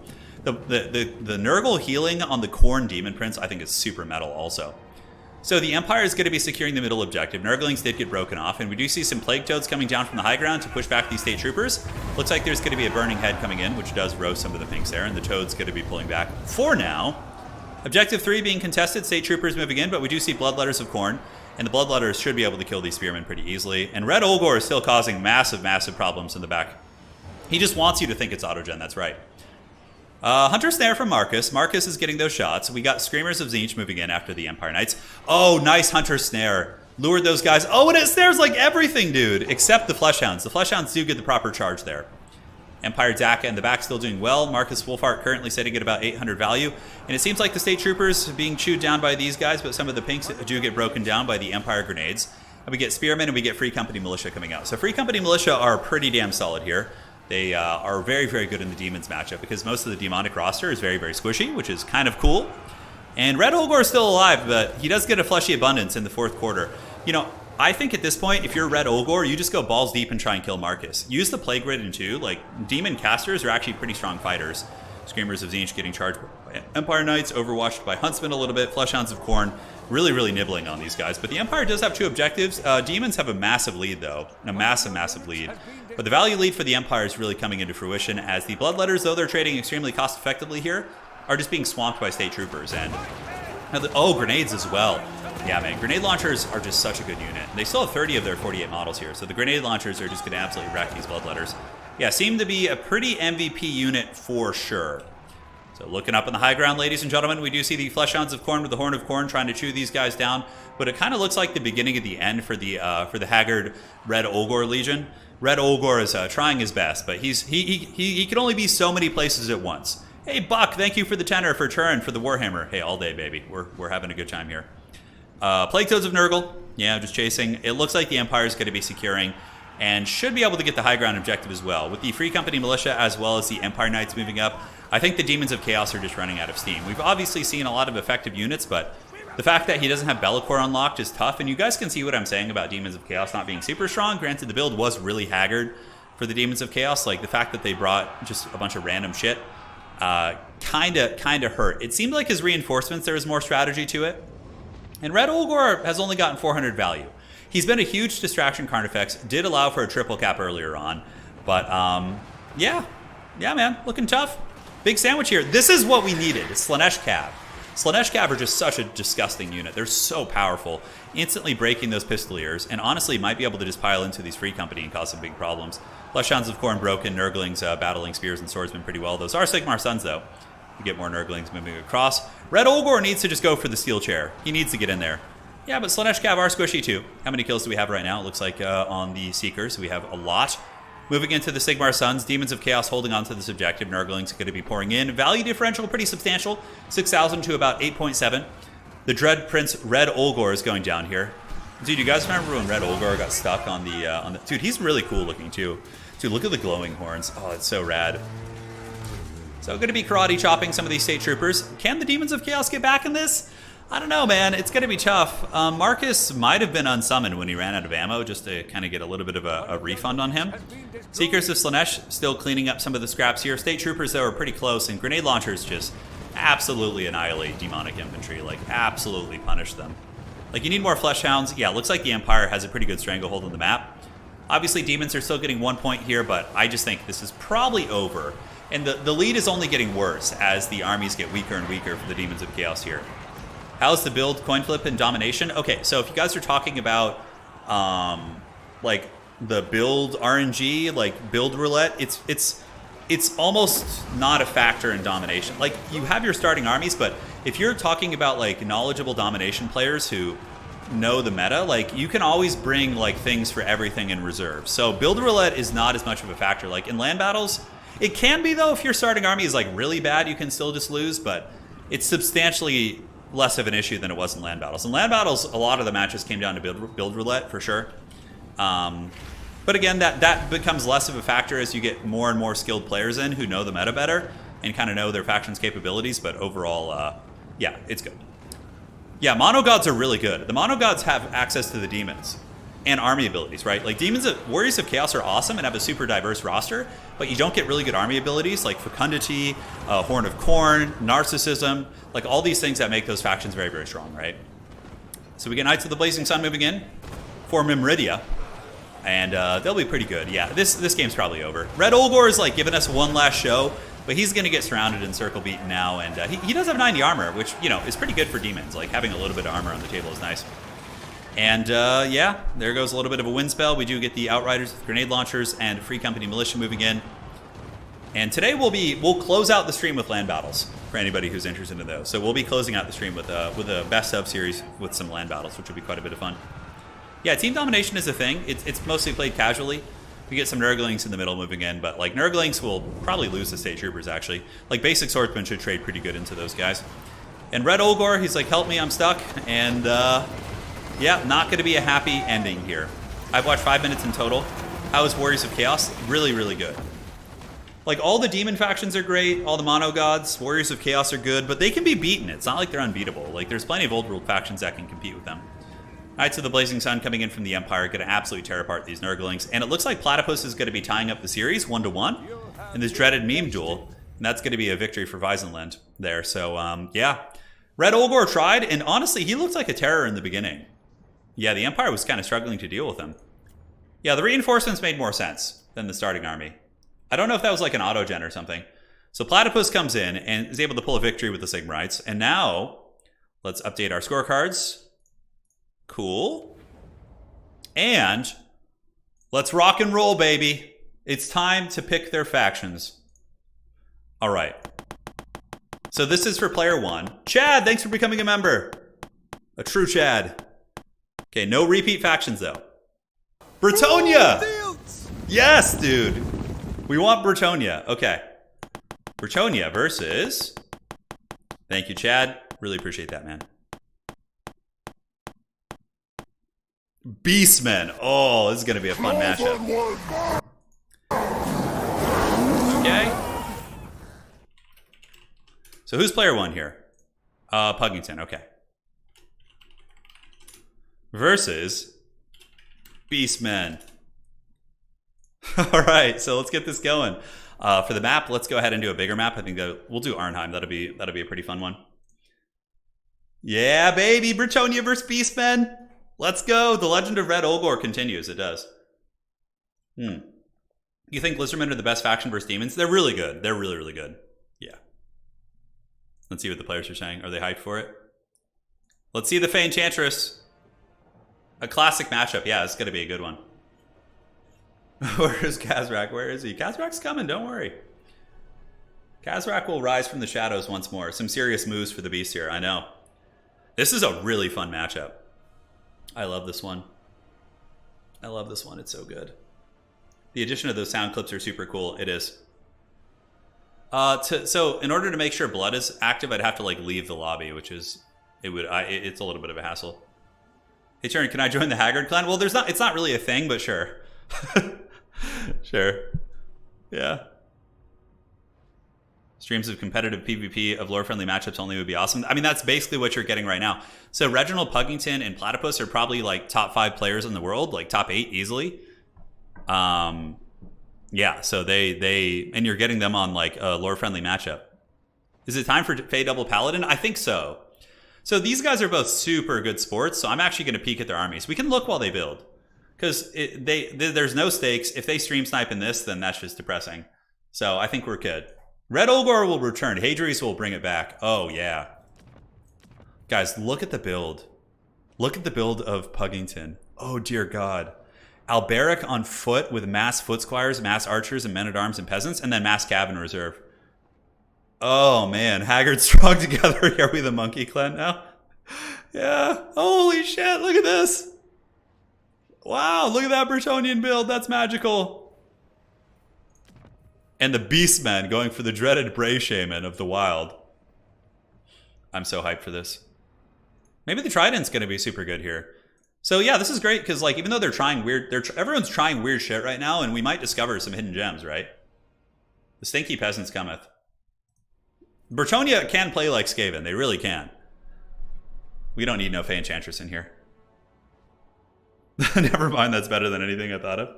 It's so good. Alberic on foot. I think it's foot Barrack. He might be on horse too, actually. Let's see. No, that's foot Barrack. Oh my god, Alberic on foot? Yeah, it looks like he's on foot. And then just... Dude, look at the Bretonnian Tide. Look at the Bretonnian Tide. It is wild. Now, he's got a caster in reserve. He's got a life caster. Yeah. Beastmen going with a pretty big army of their own. Bestigors with KROAK's Man Rippers. Yeah, I like that. Pretty good against Cav. Bestigors are really good against Bretonnia, especially if they don't have Fey Enchantress. Yeah, man. This is great. This is great. Who won the Summerfest tournaments? Do you want me to tell you, or do you want to go check it out? It's on the Total War official channel. What if you get the Legendary Lord avatars for winning a certain amount of times with that specific Lord? That's a little... The website can't track that. The website, how it works is when you play a tournament match, once the series is concluded, the winner will report what factions were played and what the score was in each of those matchups, like which faction won, like which side. And so the thing is, if you get 75 tournament wins with a faction, you're going to unlock all the legendary lords for that faction. So you can have any of them. You could have Fey Enchantress, Alberic, whatever. You unlock all the legendary lord avatars. Dude, I'm so excited to see like everyone's personalization on the website. So updates right now, we have faction win rate tracking. We have avatars. We're going to be adding a build guide. So a section where tournament players can upload their builds and people can either upvote them or downvote them. And like, it's going to be really useful for new players because they can go and look at like proven builds if they want to like try those. It's going to be super cool. Yeah, Platypus is one of the hero. Both of these, Puggington and Platypus, are probably two of my favorite players in the entire game. Not only are they amazing players, they're really good people, and they also bring fun of innovative builds, and they win with them. Like two of my favorite players, hands down. Yeah, that army's probably pretty stinky. Yeah. I love the Bretonnian infantry army. I think it's a really good way to start, and then the Cav come in out of reserves, which I think is the way to do it. Besides the Bestigors, what is even a good on the Beastmen roster versus Foot Squires? You know, honestly, basic Gore Herds will probably beat Foot Squires. Like the 600 gold dual wielding ones will probably beat a Foot Squire. Bestigors will beat Foot Squires. Like you can Razor Gore Herds will massacre them. Like there's plenty of ways to kill them. Yeah. Why 75 though? Old Warcraft 3 had 1,500 wins for the top profits. People with those were scary. So Ivan, the reason why it's 75 is Warcraft 3, you could just grind ladder over and over to get 1,500 wins. Do you know how damn hard it is to get 75 tournament wins with one faction? If you play in a tournament, let's say you're Anticity, okay, or any of these top players. You play in a 5-round tournament and you win all 5 rounds and you play Bretonnia in every single round and you win with them each time. You're only going to get like 4 or 5 towards that 75. And that's for a top tier player. We want to make it so that even like lower or mid tier tournament players have a chance of unlocking avatars. Tournament wins are not easy to get because it's not for games played, it's for wins too. So yeah, it's 75 is, there's going to be very few people with those. Like it's going to take, and that's per faction, right? Yeah, it's not going to be easy. We might change it based on feedback, but hopefully that makes sense. So for the Beastmen army, it's going to be Ungors, and we have a Bray Shaman with Devolve and Bray Scream, I think? No, Viletide and Bray Scream. Okay. Up on the high ground, we have a more independent Beastmen army. This is a really good tactic for domination. Essentially, if you have want to hold a side objective, it's better to send like some more elite troops, I think, that can't be buckled easily. So I like this. He's sending the KROAK's Man Rippers and the Bestigors, because Bretonnia might send some Cav to try and get this, so having the KROAK's Man Rippers up there is going to be really good. Have they updated matchmaking queues with individuals? I don't know. Yeah, you can only... And the thing is, Ivan, you can only really get the wins in a tournament. Like on Warcraft 3, I could play, 40 or 50 ladder games in a day when I was younger and, win like 20 of them. So it's much easier to progress. Yeah, so it'll be pretty rad. Bestigor herds, Ungors. We do also have the Bray Shaman of the Wilds. And for the Bretonnian army, it is the Peasant Tide. Spears, peasants. We do have peasant bowmen as well as foot squires for the bonus first infantry. Foot squires on the high ground and some spears and archers. I love it, man. I'm really eager to see where the cav go. Yeah, Devolve got fixed, I think. Devolve got fixed. It's good stuff, man. It's good stuff. Battle Pilgrims are a really good unit, too. Battle Pilgrims, I think, are a staple against Beastmen. They trade very cost effectively into the Beastmen units. They have high leadership, and they hold objectives well. So I think that is going to be good. So Foot Squires move it in. You can see Foot Squire stats are pretty bad. It's like 26, 24, but they do have a bonus for infantry and good weapon strength, so that's kind of where they make up for it. But yep, Bretonnia going to be moving up on both sides, as is the Bray herd. Here we are. We have the dreaded Platypus on the Beastmen against Alberic the Bordelot. Super cool. Super cool. He does have the Trident of Manon, I think. Did he bring it? Yeah, he did. So the Trident is really good, especially in this format where you want to be clearing out infantry hordes. So he's going to be able to drop that and pretty much kill any number of Beastmen infantry that are in its path. Now, what cav are we going to be seeing? We see Puggington saving up resources.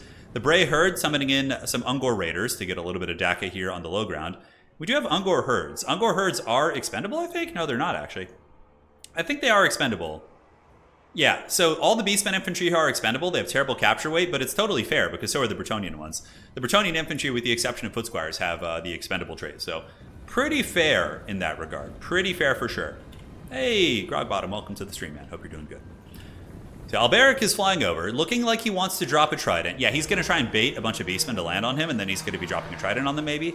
Ungor Raiders pop out, though, and get a lot of damage on him. Goodness, those Ungors did a lot of work. He doesn't have a shield or anything, right? So he is going to be taking a little bit of hurt. Yeah, Alberic's wave is 100% AP. That water knows how to pierce armor. It is no joke. Bretonnia's going to have to summon in some good cav for sure. Where do we see reinforcements coming in for Bretonnia? I saw them spend something, but I don't see any big, heavy cav coming out yet. So Alberic's still just in the back line causing problems. Peasants versus Beastmen peasants, basically. Look at the scheme on this Beastmen army. I really like how we could play with all these different banners. Oh, the Bray Shaman from the top ropes coming in. Running through the peasants, their leadership certainly not going to be eager for very long. And it looks like Viletide coming down, so Viletide in the back on the archers, very, very nice. And the Foot Squires are going to have to engage against the Ungors. Objectives opening up in a couple seconds.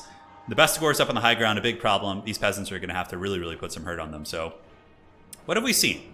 We see Cav coming in. Knights of the Realm are on their way. Knights of the Realm are pretty good against most Beastmen. Oh my god, this Bray Shaman getting wrecked by the archers, man. Yeah, they put a lot of hurt on him. Oh my god, that Viletide did a lot of damage. Huge beatdown. But again, it's just peasant archers, so it's not really that much value. Alberic looking to get a Trident. Looks like there was an Earthblood back there to try and mitigate some of that damage. But yeah, still pretty nasty. Uh-oh. You better pray, baby. Alberic is on the hunt.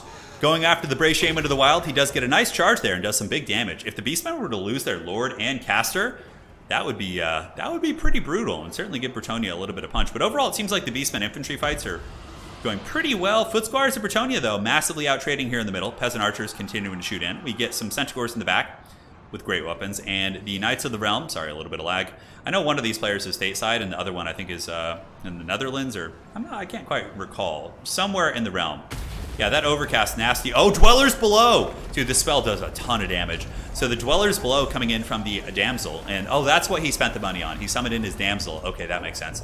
Dwellers Below going to tear apart Bestigors as well. Oh, and the Trident. Oh, no, and he misses the Trident. Oh, man, no water slides for the Beastmen, but it does end up going into the other two Beastmen units, so at least he got a little bit of value. Dude, Alberic is the hunter of Beastmen souls today. But the great weapon Centaurs, he's got a nice surround here. Alberic does not want to be here. A bunch of great weapons beating him down. He's going to become Valkia in the trailer. Certainly not going to be fun. Objective here not held by anyone. Objective still being contested. Beastmen up on the high ground certainly have the advantage. KROAK, Bandrippers, and Bestigors going to be tearing apart these four Bretonnians. And Bretonnia really is going to have to find favorable engagements on the low ground. Nice Bray Scream right there. Beautiful Beastmen magic. Alberic is trapped. Doing very well, though. Alberic putting some serious hurt on these Centaurs. And it looks like Bretonnia, with the Knights of the Realm coming through, might be able to free up Alberic. And I think maybe they get this objective. We do get Gore Herds with shields. So the Beastmen now actually have some good infantry quality kind of holding the objective here. And you know, as somebody who really, really likes to play tabletop, I love seeing dominate. Like, that's where I think domination's really fun, because like the objective holding tactics in conjunction with value trading in various parts of the battlefield, I think is really interesting to see. So we do see the Bretonnia Knights lancing in here, getting a beautiful charge. Ungor Spears, though, do have their poking sticks and should be able to fight back. Middle objective going to be going to Zaledi, and down here, objective 1 is going to be going to the Bretonnians as well. Dweller's Blow doing huge work, and Footsquire is honestly trading very well. You can see one of the Beastmen there was decapitated by the Footsquires. Footsquires do well against Vestigors. For their price point, it's very good. Nice Brave Scream right there. Did a little bit of damage against those guys. Centaurs with Great Weapons versus Knights of the Realm. Knights of the Realm will win that, but not with spears nearby. But they still get a huge charge and big damage, but those Great Weapons do hurt. Bretonnia controls both of the low ground objectives, so we have 1 being controlled and we have 2 being controlled. More Bretonnia Knights coming in. The Defenders of Fleur-de-Lis.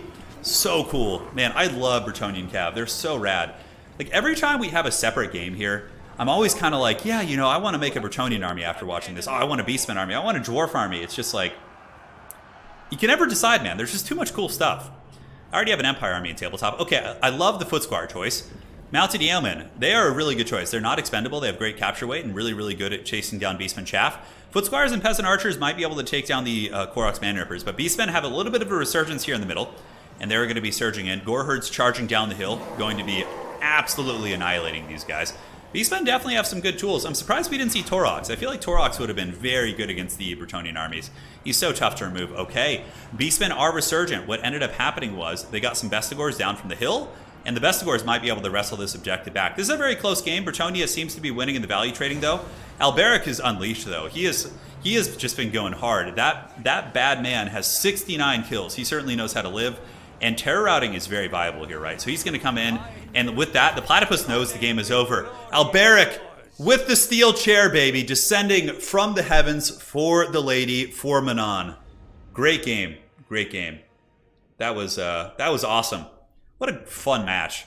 Alberic closing it out with 69 kills. Oh, Alberic killed the Bray Shaman. Yeah, okay, that makes sense. So the Beastman army was behind on value. They were leaderless. That was looking grim. Alberic, dude, what a beast. So that game was won by Puggington, which I need to switch the scorecards. You're on the wrong side, so my apologies. We had to redo the lobby, so let me go ahead and switch that. So Puggington goes up 2-0, or 2-1. We could just make this a best of 7, actually. Down to make it best of 7, if you have time. Just so we get more factions in. Okay, sure. Puggington says yes.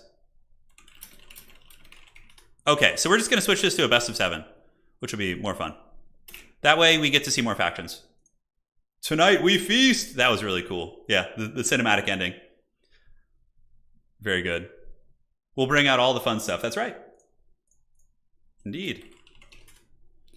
All right, so let's roll the dice. You guys ready? This is like the most fun part. I actually like sit in the game and I'm like, I get excited for the rolling of the dice. Here we go. And this is for player 1.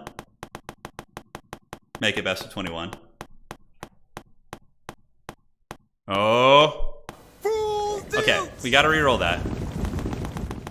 We already had a Bretonnia game. What's it gonna be? they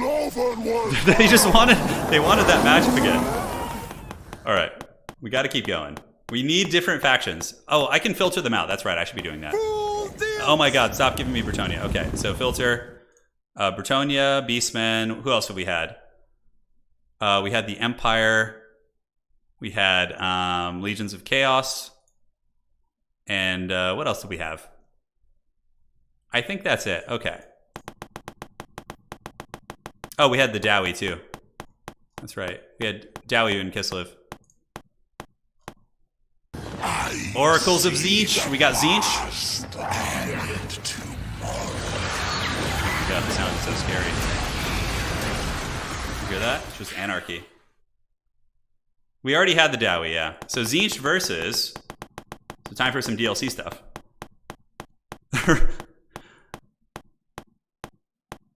Oh, Tzeentch versus Coast. Oh man. Okay, let's do it. Bloats. It's bloat time. So who's player 1? Player 1 is going to be Tzeentch for you, and Coast. And we'll do Death Pass. Oh, we'll just do Itza, actually. Itza's, I think we'll give Coast a chance, because they can actually get a gun line. Are you excited about the Bretonnian? Yeah, dude. I'm so excited for Tabletop. I'm going to have like 1 million armies when that comes out. This is actually interesting. Yeah, we get to see some DLC stuff here now. And this is a matchup you would never see in 1,000,000 years in a tournament, because people would probably be afraid to pick Coast here. But I think Coast has some tools. Like, I think Deck Gunners, maybe, like from downtown, like a Deck Gunner battle line could do really well. Yeah, I'm excited for this. It's bloating time, baby. Release the bloats. Yes. Release the bloated boys. How many bloats do you guys anticipate? Let's like peek at their armies to build hype. Ooh, I love this. Oh my god. Oh, dear Lord in heaven. So, Menacing Platypus is coming out with Pentabloat. Okay? Pentabloat with a Pistol of the Deep with Vangeist Revenge. Okay, seems to be pretty meta. No, all the maps work now. The other maps aren't as good. Yeah, that's why we're playing mainly on these. Oh, he was going for Pentabloat. Looks like he's... I think Bloat should be in reserve, maybe. So you have a little bit, because it's like too obvious if you just run across with Bloat. Okay, they're resetting their armies now. Yeah. Yeah, I want them to try and win. So, Platypus and Reggie, if you guys are listening, like, try and win. Like, bring some good stuff. Don't, like, completely meme. Because we want to see, like, Bloats are actually not bad here, but, like, you don't want to start with 5 of them. Yeah, good. Try and win, but, like, you can add some spice and try some new stuff, but, like, we don't want to see complete meme builds, I don't think. Some memes are fine. Yeah, the Beastmen did okay, Clinton. They're really good. Trust me, Beastmen are great. We just didn't see the right stuff against Bretonnia there, yeah. Okay, so we got pinks, blues. Vilitch is rad. Yeah, warriors, I like that. Chaos Warriors of Tzeentch. For Coast, yeah, this is what I'm talking about. This is what I like to see, Platypus. And bring some bloats in reserve if need be. So cannon, handgunners, shotgun zombies. Who doesn't love that? I mean, that's great. Then we got some animated hulks, depth guard hulks, scurvy dogs. Sirens are not good here because all of Tzeentch does magic damage, so that's not going to be great. Optimal pentabloat? No. Yeah, no, pentabloat would get wrecked by... Tzeentch has a lot of shooting, so the bloats probably wouldn't make it. Turn with dwarves, would you say it's more effective to go mass dwarf warriors, or you should be going for... Longbeards are good too. It depends on the matchup. Longbeards are really good at holding, and they have ITP, so there's arguments to be made for both. Okay, cool. Looking mighty solid. Perfect. All right.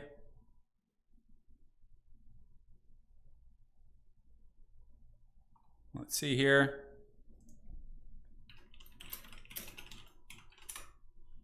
Sounds good. All right. Yeah, I love this build. I think it's pretty great. I love the gun line. We saw Platypus win with... I'm glad that Platypus got Vampire Coast, because Platypus is really good with gun line. We saw Platypus win Cathay against Slaanesh in the big tournament, right? So if anybody can make like a gun line work, I think it's going to be Platy. I think Platy knows how to like place those units. And Puggington, of course, is going to be a terror as always. I love the cheap village though. Like the foot village, I think is a great choice against Coast. Because he can beat up vampire characters probably, and also has nice like crowd clearing magic and good capture weight. Yeah, animated hulks are good now. Yeah, they're not a meme anymore. No, they're good. Yeah, give bloats some chevrons. That's the real big play. No, hulks are really actually not bad at all. They can be overwhelming. They're basically like Walmart spawn, you know? Yeah, it's really not terrible. Coast gun lines work though. On Battle for Itza, like it's gonna be good. Yeah, it's Pirates versus Tzeentch. We've had some really fun matches today. Yeah, really, really fun matches so far. Menacing Platypus says, give the bloat stock. Oh, you're in chat. There you are. Yeah.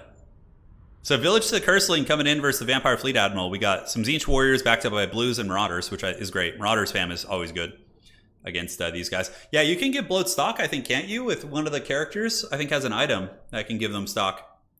But bloats, like, if you were playing Khorne, like, bloats actually can be a problem. They can, like, get your warriors and your bloodletters. Like, I had a game where I lost the bloats. They, like, I had a unit of, like, chosen with halberds, and they just got bloated, and it was pretty rough. I wasn't paying attention. I was on Discord laughing, and we were just chatting, and, you know. And, yeah, it was anarchy. Bloats should be able to roll like banelings in StarCraft. Now, that is a great point. That would be awesome to see. Yeah, you can give them the stock with that scroll. Yeah, Hulks are great. Hulks are good. They have okay capture weight. So, ladies and gentlemen, we've loaded into the battle.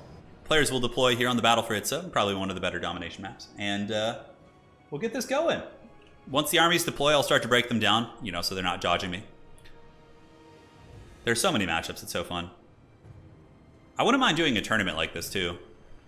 Something I'm going to be starting on the channel as well is showcases, like, so winner stays on. So it'll take place once a week, and there's going to be a bounty system.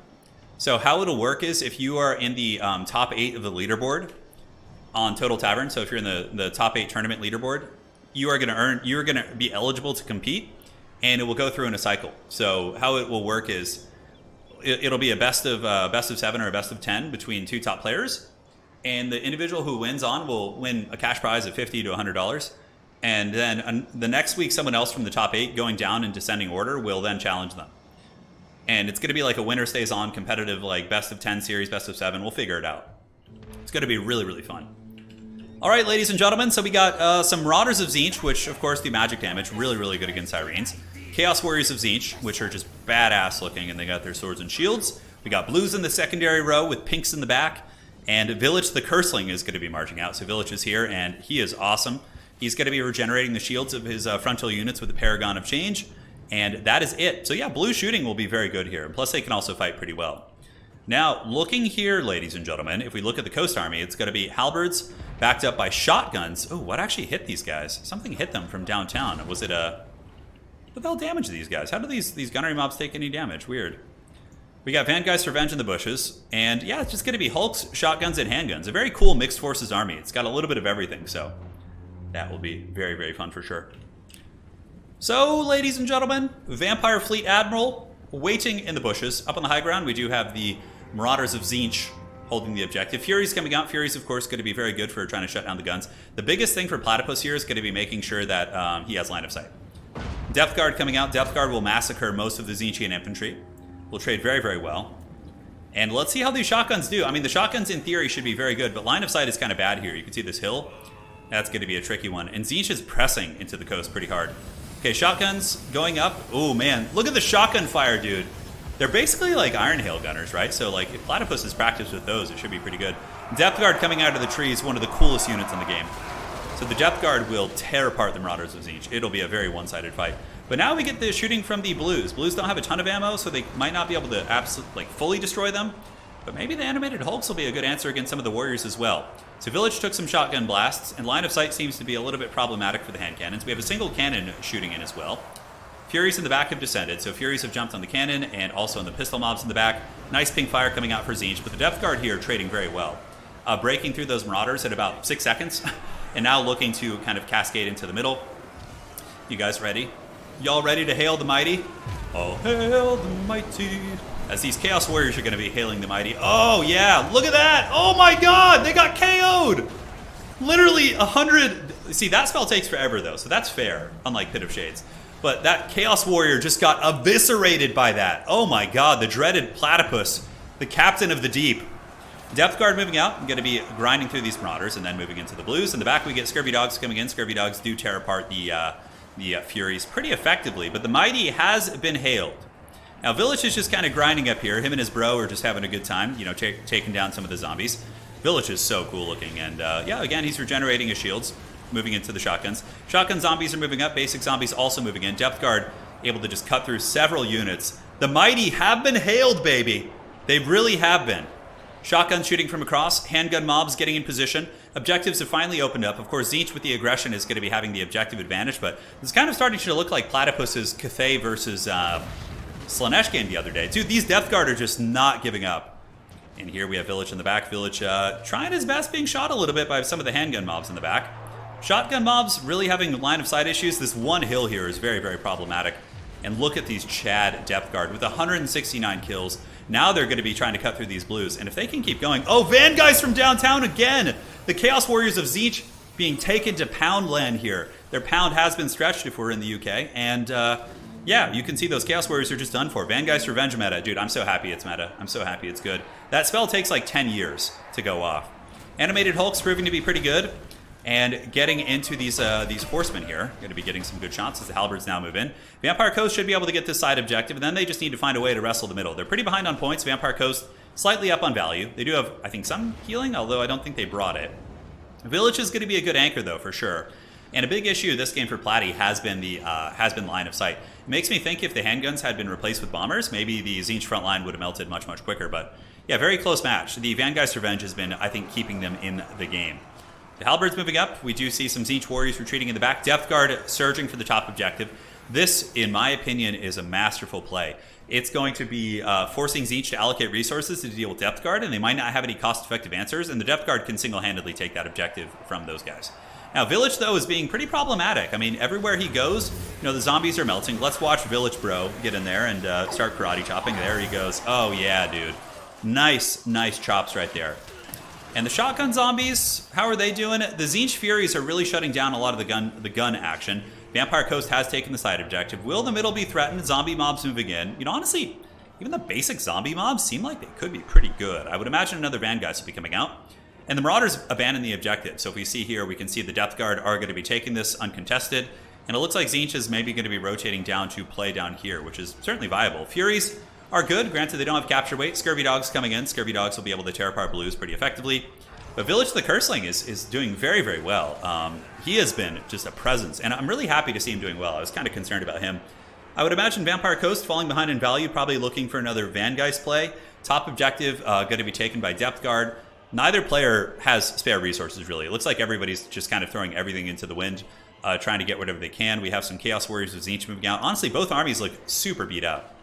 And it still is a situation where Coast can win on 2 objectives.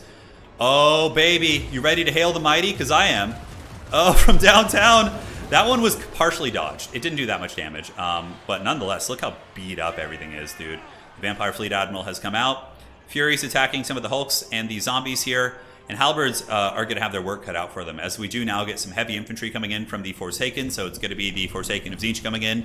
And honestly, like, despite who wins this game, I feel like it was winnable for either side, which is really encouraging to see that Vampire Coast, with a little bit of, like, theory crafting and tinkering, could have had a build that would really wreck Tzeentch. I think bombers would be better. I felt like the hand cannons and the cannon in the back were probably what maybe will cost them the game. Depth Guard get the high ground objective. I wonder if they're going to move down to the center now. Certainly would be pretty good. Platypus on the back foot, down by about 1,000 value, so still close-ish. Vilitch has come over here, but the Morngulls have come out. Ooh, Morngul pick. Yeah, Morngulls take down the Furies super quick with that bonus for his infantry. And Vilitch could potentially get taken to town by these too. He's not, like, great against those type of units. Halberds here get sandwiched to the Forsaken, giving him the absolute dirty. Morngul's going to be trying to waddle to the objective. And Depth Guard are now moving in. What is the Vampire Coast answer going to be? They only have 500 reserves. In the back, we do see some animated Hulks coming out, so the Hulk's going to be moving up probably to secure Objective 1. While we see Depth Guard doing really, really good. I mean, they have just been an absolute menace this game. Morngulls have okay capture weight, but going to be outcapped pretty easily by Horsemen and Infantry. And look, I'm actually kind of proud of these zombie halberds here. They held back multiple units pretty well. And the Morngulls are on. Platypus is going to be pushing back a lot of these units, but is Platypus going to be able to get... Yeah, Scurvy Dogs are coming over. Okay. So the value discrepancy is narrowing. Actually, it's increasing. It looks like Tzeentch is pulling ahead a little bit. In the middle, Depth Guard are fighting against blues. Screamers do have armor piercing as well. And a little bit of side Daka. Yeah, the pink core is going to be able to melt these guys relatively well. Coast Halberds do have armor piercing, so it makes them trade okay into some of these armored units. Scurvy Dogs get on the point. Morngul's fighting, but just being overwhelmed by Furies and Forsaken, a lot of DPS. Nice engagement here as the Scurvy Dogs do move in and get on these Tzeentch units. So yeah, 500 is enough for a bloat. There could be a dread bloat coming in, but at this point, I think it's probably a victory for Tzeentch. A very well-fought, close game on both sides, actually. You know, despite being pushed back, Coast managed to get the double objective cap, but they just seem to be getting out attritioned a little bit, like just a little bit. And it looks like the objective is going to be going to your boy Tzeentch. And now the Depth Guard in the middle. Unfortunately, 81 kills, only 300 value. Platypus knows it's over. And GG, well played. So that is going to be a victory for the Dread Pug. 3-1 of the series. Of course, he got one of the weaker factions here, so take everything with a grain of salt. But I think Coast can win that. I think if Coast cuts the cannon, cut the hand cannons, replace them with bombers, or standard, probably bombers, they could probably win that matchup. That felt winnable for both sides, which is really, really encouraging. And Vilitch was a monster. Only 900 value, but a very strong, sustainable presence for sure. So that victory is going to be going to Reginald Puggington and Tzeentch. And let's get this party started. So we'll go to roll the dice here. Here we go. Pulling it up. And let's go to the dice roll. So now we need to take out Vampire Coast. Vampire Coast. And we have, who else do we have that game? Tzeentch. It would be funny if someone got Ogres, huh? Still a lot of factions to be picked. Okay. It is going to be...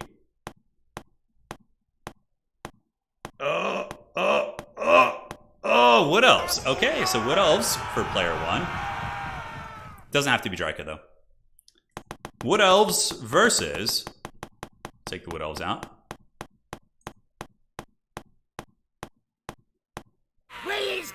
The Greenskins. Oh, yeah, dude. That's a fun one. I like that.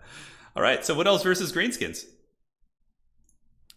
Let's go ahead and do it. So Puggington gets the Wood Elves. And Wood Elves. And then for you, you get Greenskins. All right, cool. Let's do it. Now for the map, what do we want to do? Do something a little different, I guess. We could do the Grove of Slaughter, actually. Change it up. Wood Elves will have some cool tactics here, too, which I think will be interesting. So it's going to be Wood Elves versus the trees. The WOC here, yes. 301 kills on the caster, not bad at all. It's time for some Durthu, baby. Hold on, guys. I'm going to go refill my water. I'll be right back. Just give me 1 second. BRB.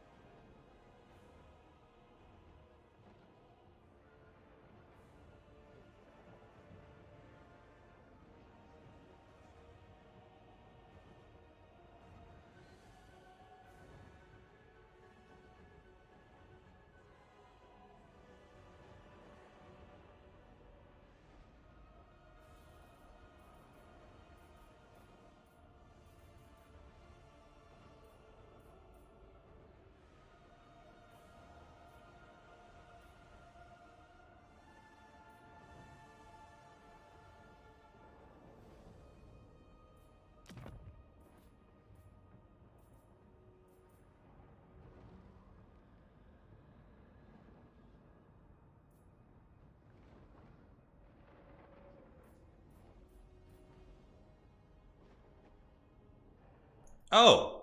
Oh my god. I was talking to you guys for like 5 minutes there. I had been back for like 3 minutes. I was muted. Yeah, because you can see I was moving the mouse around. I love it. I love every second. Welcome to the stream, all you guys. Hope you're doing well. Yes, the Ogres are here. And they could potentially be picked today. So we got Mel Gibson. Okay. He's here. He's anti-large. He can terror out things. He's a beast. And what's really cool about the Wildwood Rangers is they get bonus for large in the forest. That's what I was trying to show you guys with the Guardians of the Wildwood. Dryads, Cav. I was talking to you guys. I was all excited. I was like talking about you guys joining the party, and I muted myself. Yeah, I did. Sorry about that. So we got a cool Wood Elf army, mostly melee focused with a little bit of archer support via the Glade Starfire Shafts to kill Stone Trolls, probably some Way Watchers. And the Greenskin just have a giant erect WOC. I saw the Ogre raid. Yeah, I was like all hyped about it. Man. Wurzug, the Great Green Prophet, Orc Boys, Savage Orcs. We got some Orc Biggin Cav, which are actually very good against Wood Elf Cav because they now have a lot of armor after their changes in Warhammer 2. And Squig Herds and Wolf Riders. Dude, I love it. This is so good. Mel Gibson's not bad here because he can crowd clear. He's got the Hounds of Kurnus, or the Hounds of Mel Gibson, and he also has the Hawk's Talon. I'm the new screen blocker. Yes, I am. The boomer check. I know. I'm sorry, guys. I'm pretty bad with technology. I'm just like, yeah. I'm always behind the times with that kind of stuff. I see all these fancy YouTubers making good, catchy thumbnails and great video titles, and I'm just here like, Orcs versus Elves, enjoy. All right. I'm not muted anymore. No. Don't try and trick me. My brain isn't that addled yet. Okay, I just like absolutely annihilated that banana. Now it's time to go. It's go time, baby. So, Greenskins versus Wood Elves on the Grove of Slaughter. Wood Elves going to be enjoying fighting in the middle, that's for sure. I think they'll really, really enjoy that. Yeah, I think Platy forgot to spend a little bit of money, but it's really not going to make a difference. That is a lot of Greenskin Cav with no Spider Riders. Yeah, so the reason why is Orc Boar Boy Biggins will be very good against Treekin. They'll be good against Treemen. They'll be good against Wild Riders, Glade Riders. They give the Greenskins some good, solid presence. And Orion does cause terror, yes. Oh, check it out. He actually changed his build up. Oh, yeah. Blade Singers, one of my favorite units. They're so cool. Dude, look at these Blade Singers. And so they have the Woodsmen, which means that they can pass through trees. And yeah, they have great armor piercing. They'll tear apart Black Orcs, Savage Orcs. They really wreck Savage Orcs too because of the magic damage. Awesome, dude. Awesome. So we got Blade Singers backed up by Wildwood Rangers. And we have some Eternal Guard. The Mel Gibson is going to be leading the charge. So the Master of the Wild Hunt is here. We got Hounds of Orion and Hawk's Talons. Oh, dude, this is so good. We do also have a Spell Singer of Life. Perfect. This is so fun. This is so fun. So looking on the sides, we have Vanguards, Race of the Frozen Heart Vanguarded here, and we do also have a Vanguard of Dryads here. So what's going to happen is the Wood Elves are going to kind of move up, assess where the Greenskins are going, and pop out on whichever side is more vulnerable. They're for sure going to play the middle now. Now for the Greenskin army here, it is Orc Boys into the Sunset. We have Wurzug, the Great Green Prophet. Savage Orcs, Goblin Wolf Chariots to run over infantry. Squig Herds coming in, which will be exceptional against infantry with their bonus versus infantry. And they only cost 300. And that is it. It's on, baby. Let us know your predictions in chat. If you are a WoW enjoyer, let out your most glorious WoW. Or if you want the hardwood to win, you could yell freedom. I guess that makes sense. We have the man himself here, Orion. So yeah, Wood Elves going to contest the middle. And I think what you do as the Wood Elves, you go, you play the forest game, because that's your jam. And then you just play Objective 3. Wherever the Greenskins go with their main host and their big blob, you just avoid that and force a forest fight there. That is going to be what you want to do, I think. So spears are coming in, will provide a little bit of buffering, but these Race of the Frozen Heart probably just want to like chill back in the trees. They're like, you're not going to outmuscle this WoW here. The WoW is coming for blood, and you're not going to have a good time with that. The numbers don't like the Wood Elves here, that's right. They really don't. All right, we got a little bit of both. We got some freedom, we got some WoW in chat. It seems to be going both ways. I myself am torn because I love the Greenskins. I normally am not a huge Wood Elf fan, but if Orion is being selected, that changes everything because he's one of the coolest characters in the game. So, freedom! Yeah, it's always great. So these Dryads will just pop out and grab this objective. It's going to be pretty safe over there. The WoW is going to have to play the middle, though. I mean, they could play the sides. Like, they could just park their army here and go half and half and, like, see if the Wood Elves can match their splitting ability and their swarming. A little bit hard to say, so we'll have to see. Yeah, Wood Elves get a very firm stranglehold on the trees. Bladesingers in the bushes is going to be strong, but I mean, Bladesingers are kind of squishy. They have only 15 armor, so they can be dragged down by hordes of Savage Orcs and Orc Boys and things like that. And yeah, it looks like the wall is going to be going for the middle. We see, oh, they're so bunched up right now. Man, if Orion were able to get like the Hounds or other things like that, it could be good. Sorry about the lag, guys. It happens sometimes when players are connecting from all over the realm. Squig Herds moving here. We get Wurzag, the Great Green Prophet. He is cackling, and if you guys don't know what Wurzag does, aside from having some sweet dance moves, see, he was dancing there for a second, is he has the Bonewood Staff. So the Bonewood Staff gives your entire army melee attack and charge bonus. It's really, really good. Man, this is some bad lag. These guys need to do something about the potatoes here. Well, nonetheless, hopefully this won't lag as we get this cool engagement in the forest. Oh, look at that. Isn't that cool? The Ladies of the Woods moving in, and looking at the Bladesingers, they took a little bit of damage, but the Savage Orcs are getting massacred. Big damage coming in, and it looks like there's going to be an Earthblood to help those ladies fight. And Orion is also going to be intercepting, but ooh, a Brain Buster. No, an Edbutt coming out. So beautiful Edbutt right there. And the Bladesingers instantly kill the Savage Orcs, but they also took quite a bit of damage in the exchange. Objective's going to be opening up in a couple seconds. Bladesingers trying to pull the Savage Orcs away. Nice. So the Savage Orcs had the Fist of Gork, and they were buffed. So while they were buffed, these ladies just outrun them, and now they're going to be turning around. And we get the Firebark Elders moving in, fighting in their natural habitat. I love this combo. I think that's going to be really good. Now, looking back through the trees, we do get the Eternal Guard fighting. They got their spears out. We see the Spell Singer coming in. She's going to be providing some magic damage, which is nice. But, dude, these Bladesingers are buzzsawing through. Platypus's forces are really getting buckled pretty hard. Now, Objective 1 owned by the WOC. The far side, oh, this is a good counterplay. So Night Goblin Archers came in to push the Dryads off, and is there going to be anything else here to capture it? The Dryads might be able to just kill them and take that. We'll have to see. Looks like some Wood Elf Cav coming out. Yeah, Wild Riders. That's going to take that objective for sure. So the Hardwood is doing well, but the value does favor the WOC here as the Savage Orcs continue to pour into the tree line. But the Firebark Elder is going to be incredibly tough to remove.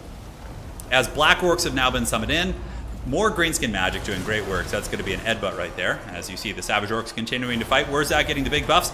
Bladesingers and Mel Gibson do a good job of tearing through these Black Orcs. Obviously huge armor piercing. These ladies hit incredibly hard against armor. Oh, did you hear the wolves howling? That's like a new effect. I don't remember that from before. So when he used that wolf ability, it actually had like a howl.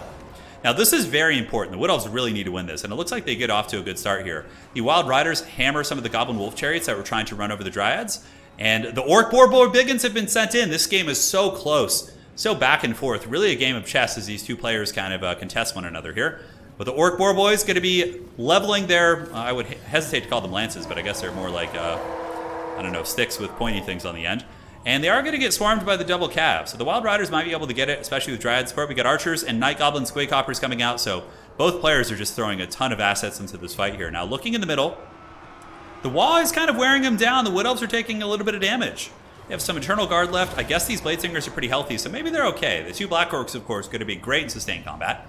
And we do have Night Goblin Archers, of course, putting some DPS in. But let's go ahead and take a look at the flank engagement. Value trading is dead even. The WOC has gone down, so the WOC is here.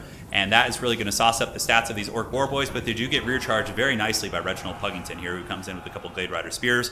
And the Wild Riders also going to be intercepting the Squig Herds, which for sure want to flee the scene, but I guess they're too slow to get away. So might as well turn around and accept your fate.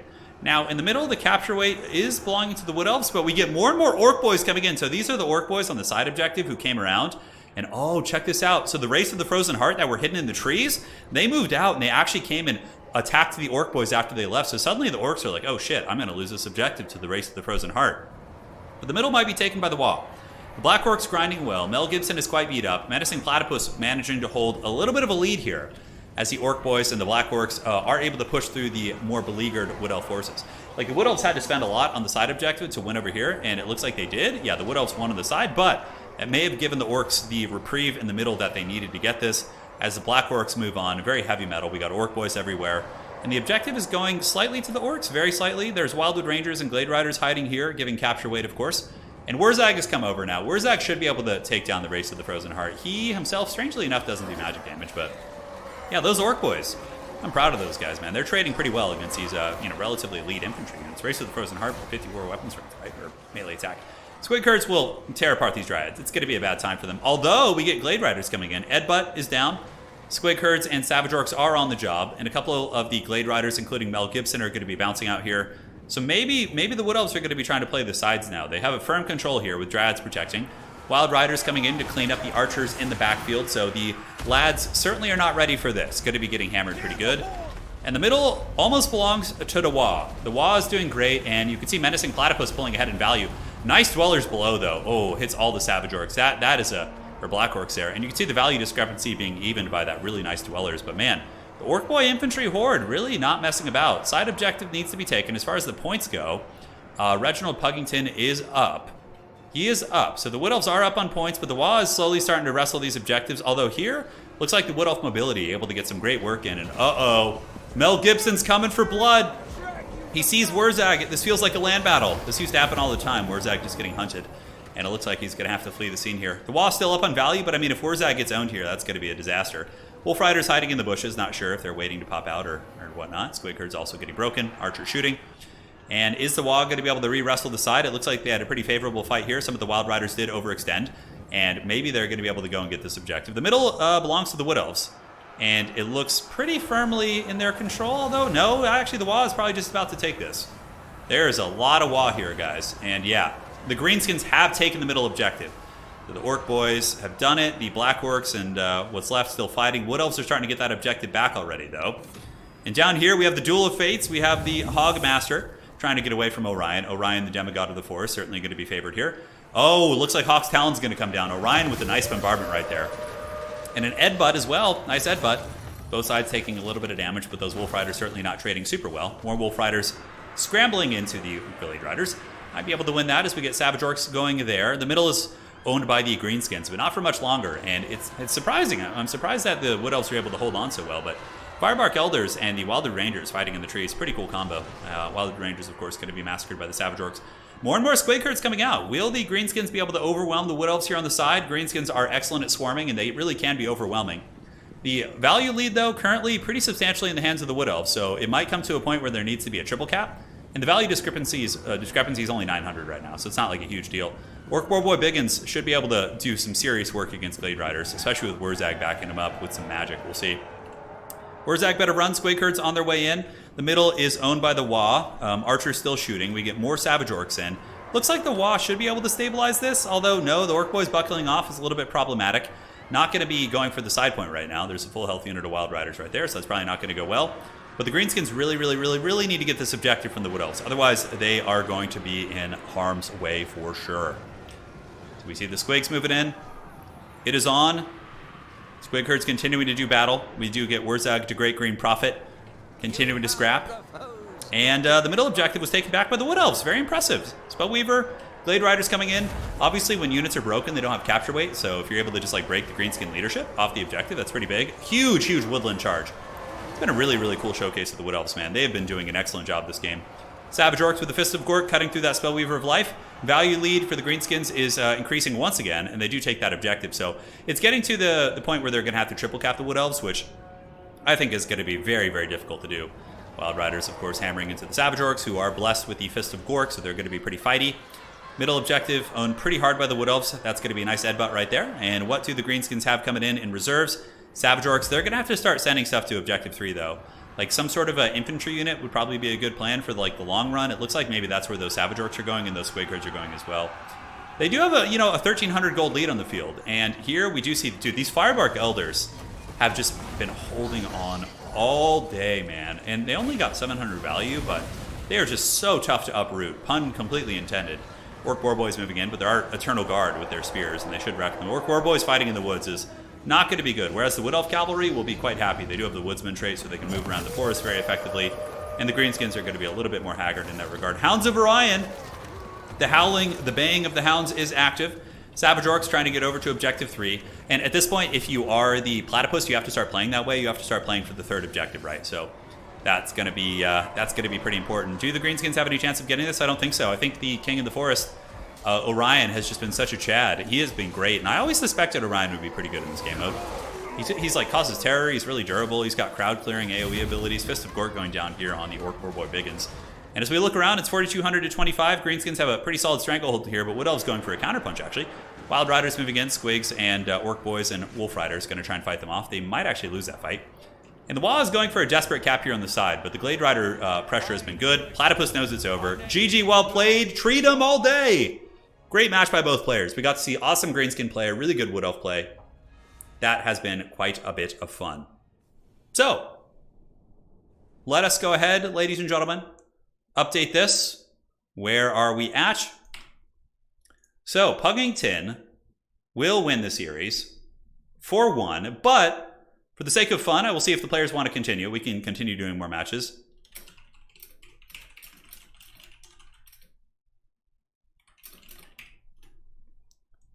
All right, so we concluded the meme series, but we can continue doing games if they want to.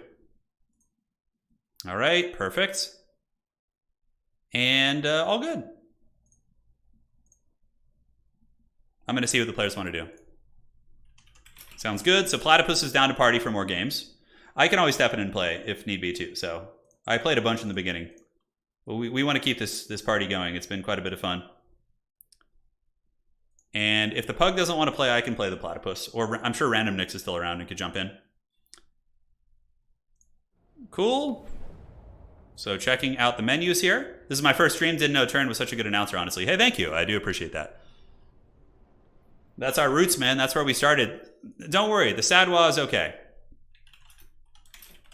So let's roll for the players. We'll continue doing this, and this is a good way to make sure we get like a good range of factions, right? All right. Here we go. So we need to get rid of the WOC. We've actually circumvented a lot of the really OP stuff, which is pretty funny. Kislev we've seen. Let's turn off Greenskins. And who do we just have there? The Hardwood? Yeah, it's Hardwood. Okay. Only so many factions left. All right, what's it going to be? Come on, baby. Ogres, my lord? Oh, Grand Cathay. The Storm Dragon will lead you to victory. Oh, baby. Here we go. Versus... just watch it be like Slanesh. Just pure suffering. Although we saw that one the other day. Nurgle! Alright, that's actually pretty fun. Cool. So, Puggington gets Cathay.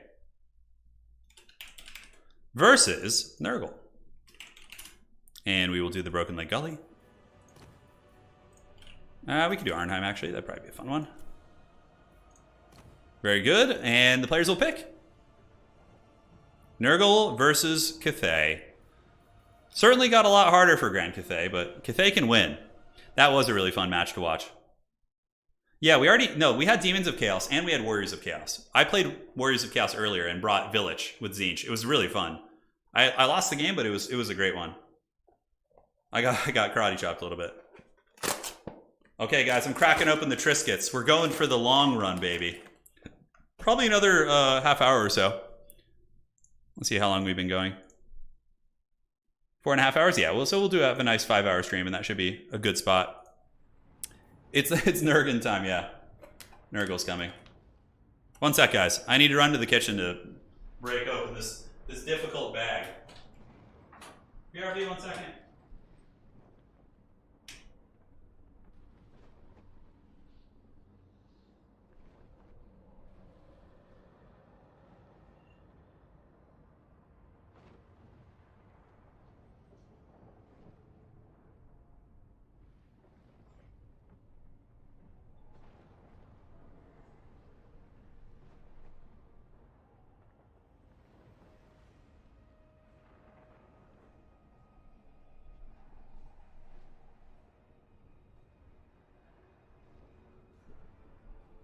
Alright guys, I'm back. Sorry about that.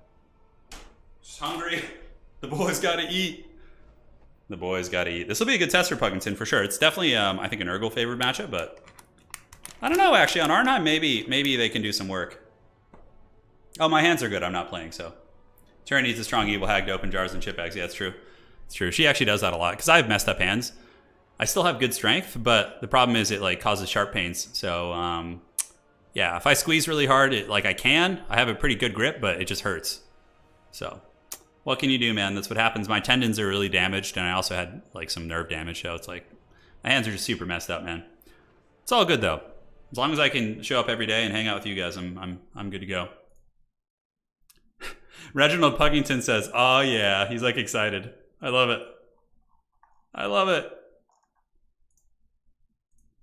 Yes, good. Let the hate flow. Okay. Let's check this out. Cool. I love this build. Check it out. So we got a Cathay Grand Cannon, and then we have a bunch of crossbows and Iron Hail Gunners.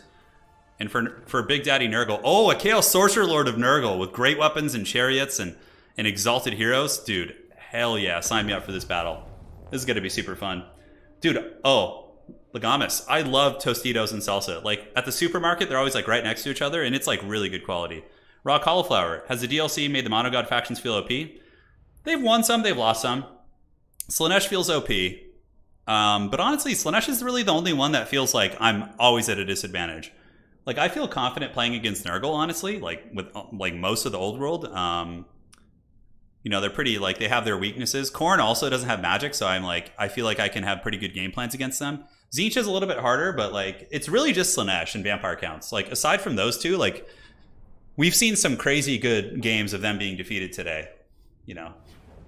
No, the operations I had on my hand, yeah, so I had the carpal tunnel surgeries and ulnar tunnels and stuff. It helped a lot.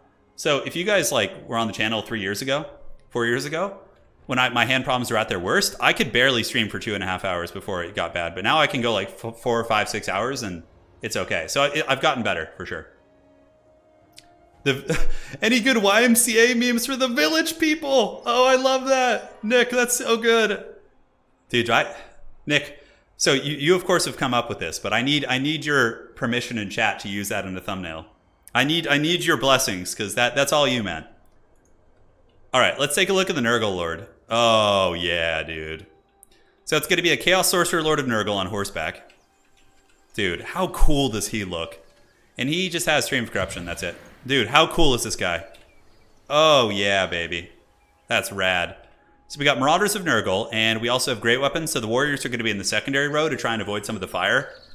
Oh, God, Nurgle's aesthetic is so badass on Mortals. I don't really care for Nurgle demons that much, but these guys are just so cool. So it's going to be Chaos Warriors with great weapons. Up on the high ground, we have a Chariot. We do also have more Chaos Warriors and Marauders. And for Grand Cathay, it's going to be a Yin Caster, so the Talons of the Night, to just nuke positions of infantry. We got Peasant Long Spearmen, Iron Hails, Jade Warriors, a cannon. So just like a big DACA line, basically, to try and shoot down the Nurgle folks. I'm really excited for this. Yeah, he looks really cool, man. He looks really, really cool. The blood of dragons Nick says, it's not me, it's the people. Okay, fair play. Lead us to victory. I will use it. The Vilitch people. That's really fun. I feel personally attacked. I used Vilitch people earlier today in chat. Well, okay, Alex. I did miss that one. But I do see you now. So you will certainly get your credit in the Hall of the Ancestors. People have seized the memes production. I know, you guys have. All right, ladies and gentlemen, we have Grand Cathay versus Nurgle. It is going to be a Nurgle high ground play, so we have the Chaos Warriors with great weapons moving up to try and grab objective number 3. Of course, the Nurgle army is going to be mostly Marauders, backed up by these badass-looking Chaos Warriors, so you can see these guys. Good to go. They got their horns out. They're ready to party. Down on the low ground, it is going to be Plague Chodes, Marauders, great weapons, and the new Nurgle Sorcerer Lord, who's just a cheap option, but he's also more durable. He's got armor. He's a little bit more savvy in combat than some of the demons, I suppose. Although demons do have good stats, they typically just have low armor, so it's a bit of a trade. So the Nurgle player does have some demons. He's got the Plague Chodes to maybe flank and try and jump on some of the missiles, and the Plague Chodes coming in the back as well. Now for Nurgle, they're really going to need a big Alpha Strike here. This is going to be tough because that's a big gun line, and that Cathay cannon is going balls deep shooting into some of the Marauders of Nurgle right there. So those guys are being forced back pretty hard. Iron Hail's moving up. We do also have the Jade Warrior Crossbowman and the Dragon-Blooded Lord looking to drop a fat Talons of the Night. And interestingly enough, lately we have seen a little bit of a resurgence of Grand Cathay. They've actually been doing pretty well in the competitive practice tournaments in Immortal Empires. I don't know what changed. I think players might have just learned how to play with them a little bit better, because Cathay certainly has some really, really good tools for sure. All right, so Stream of Corruption going down. Oh, it does hit, but it doesn't kill any models. So they're still at full fighting capacity, but it does butter them up for like Furies or other things to come in and just take them down. The Chaos Sorcerer Lord of Nurgle actually gets popped pretty good too. He takes a little bit of a shot in the face. But Grand Cathay does have their stranglehold on the objectives, and now it's basically just waiting for the onslaught to come in. Oh, I love this pick. I love this pick. Wait a second, can the Nurgle Sorcerer get a Lord? No, he gets a War Shrine mount. So he's got a horse, he's got, I think, a chariot, and then he's got a War Shrine. He can ride on the Nurgle War Shrine, which is good because it turns him into like an AoE Mortis healing, well, not Mortis, but AoE healing engine. So Nurgle's being patient. They're gathering their forces on the high ground. Whenever I say gather, it makes me think of that Black Sabbath song, you know, War Pigs. It's so good. That song is so good. That's like one of the best hype building songs ever. Uh-oh, cannon shots! Oh man, the sorcerer got popped. He took a lot of damage, he's down to half health, and he didn't bring any healing spells either. He, of course, can use the Nurgle army ability to heal, but here comes the tide of heretics. Here it comes, baby. So check it out. The hordes of the Tainted move out of the forest here, and they're going to be surging into the forces of Grand Cathay. Iron Hail Gunners coming in. I see Anticity in chat. Anticity, you need to go back to playing Cathay, man, like you did in the early days. Bring them to the glory that they deserve. You're the chosen one, the gunline master. Storm of Shadows going down. Going to be locking. Oh, that was a beautiful Storm of Shadows. The whole Nurgle army here gets slowed pretty heavily, allowing the Cathay gunlines to continue shooting very well. Now, Cathay can sacrifice the objectives. Oh, look at the jacket going in from the Iron Hails and the crossbows. Just absolutely melting those Plague Toads. Nurgle is taking a ton of damage. And we do also see the Great Longbow Riders coming in to counter the Chariots. Oh, the Chariots get blocked up by the Longbow Riders. Dude, so many clean plays coming in from Pugnington so far. As the value discrepancy is pretty massive. Dude, Nurgle is getting... It's Nurgle time, and not in a good way. Oh, big Talons of the Night! Melting those Marauders of Nurgle. Beautiful stuff. Spears fighting. We do get the Jade Warriors, of course, which Jade Warriors will probably defeat basic Nurgle Marauders just because of their armor and melee defense. Iron Hail's shooting in, of course, doing good work, and Cathay does yield an objective, but that's okay. That's part of the process, because Nurgle's more aggressive here, cannon shooting into the Chaos Warriors, and Toads look to be trying to get into the back line. I love the Crane Gunner inclusion. Crane Gunners are just absolute world beaters, and now to support the pushing forces, there's going to be some Jade Lancers, right? So Jade Lancers should be able to peel the Toads. We still got crossbow shooting, and it looks like most of the Cathay army actually is in harmony, like most of the Iron Hails and things like that, doing quite good. So Iron Hails have moved up. Spears are holding Chaos Warriors. That's going to be a pretty bad trade. Chaos Warriors will massacre them. But so far, it's 3,000 to 1,000 for Nurgle. And Grand Cathay shooting downtown and definitely melting. Another Storm of Shadows coming in. Plague Toads will get wrecked by Jade Lancers pretty hard.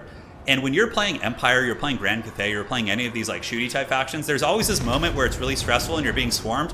But then it's like, once you clear the push, it's like a breath of fresh air and the whole world opens up to you. It's a really, really interesting playstyle. So here we see the Great Longbow Riders. Longbow Riders will destroy Plague Toads. Jade Lancers will kill these Toads. We do have some Chaos Warriors moving in, but the faster ladies of Grand Cathay, the Iron Hails, are going to be kiting them. And the shotgun fire from the side is just so heavy metal. Still, the points are pretty even. I mean, Cathay did have the 2-cap for a while. The Sorcerer Lord of Nurgle is getting in position. But honestly, guys, this is looking pretty bad for Nurgle. And I'm so happy to see that Grand Cathay is doing well. It just goes to show that even though, like, a lot of people are kind of counting them out, and they still could lose this game, mind you, it just takes like a really good player and a little bit of tenacity to figure out these builds. Like, people are going to be figuring out how to play all the factions, I think, to a pretty good effect. Grand Cathay Jade Warrior crossbows shooting into the Nurgle forces. We do get the Chaos Sorcerer Lord of Nurgle moving into the Iron Hail Gunners. And Nurgle might be able to push them off this objective. Grand Cathay shouldn't be too long for getting this one, though. Iron Hails, or the Great Longbows, look like they're going to be trying to buckle these troops. And, you know, Nurgle, even though they're behind on value, still has healing, really, really good objective presence. And the Chaos Warriors of Nurgle might be able to close the gap. You can see the Iron Hails are getting run over by the Chariots, and these Chaos Warriors do have the high ground. Look what's going on with this horse. There's a horse on this guy's head right here. Oh my god, that's so good. Look at that. So the Peasant Longbow Riders going to be battling here, and the Chaos Warriors of Nurgle going to be taking them to town. The dreaded floating Horse of Doom trying to hold. Another stream of corruption coming down. And it looks like Grand Cathay has secured this position. So their shooting concave has done it. They have a 5,000 to 2,000.3, which is actually real because Nurgle doesn't have any healing really. It's outside of fecundity, so which might be like a couple hundred, give or take. Longbows will probably defeat these Chaos Warriors, just like this round in general. It's going to probably break their leadership. And now we see Grand Cathay forming its missile concave in a way to like start working towards the middle. Iron Hails, Crane Gunners, cannon shooting, Iron Hails, crossbows. Like they can all start to move this direction now. And Grand Cathay steals the high ground objective. So Grand Cathay had some Jade Warriors hiding in the trees, which when they left, they came down there. Very nice. And the Peasant Horsemen also came out and were able to capture that objective. So that's going to give Cathay a double cap against Nurgle. Nurgle still has some good caps. Excellent Talons of the Night coming in. Talons of the Night does wreck these Marauders and these Nurglings a little bit. But, you know, Chaos is still putting good pressure on despite taking a beating. This is what Nurgle's good at, is getting beaten down and still fighting.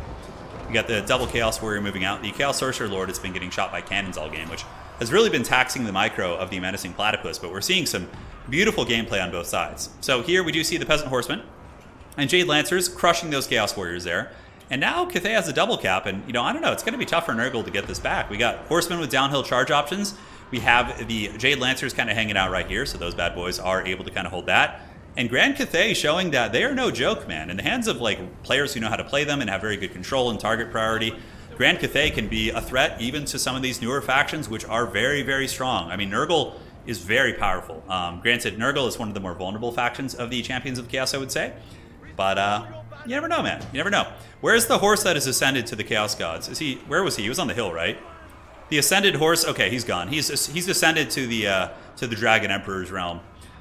So we have more shots. We have the Jade Warrior crossbows and Iron Hails pounding into these warriors. A lot of crossbow fire and Iron Hail fire just nailing into here. And Grand Cathay, the dragon's jaws are clenching here on the forces of the Plague God, as the objectives seem to be held by Grand Cathay. The middle is probably going to be taken.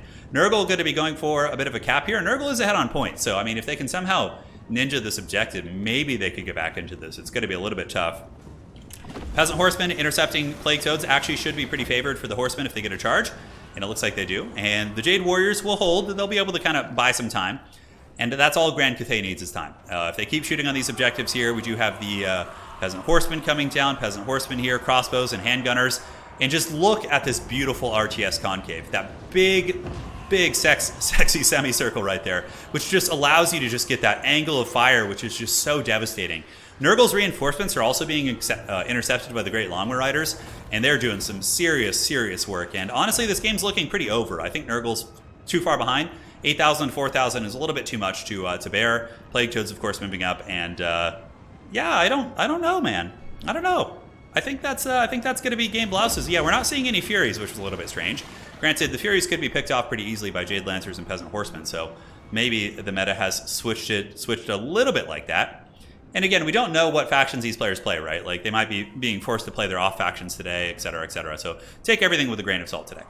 So here we get the Great Longmore Riders going to be going after the Battletoads here. We do get the Jade Lancers screaming in here. Grand Cathay is holding the objective, not for long, but they're sending in Cav to buy time, essentially, which will also give them the momentum to take this bottom objective. So the reason why this objective isn't going for Grand Cathay is because the Exalted Hero of Nurgle is currently bugged. He has 10 capture weight, so you can see as soon as he gets routed off, the objective immediately goes for Grand Cathay. But despite the bugged capture weight, not a huge deal. He gets cannoned, he gets blasted off, and that's going to be a little bit of trouble. Nurgle wrestles the top objective back, but the score is too close, and Nurgle's going to have to, get more objectives to win this. And their army is just so tattered and so beaten. We see an Exalted Hero of Nurgle moving over here, but he's going to be hunted down by the Cathay Horsemen, and just won't be able to do it. Oh, the Dragon-Blooded Lord is on foot. Oh, shit, okay. So she's been casting all those spells from foot.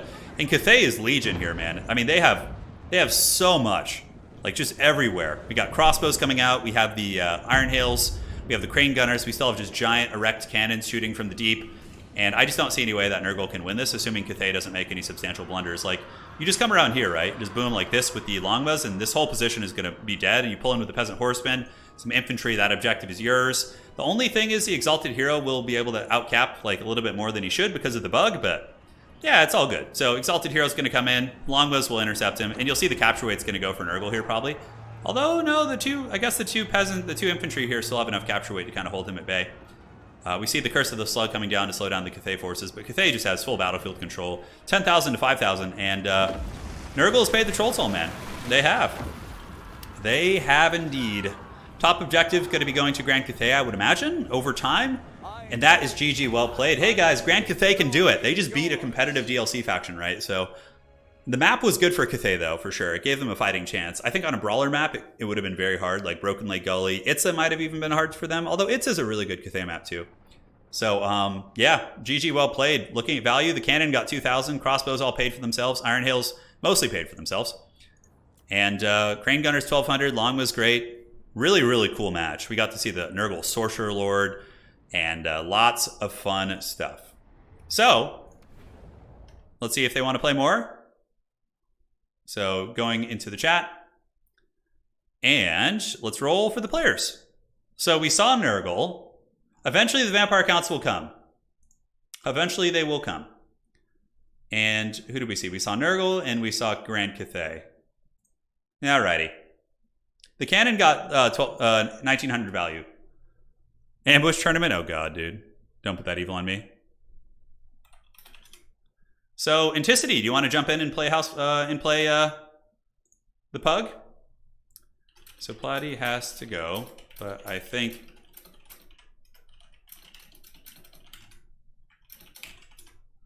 Perfect. So we'll see. And I don't know if Random Nix, are you still here?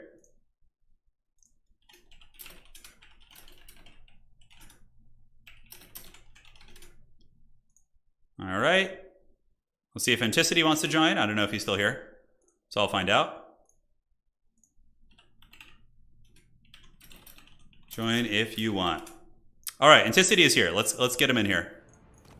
And let's go ahead and roll for the players. So not too many factions left. Not too many factions yet. Or left is what I meant to say. It's getting a little bit hungry here. So let's go to the faction roll. God, Slaanesh and Vampire counts. I feel like I should just take them off. This is for player 1. Time to kill. Oh yeah, the Skaven, baby. Summon the rats. Summon the rats.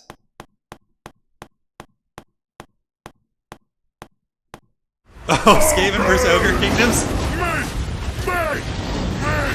Oh, that's so bad. I feel so bad for the Ogre player. Anticity, I'm sorry. Oh god. You got Ogres. Okay. I'm so sorry, Anticity. You deserve better than this. And, Skaven. Although Ogres can actually beat Skaven. Although... All hail the Ogres. They're arising from the maw. It's time. Ogres, my lord. Hype indeed. Yeah, this is going to be fun. Skaven versus Ogre Kingdoms, dude. Great matchup here. Great matchup. Hey, thank you for the donation, Puff. Appreciate that. Ogre, okay, so I've played Ogres versus Skaven a couple times, and Ogres can beat Skaven. Like, they can be really overwhelming for the rats. This is a really fun matchup, actually. Like, Ogre Bulls with, like, Iron Fists are pretty cost-effective, yeah. Only Anticity is able to win this matchup. It's actually not as bad as you think, but it is rat-favored, I would say. Ogre choice. The Ogre choice is just say, Ogre's my lord, I know. We'll see what they do. We can do Black Ark. We can do a different map, too. There's plenty of options. Anticity's very crafty, he is. I would say Anticity's like big strength is like how mathematical he is about things. Like he knows the trades, he knows all the spells values, like he's very efficient, you know? Like I have a friend, I have a couple friends, or one friend in particular who's an engineer, and the way he like approaches everything is very mathematical and like, oh well, if this value is greater than that value, then that's gonna work, you know? And it's certainly very strong. No, Ogres still have Haggard capture weight, but it can be won. Oh my god, Puggington is bringing such a ridiculous... Guys, it's Tzeentch Craventail. And you guys want to know what the funniest thing in the game is? Tzeentch Craventail, let me click on him. For some reason, he has the Kislev passive. Tzeentch Craventail has By Our Blood. I do not know how that happened, but it says Kislevite warriors are inherently stronger than the weak-hearted Empire men who know nothing of the hardship and strife. Yeah, so Tzeentch has By Our Blood. Did you guys know that? It's just the most absurd shit ever. It's so funny. So he has By Our Blood. His halberds, warp lightning cannons, spears. Tzeentch is anti-large too. Not useless against ogres. Oh my god, this ogre build is just pure filth. Tzeentch has By Our Blood. Yeah. Don't ask questions. Just let him have it. So we were reporting bugs to Creative Assembly, and in the Discord where we were reporting the bugs to them, I suggested, I'm like, just let Tzeentch keep that. That would just be the funniest shit ever. by the Ursa. I don't know how he has that. I don't even want them to fix that. Just leave it, dude. Just leave it. How the hell do you make it? I don't even know how that happens. It's so good. It's so good. All right, guys. So we got a couple more matches today. Like 2 more matches. This one and one more. And that's probably going to be it. So I'll be back in 1 second. BRB while the players pick their armies.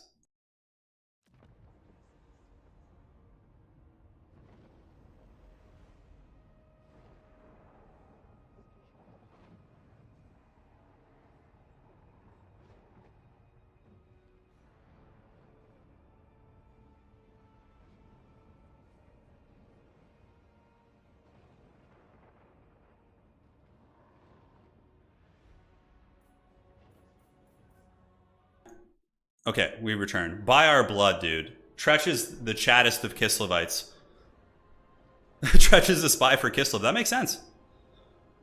So for the Skaven army, oh my god, the Morse Guitar's Hellion. Oh man, Spears, Warp Lightning, Stormvermin Halberds, and an Eshin Sorcerer. And looking at the Ogre army, it's double Iron Blaster, Stonehorn, and then just like Ogre. This is the complete opposite of how I would have approached this, and I love it. He's got the double Iron Blaster. I would have just gone Mass Ogre Bulls and tried to like swamp the Skaven, but yeah, this build, they're magical.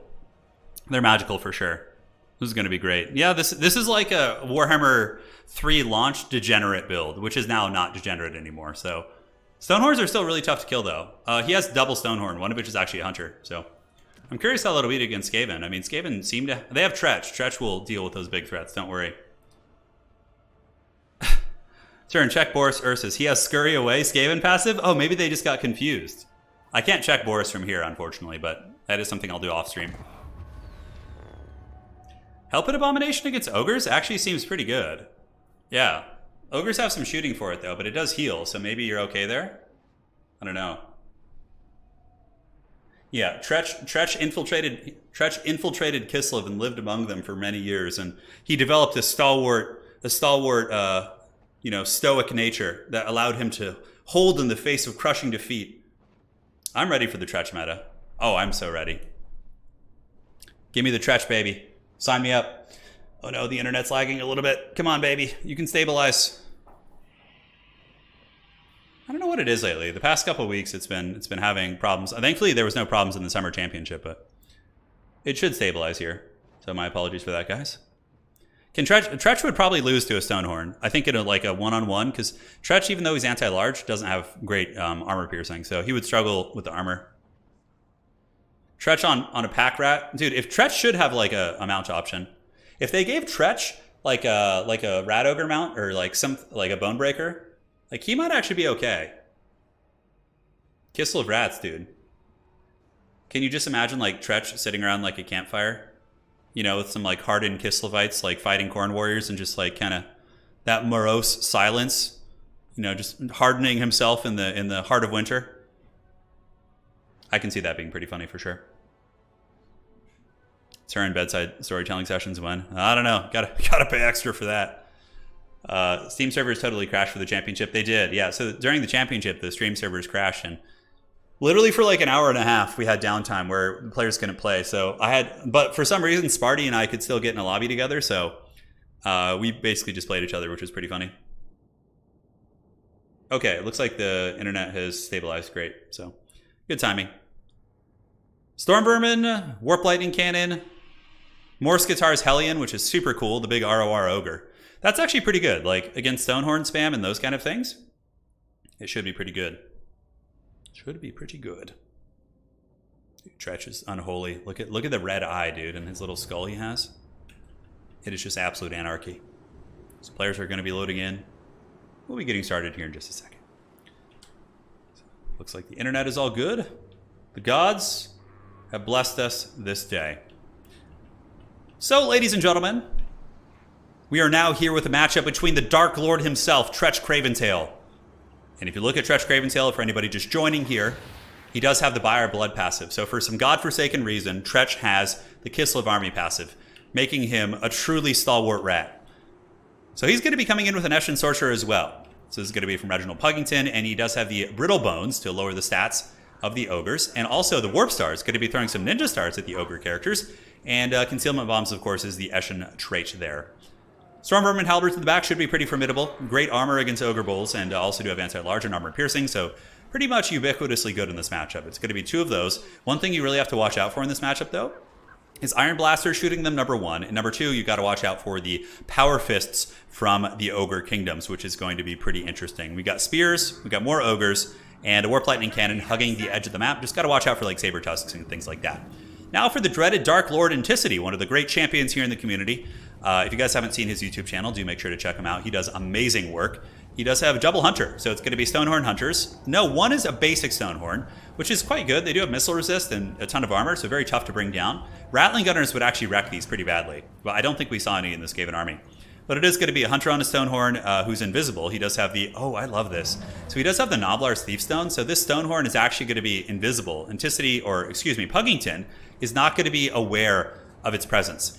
Now, double Stonehorn. Stonehorn's going to be shooting into the Elite Stormvermin. Warp Lightning Cannon should be a feasible answer against it, but really high-level players like Anticity are going to be able to juke back and forth. But again, I mean, he's facing Puggington, who obviously is an extremely high-level player as well, doing extremely, extremely well in the Summer Championships. So no shots from the Warp Lightning Cannon yet. We get more Ogres and more Spears being summoned in. And it looks like these Skaven are going to be opting for the top route on this map. So instead of playing the low ground objective down here, the Rats are going to be pushing right up the middle, which is smart considering the Ogres went for kind of a sniping type army. Oh, the Ninja Stars! Dude, the plays. So the Clan Eshin Ninja Stars did a ton of damage against that Iron Blaster. Look at that. I really like that. Entrenched Craventail is just up here, and he is just ready. He's got his pitchfork, he's got his spear, he's going to be showing these Ogres who's boss. Leadbelcher's being summoned in, as well as basic Ogre Bulls. We haven't seen the Stonehorn engage yet, and the Iron Blaster is going to be sitting on the side looking to maybe get some downward shots into the Stormvermin. And looks like the Rats are going to be sending some Clan Rat Spears down here. We do have the hidden Stonehorn, which should be able to route them very, very easily, even though they are spear units. It's going to be, you know, not super strong. Now, the Eshin Sorcerer with the Concealment Bombs and the Ninja Stars, Warp Lightning Cannon hitting home a couple times on that Iron Blaster. So far, it's been pretty good. And Morskatar's Hellion going to be diving in here, but the Stonehorn and the Ogre Lord obviously should be pretty formidable. I mean, the Stonehorn is a pretty powerful fighter on its own. Morskatar's would probably beat it in a vacuum simply because it's a little bit of a better, like, you know, one-on-one duelist. 73-48 against, you know, 40 and 28, right? So just better stats. HP advantage, of course, to the Stonehorn, but I think that Morskatar's could probably beat a Stonehorn on its own. It's a little bit hard to say. So this is where it gets a little bit stressful for Anticity. He's had the double Stonehorns or the double Iron Blasters, and they've been doing a little bit of work, but, you know, they haven't really done enough to change the dynamic of this battle too much. And the Rats are going to be taking their home field objective. Granted, the Ogres could be getting a big value train with these Leadbelchers. We get more and more Bulls coming out, so the Bulls are on parade. Uh-oh, guys. Tzeentch coming in with the steel chair, the dreaded slideshow here, as Tzeentch Craventail is going to be trying to shank that Stonehorn. We get some Night Runners moving in as well. Shouldn't be too laggy in this game, though, considering that we do have Anticity in Canada, and I believe that Puggington... Oh, no, Puggington is EU, that's right, so it's going to be a little bit laggy. So, some sort of a Vortex is coming down. I'm not sure what that is. Flock of Doom. Okay, so it is a Slaughtermaster of Beasts. So he does have the Manticore summon in the Flock of Doom. Here are the Warp Lightning Cannons from the Skaven, shooting across and able to butter up that Stonehorn pretty effectively. And the dreaded Rats, man, they are really, really putting a lot of pressure on the Ogre Kingdom. Stonehorn here, going to be crashing across, but really the Rats seem to be in a pretty commanding position this game. You got to watch out for the Rats, though, because if you get too close to the edge of the battlefield, they can just route right off there, and it's going to feel pretty bad. But Tzeentch Craventail is here, and yeah, he's going to be tough to remove from this objective, and he will be able to poke. Morskatar's Hellion, stay here, I'll get help. Look at that, Tzeentch with the MLG leadership plays. Going to be keeping these land rats stalwart in the face of the oncoming pressure. Iron Blasters are doing a lot of work, though. Value trading is pretty even. Ogre Bulls have moved in, but Ogre Bulls, unfortunately, have pretty crappy capture weight here. And that Warp Lightning Cannon in the back is generating such good value, just taking out Leadbelchers. Leadbelchers also being chased by Clan Rat Spears is a really, really feel-bad situation. Like a crappy 300 gold spear unit just like hunting down your expensive shooting piece. Like, Ushapti Grepa wouldn't have any of this shit. They're at least pretty armored. So Flock of Doom going down. Rat Ogres are pretty close to breaking. Iron Blasters have been shooting them pretty effectively. We do get some Saber Tusks coming in.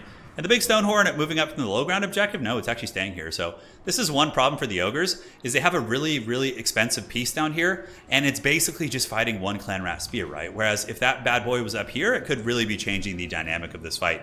But the Rats are going to get a double cap on them. It looks like Anticity going to be pulling back with the Iron Blaster. Using his Saber Tusk packs to come out and hunt down these spears is certainly not a bad idea. Ogre Bull's going to be trying to unify on top of the Stonehorn. And, you know, the Rats are taking a little bit of damage across the board. We do get some Nobblar Trappers coming in. Nobblar Trappers should be able to fight against some of the, you know, Skaven Chaff type units, and we will see. Tzeentch is going to be the bravest rat in the world for 30 seconds. Yes, yes, that is very, very true. Iron Blaster being tied up by spears has got to feel pretty bad as well, and the big Stonehorn down here is able to break the Clan Rat. And I wonder if the Ogres will go for like a back cap, like maybe like a big Bull Rush around here. Like you get the Stonehorn, you get the 2 Ogre Bulls, and you just go and try and pressure the Skaven back objective, because the Skaven are kind of overextended and could start taking some inefficient trades depending on the circumstances. But the Ogre volley shooting has been okay. Some Leadbelchers do stabilize, and they're ripping shots into the Stormvermin. And the Nobblar Trapper is really having quite a bad time being summoned in to try and support a little bit. But the Night Runner is actually really doing quite a bit of DPS to them. I'm pretty impressed with that. So Tzeentch Craventail is here, and he is going to be shanking the Stonehorn. Tzeentch carrying the game, of course. Without Tzeentch, the Skaven would have lost this game long ago. He's getting that jack in there. Over here, we do see Anticity going for a backplay, which I think is very necessary. Anticity's doing a good job value trading, but again, he's got to also play the objectives a little bit, and it looks like he finally is. So this could be really actually a great play. Although we do see some Eshin Triads coming in, I love the Eshin Triad pick. Very quick, they have stock, they can creep up on things, and they should be able to shank any big ogre units in isolation. So maybe you bring the Triads back here to stop the Stonehorn. Oh, I think the Stonehorn might be hidden right now because of the Nobblar's Thief Stone. How does that work, actually? Okay, so enabled without a melee. Yeah, so he should be invisible. Although he sees the Ogre Bulls coming, so the Eshin Triads and some Spears are going to be going back there to defend. Dude, Tzeentch Craventail soloing the army here. Stay here, I'll get help, keeping the brave clan rats fighting. And Tzeentch is not abandoning his people. No, he has learned from the Kislevites that he must stay and fight. Leadbelcher shooting in, still ripping into the Skaven army, more Ogre Bulls on their way up. If anybody can find a way to dig themselves out of this rat hole here, it is going to be the Kraken King himself, Anticity. We do have Leadbelcher shooting from across the board, as well as Tzeentch here, who is going to be getting some nice shanks into the Stonehorn. And how is the back cap going here? It looks like the Ogres are going to be going in to try and shut down the Warp Lightning Cannon, which is good. Anticity is pulling up in value. I mean, he's up quite a bit against the Rats. Tzeentch is doing his best, and the Rats do have a pretty good lead, but the fact that the Rats are really overextended into Ogre lands, there could be a situation here where Tzeentch and the Eshin Sorcerer and all these characters just get absolutely, bullied by a bunch of big Ogre monsters and or Ogre units. And Anticity does get his paws on the Warp Lightning Cannon, terror routes them off. The Rats attempt to get some Wolf Rats there, but he might just be sacrificing the Wolf Rats to the terror route because they might go right off the side of the map here. Let's go ahead and watch this. So the artillery crew is running. Ogre Bull units are running as well. Stonehorn, dude, the Stonehorn does not care. These things take forever to kill. Honestly, looking a little bit stressful for the Rats. Ogre Kingdoms own the bottom objective, but Anticity is really, really crushing it on the value trading. Looks like a Minotaur Summon going to be coming out from the Kraken King as well. And Tzeentch Craventail's on the run. You guys ready? Tzeentch is going to have Buy Our Blood here in a second. I just want to see that proc. I want to see if it actually procs or if it's like just a really weird kind of mislabeling or something. Eshin Triads being pulled in, but Eshin Triads are going to have a really bad time from these guys. The Ninja Stars and the Nobblar Trappers will actually tear them apart. And Tzeentch is just soloing that Manticore. He just showed that thing who was the boss here. And the Skaven might kind of be pulled into a situation where they have to defend their back cap if they can hold the 2 cap for long enough. So Skaven have this objective, they have the home objective of the Ogres. That really is going to be what needs to happen. They're going to have to just, hold these 2 until they can Helm's Deep on their back objective, and then they're going to have to do something like that. This has been a really excellent comeback because the beginning of the game looked so damn rough for the Ogres. I mean, they were just like pinned. They were losing all the objectives. It just looked really, really bleak. Now, Skaven with a nice little play here, getting some Wolf Rats. So sending in Wolf Rats, which, this is one of the only trades in the world they're going to win, and they're going to tear apart these Nobblars. And also we get some Clan Rat Spears here. So what's going to happen is the Wolf Rats will probably kill the Nobblars, and then they can loop up and around and flank the Ogre Bull. So the Ogre Bull's coming for a flank here as well. Okay, are the Skaven going to get this objective? Maybe not. That's a pretty big one. Ogres are starting to get the capture weight back on this point, but unfortunately Ogre Kingdoms have pretty god-awful capture weight after some of the recent changes. Nakamura, if you're still here, Ogres should probably have their own unique capture rule, I think. Like, their Monsters Infantry should have infantry capture weight. Big advocate of that for sure. But Tzeentch is just, dude, look at Tzeentch just dominating here. Pushing back the Slaughtermaster of the Beasts. And, nothing can stop Tzeentch. The Stonehorn has tried on many occasions, but he just gets his little pitchfork out, and he's causing serious problems. But, yeah, Ogres have pretty dominant capture weight here now. But it is looking like it's going to be a triple cap type situation. But how is this objective going to go? Ogres do own this. Looks like they're just barely holding on. We get more Wolf Rats coming out from the Skaven, and also we get some more Ogre Bulls with the Iron Fists. The Stonehorn is also a perpetual problem back here. Like, eventually these Skaven defenders could be in some danger. I don't know. Home objective goes to the Ogre Kingdoms. Currently, Ogre Kingdoms are holding 1 objective and are quite behind on points, but Anticity has created a pretty big value lead, which gives them the opportunity. Oh, look! Tzeentch is unbreakable! By our blood! Kislev and Orson, watch this blessed rat. Never change, baby. So Tzeentch is going to be holding on here. Slaughtermaster of Beasts. The man is ready. He is unbreakable. He cares not for the hardships of the world. The bravest of all rats. So now the Ogres are going to have to go for a triple cap, which is very possible. With a 2,500 value lead, we're going to be seeing the Stonehorns coming in. And at the end of the day, the Ogres are able to really, really scrap back. And this is some super impressive play here, right? So this back objective is going to be in a little bit of danger here. The Ogre Bulls and the Noblars able to grab this bottom objective, and the Skaven are going to lose that 100%. Guys, I think we could see Tzeentch Craventail be defeated by the Ogre Kingdoms, but he is still unbreakable. For Urson, he is holding. So Skaven going to be losing this objective. We get Wolf Rats coming in. Wolf Rats are what they're going to do is they're going to park on the side objective and make sure to get a little bit of capture weight on there. But they'll probably just get instantly terror routed. Wolf Rats have like just trash leadership. So Skaven have lost this. If Skaven can hold any point, they can win. They just need one. I mean, if you look at how behind the Ogres are in points, but I'm not seeing it. I mean, I guess they have more time. They have Warp Lightning Cannons back here generating some decent value, but the Warp Lightning Cannons seem to just not do enough against the Stonehorns. The whole thing about Stonehorns is how difficult they are to kill. So Clan Rat Spear is moving in.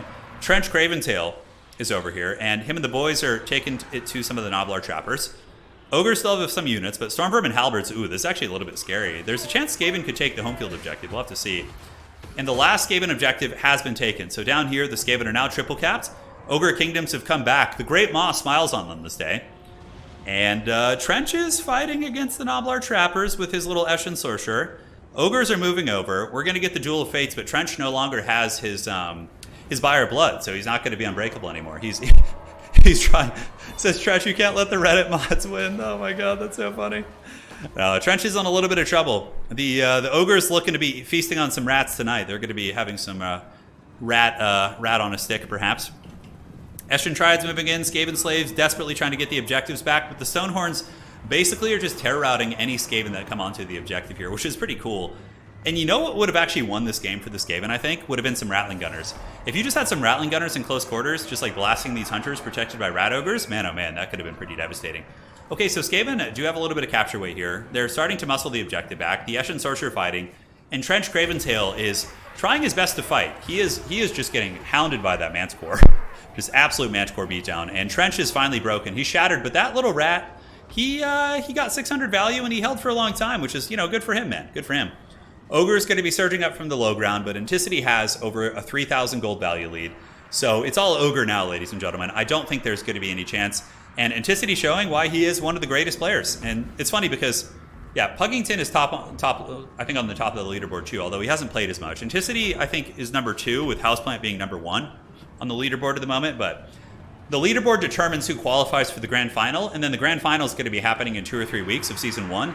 So we'll see, like, you know, who the true season 1 champion is. It's going to be really, really fun. I'm super excited. Houseplant, of course, winning the summer championship, a really good precursor to the upcoming Tavern season 1 championship. So a lot of fun stuff. We've already secured a pretty big prize pool for the Tavern championship as well.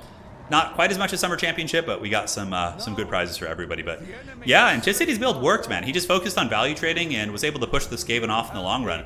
That was probably one of the more impressive comebacks I've seen in quite some time. I thought he was dead in the water after that beginning, but, you know, obviously Puggington didn't go for the most competitive build. Okay, to be completely fair, the Skaven build was a little bit memey. Tzeentch is a meme. Eshin Sorcerer is probably a meme. There's a lot of scarier stuff the Skaven could have done, but still, really, really good comeback there. Masterclass. Masterclass. So, ladies and gentlemen, Tzeentch Craventail, the Dark Lord. Got time? No problem if not. Just gonna see if he wants to do one more. If not, then we're all good. This is gonna be the last one. Let's see what we get here to close out today's glorious competition. And now we need to remove the rats. I really like this tool. This is very neat. So the rats, and who else do we have? We had the Ogre Kingdoms. So most factions have been seen today. We played Khorne earlier. Yeah, there's been some that haven't been, but that's all right. And then the Ogre Kingdoms, I think, are... Did I pass them? All right. Player 1. What is he going to be getting?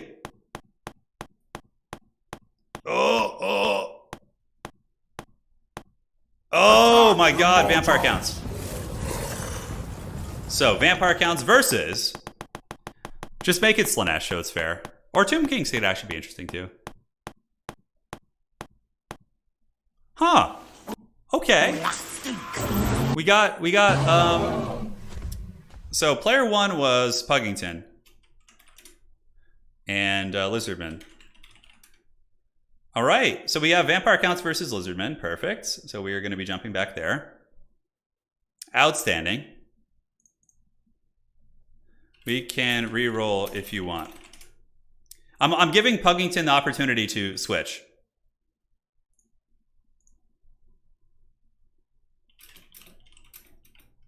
I really don't. I don't mind. Yeah.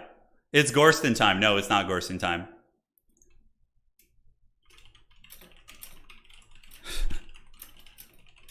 All right, so we'll see. I'm gonna give Puggington the option. I think we'll keep Lizardman because that's fun. We could re-roll that because nobody wants. We saw like only vampire counts. Leaked DMs, yes, of course. You can see me chatting with Inticity. Yeah, always a good time. All right. So he's gonna use a reroll. I offered players a reroll and he has taken it. So here we go. The reroll it's on, guys. We're switching it up. Don't you dare. Okay, we're not doing a mirror match. Okay, I just need to take this out. Hold on. Lizardmen and vampire counts. There we go. All right. There we go. Dark Elves. Perfect. And we can do Dark Elves for... Dark Elves will be fun. I'm excited for this, actually. That's way more interesting. So let's do the... I don't know what maps we want to do. We'll do Death Pass. It should be fine. Or we could do Gully, Broken Lake Gully. Yeah, let's do Broken Lake Gully. We haven't done that one really today too much. We're not doing a mirror match, no. If I don't have to do mirror matches, we won't. Dark Elves will be fun. I'm excited to see what they come up with. Oh, Ita Chutu Solo. Oh, it's going to be Masamandi. And the Dark Elves, a lot of fun stuff. This is a fun matchup. Dark Elves are actually decent in domination. He says, oh, sweet. Yeah, see, even Puggington's happier about that. Could take out Slaanesh while you're at it. I know. We'll start playing Slaanesh again when they get nerfed a little bit, which is happening, I think, in the next week or two. It's not like big nerfs. They're just getting a cost increase on their Marauders. They're still going to be top tier, but they won't be quite as oppressive. So we have a Lord KROAK Lord pick. I love it. Yes, Anticity, do it for us, brother. Do it for us. Versus Malekith, the Witch King, I think. That's going to be really fun. That's going to be really fun. Ita Chutu Solo. Oh. The big Jabba. It's time. Let's get this party started. No Morbus Darkblade. I don't know, Hadrius. That's a good question. What is Anticity going to bring? Oh my god, this build's going to be wild. This build is going to be super wild. I love seeing these guys play, man. It's so much fun. Okay. So Puggington going for a very wide build, but he's going to be in for a rude awakening if he doesn't bring any armor-piercing missiles. No, Lord KROAK is actually good in domination mode, guys. Like, things that were terrible in land battles are actually good here. Yeah. We didn't get around to doing any land battles today. I'll probably do, I'll do a separate stream for land battles. So in the next couple days, maybe even tomorrow, we'll have a land battle stream where we focus on that. Today is domination, I guess. So the time just escaped me. Deliver pizza, those tightly packed Dark Elf formations, yeah. So Anticity going for a monster mash. Oh my god, he's got Engine of the Gods, Lord KROAK, and the Shredder of Lustria and a Rev Crystal, and he's got Tic-Tac-Toe and reinforcements as his Lord. Clever Girl, Skink's probably going to get some Saurus in there. Cold Wind Chariots. Malekith is, I don't know what mount he's... Oh, he's on the Dragon. Okay, we got Dragon Malekith. Oh, yeah. Yeah, baby, let's go. By the way, do you guys prefer the earlier stream times? Like today we started at 7 a.m. my time. I can make that a more regular thing if it's easier for you guys to watch. I suppose for those of you in Europe and other parts of the world, it's more doable. I need to get up early anyways. The Engine of the Gods is coming, dude. It's pretty good at mowing down mass infantry. So yeah, it looks like they're both fine-tuning their builds a little bit. I'm gonna go get a fat burrito after this, just like a huge, just filthy burrito. Oh, it's gonna be so good. The SEM meta can work because you value trade, right? If people go too wide with infantry, they don't have any like thing to deal with it. Like that was kind of why I tried the double rogue battle earlier, but my opponent had chaos spawn, so it didn't work out very well. Yeah, early stream, fill my East Coast work day. Yeah, do it. It's perfect. You love it. Okay. Love the earlier stream times. Okay, we'll just do it more. Yeah, we'll do earlier streams then. Yeah, and people in the States too, if I start at like 7 a.m., you can, you know, you have it on during work, right? So you can just chill at work and watch. Yes, from Sweden. Right on, guys, right on. For both NA and EU together, it's better, yeah. I actually like getting up early. I've been waking up. It feels good. Getting up at like 6 a.m., getting a nice solid breakfast and just taking a walk and just getting down to business is really fun. So, oh, it's going to be Hellebron. Oh, the crone. Hell yeah. Give me the crone. I think she has like the unholy sword or whatever. Let me go ahead and double check here. Did he bring the items? The amulet, the cursed blade. Yeah, so this is a Mortis engine, but it's only affected if affected enemy units in range. So they have to be losing in melee combat. So if they're losing against the crone, it actually like does Mortis. That's pretty good. That's pretty good. Awesome, dude. Yeah, Chaos Spawn are pretty annoying. They're probably one of the most annoying units to play against. Because they're unbreakable. Like, normally monsters infantry, you can break and rout them or crumble them, but just these things is like, oh god. There's like one Chaos Spawn left, and it's just such a hassle to deal with, you know? Such a hassle. Does Warhammer Fantasy cooking book exist? You know, what's kind of funny about that? Creative Assembly, it must have been like 3 or 4 years ago. They had a video on their YouTube channel, or their side channel, where they did a Warhammer-themed cooking stream. So some of the staff members at Creative Assembly cooked meals from Warhammer Fantasy, like, you know, themed around Warhammer Fantasy, or Total War Warhammer, right? And I can't remember what it was. There was like a halfling one. There was like a... Yeah, it was really cool, though. That was a long time ago. That was back when I think Grace still used to work there, and Dogbert, and a lot of those folks. That was fun. Yeah. Hey, Niels, don't worry. We'll have Age of Empires in the next few days. Obviously, this is a big thing to cover, but I do still, of course, plan on doing Age. What are they doing? They're not stream sniping each other. These guys are both great sports. They're just like trying to decide what they want to play. Tournament players tend to take a long time to pick their builds. So it's Lord KROAK with the Shredder of Lustria versus Hellebron. Yeah. And that's going to be that. Have you tried the new generic Marked Chaos Sword? Yeah, they're pretty good. Oh, the Undivided one? I've tried the Slaanesh one. I've tried the Khorne one. Nurgle, I don't know if I've tried. Yeah, their Sorcerer Lord. I've tried him too, so. The Hellebron needs her Hellebroni to really be unstoppable presence. So players are obviously experimenting with like weird off-meta stuff, which is very exciting. Anticity's build looks like an auto-gen, but there's clearly some rhyme and reason to it. So yeah, should be great. Hyped for this one, man. All right, guys. Taking a look at the Lizardman army. It is going to be the ultimate meme. We have Lord KROAK, Shredder of Lustria, Bastillodon Rev Crystal, Skin Cohort Javelin, the Big Chungus Squad. Ancient Salamander is here to just snipe Lizardman infantry blobs, and they do a very good job of that. And Dark Elves can chase them with Dark Riders, but with some Cold One Spear Riders in reserve, it shouldn't be too hard to deal with. And it looks like he's also going to be getting a Kroxigor. So these guys have their spanking paddles out, and they are good to party. Will I be making guides to domination? Perhaps so. Perhaps so. I might have players write guides, and then we put them on Total Tavern, I think. Yeah, I'm not sure. So for the forces of the Druki, it's going to be Bleak Swords. He was expecting Mass Saurus, right? But Anticity just comes out of nowhere with this build. He's got Crone Hellebron, who's a decent AP fighter, so she could put some hurt. We have the Blades of the Blood Queen, and it looks like it's going to be Blackheart Corsairs with Spears and Cold One Knights. So Cold One Knights are one of the few anti-large tools he has here, which are going to have a lot of work put on their back. He does also have Shades in reserve. Shades are excellent at killing dinos, so I think that will be very good. The Shredder of Lustria is the Lord of the Army, which is going to be nigh impossible to kill early on, so at least you have that going for it. So the battle is on. Somebody in chat asking, never use KROAK. How does he differ from Mazdamundi? He has his own set of spells, the Deliverance of Itza, and they have increasing tiers of power. So he's unbreakable. He has, of course, the shield. He has the Arcane Conduit. He doesn't have a big mount option like a big dino, but he can float on his toilet seat, and he could drop huge AoE bombardments. That's pretty much all he does, is like nuke blobs. Yeah, it's going to be great. Yeah, Blades of the Blood Queen don't really have any good targets, although honestly in sustained fighting, they might be able to beat a Kroxigor just because they're pretty elite. You know, they have 60 melee attack, and Crone Hellebron's hanging out, and what do we get here?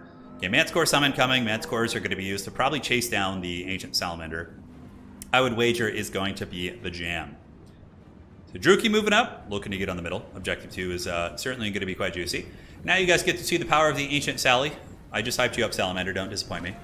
Looks like a little bit of a juke there. So the Dread Spears may have dodged that. Oh, yep, a little bit of a juke. The Salamander overshot, which does happen. So Salamander's doing some work. It's Hofabron, yes. Hellebron on horseback. So Hellebron's coming in. Home objective should be easily defended for the Druki. You know, obviously Kroxigors would get massacred by Cold Moon Knights. So you don't want that.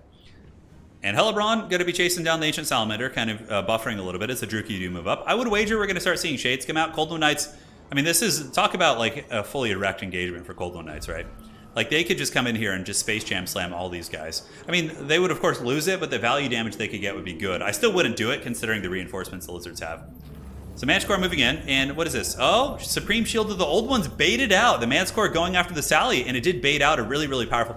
No, Hellebron, what are you doing? Don't go over there. No. That's not going to go well. Hellebron runs away. She realizes the folly of her ways as the Shredder of Lustria chases her back to the shadows.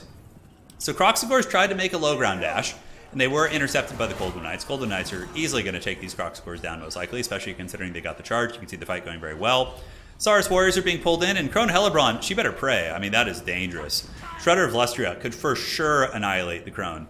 Now in the back, are we seeing any Shades come out? We do see some Shade being thrown, so Shade right here is going to be moving up, looking to get some shots on the big dinos, and the Lizards are going to bully their way. And you know, SCMs do still work in domination. I know the meta has really looked like it's going to be, you know, super wide, but SCM builds like we saw last game from Anticity can be made to work if you can get enough value with them. So Spheres are rushing in, and, you know, the Shredder of Lustria doesn't care if you have Spheres. It's going to massacre these guys. And instantly, huge damage on the Dread Spears. They're actually going to tear out in a couple seconds. So 5, I would wager in 5 seconds. 1, 2, 3, 4, and are we going to get it on 5? Not, okay.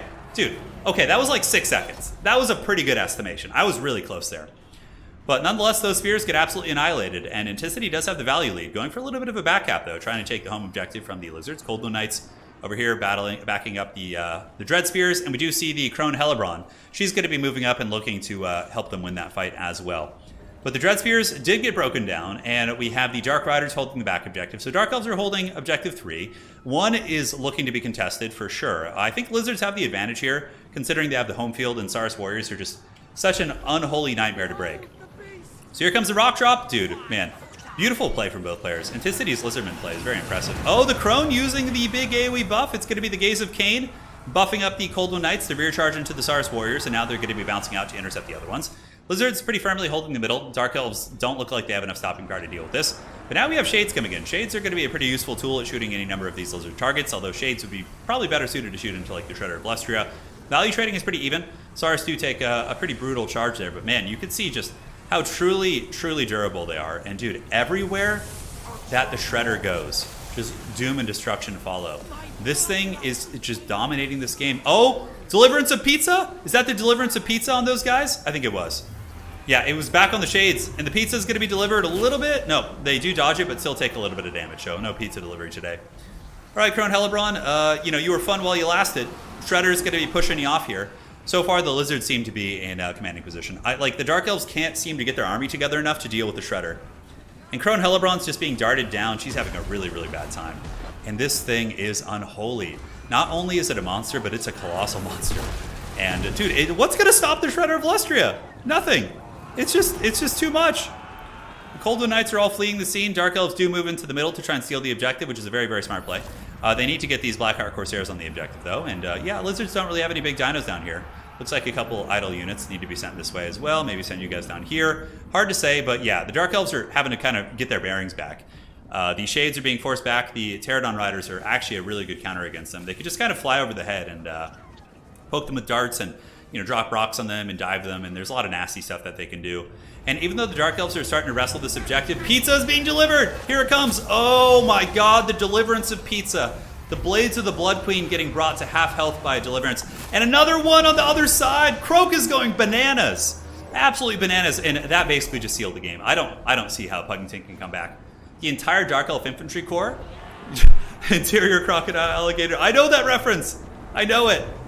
I know that one. That's a Chip the Ripper, I think is who did that. Yeah. Oh my god. That was just pure destruction. Interior Crocodile Alligator. I drive a Chevrolet movie theater. Dude, I love that. That's so funny. But guys, the pizza has been delivered. It's probably GG at this point. It's just, Inticity's build is so weird, but it worked so well. It worked so well. That was the Meat Lovers pizza, and that was also Hawaiian pizza. The smaller one was the Hawaiian pizza. Just shoving pineapples in the mouth of the Dark Elves here. So, ladies and gentlemen, Dark Riders pulling back, Krone Hellebron just getting nuked, and the Dark Elves struggling to deal with the big monster blob. But like, if you over-prepare for the infantry meta, you're not going to have enough to deal with this. Like, the build was over-prepared. And the Shredder of Lustria is on its way up. Dark Elves desperately trying to capture objectives, but they have to know it's Gotham's Reckoning. The Shades obviously could have been pretty good if they were used earlier on at killing some of the big dinos, but now they're just kind of trickling in. You know, the Reaganomics are in play, and Krone Hellebron, not so good here. She was pretty weak. Yep, there she goes. She gets darted down. The Krone has fallen. And that is going to be game blouses with an 8,000 to 3,000 value differential is pretty massive. Pretty massive for sure. Dude, this is like really highlighting why domination is cool. In a land battle, this shit would never have worked. It would never have been an option. But at least here you have the option to try these things, and they're actually competitive and strong, right? Due to the fact that there's objectives and the playing is a little bit more dynamic for sure. Like we've been seeing infantry meta spam dominate, and then we just see this like haggard KROAK shredder build just like crushing it, which is so exciting. So here we do get the Bastiladon with the Rev Crystal moving in and going to be attacking the Blackheart Corsairs. There they go, getting pushed off. Lizards are going to be triple capping it. It's only a matter of time.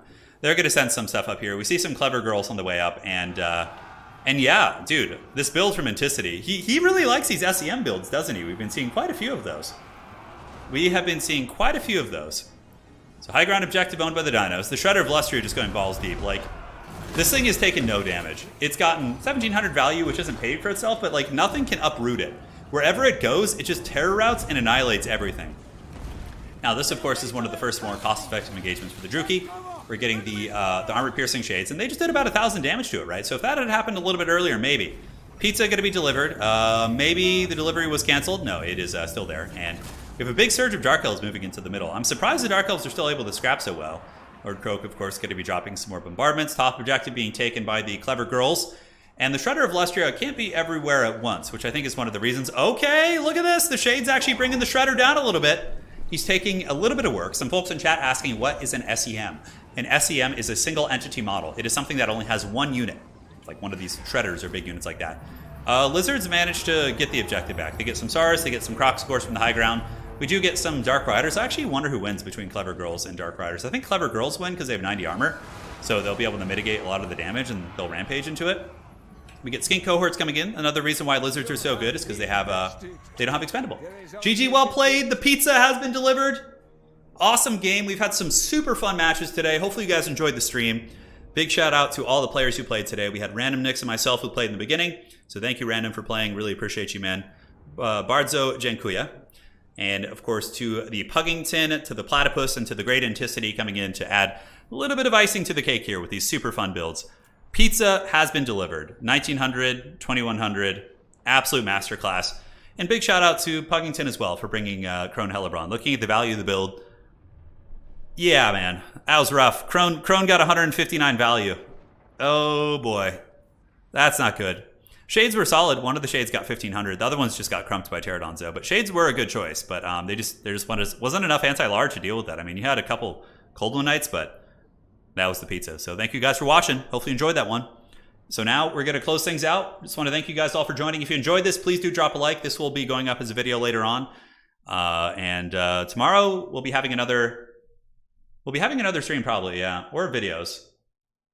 I have a video going up in about 45 minutes. It's a Vilitch versus Grimgor game, which was really good. But yeah, we had, so many good games today. So many good games. So thanks to the players for playing. And stay tuned. GG, guys. That was fun.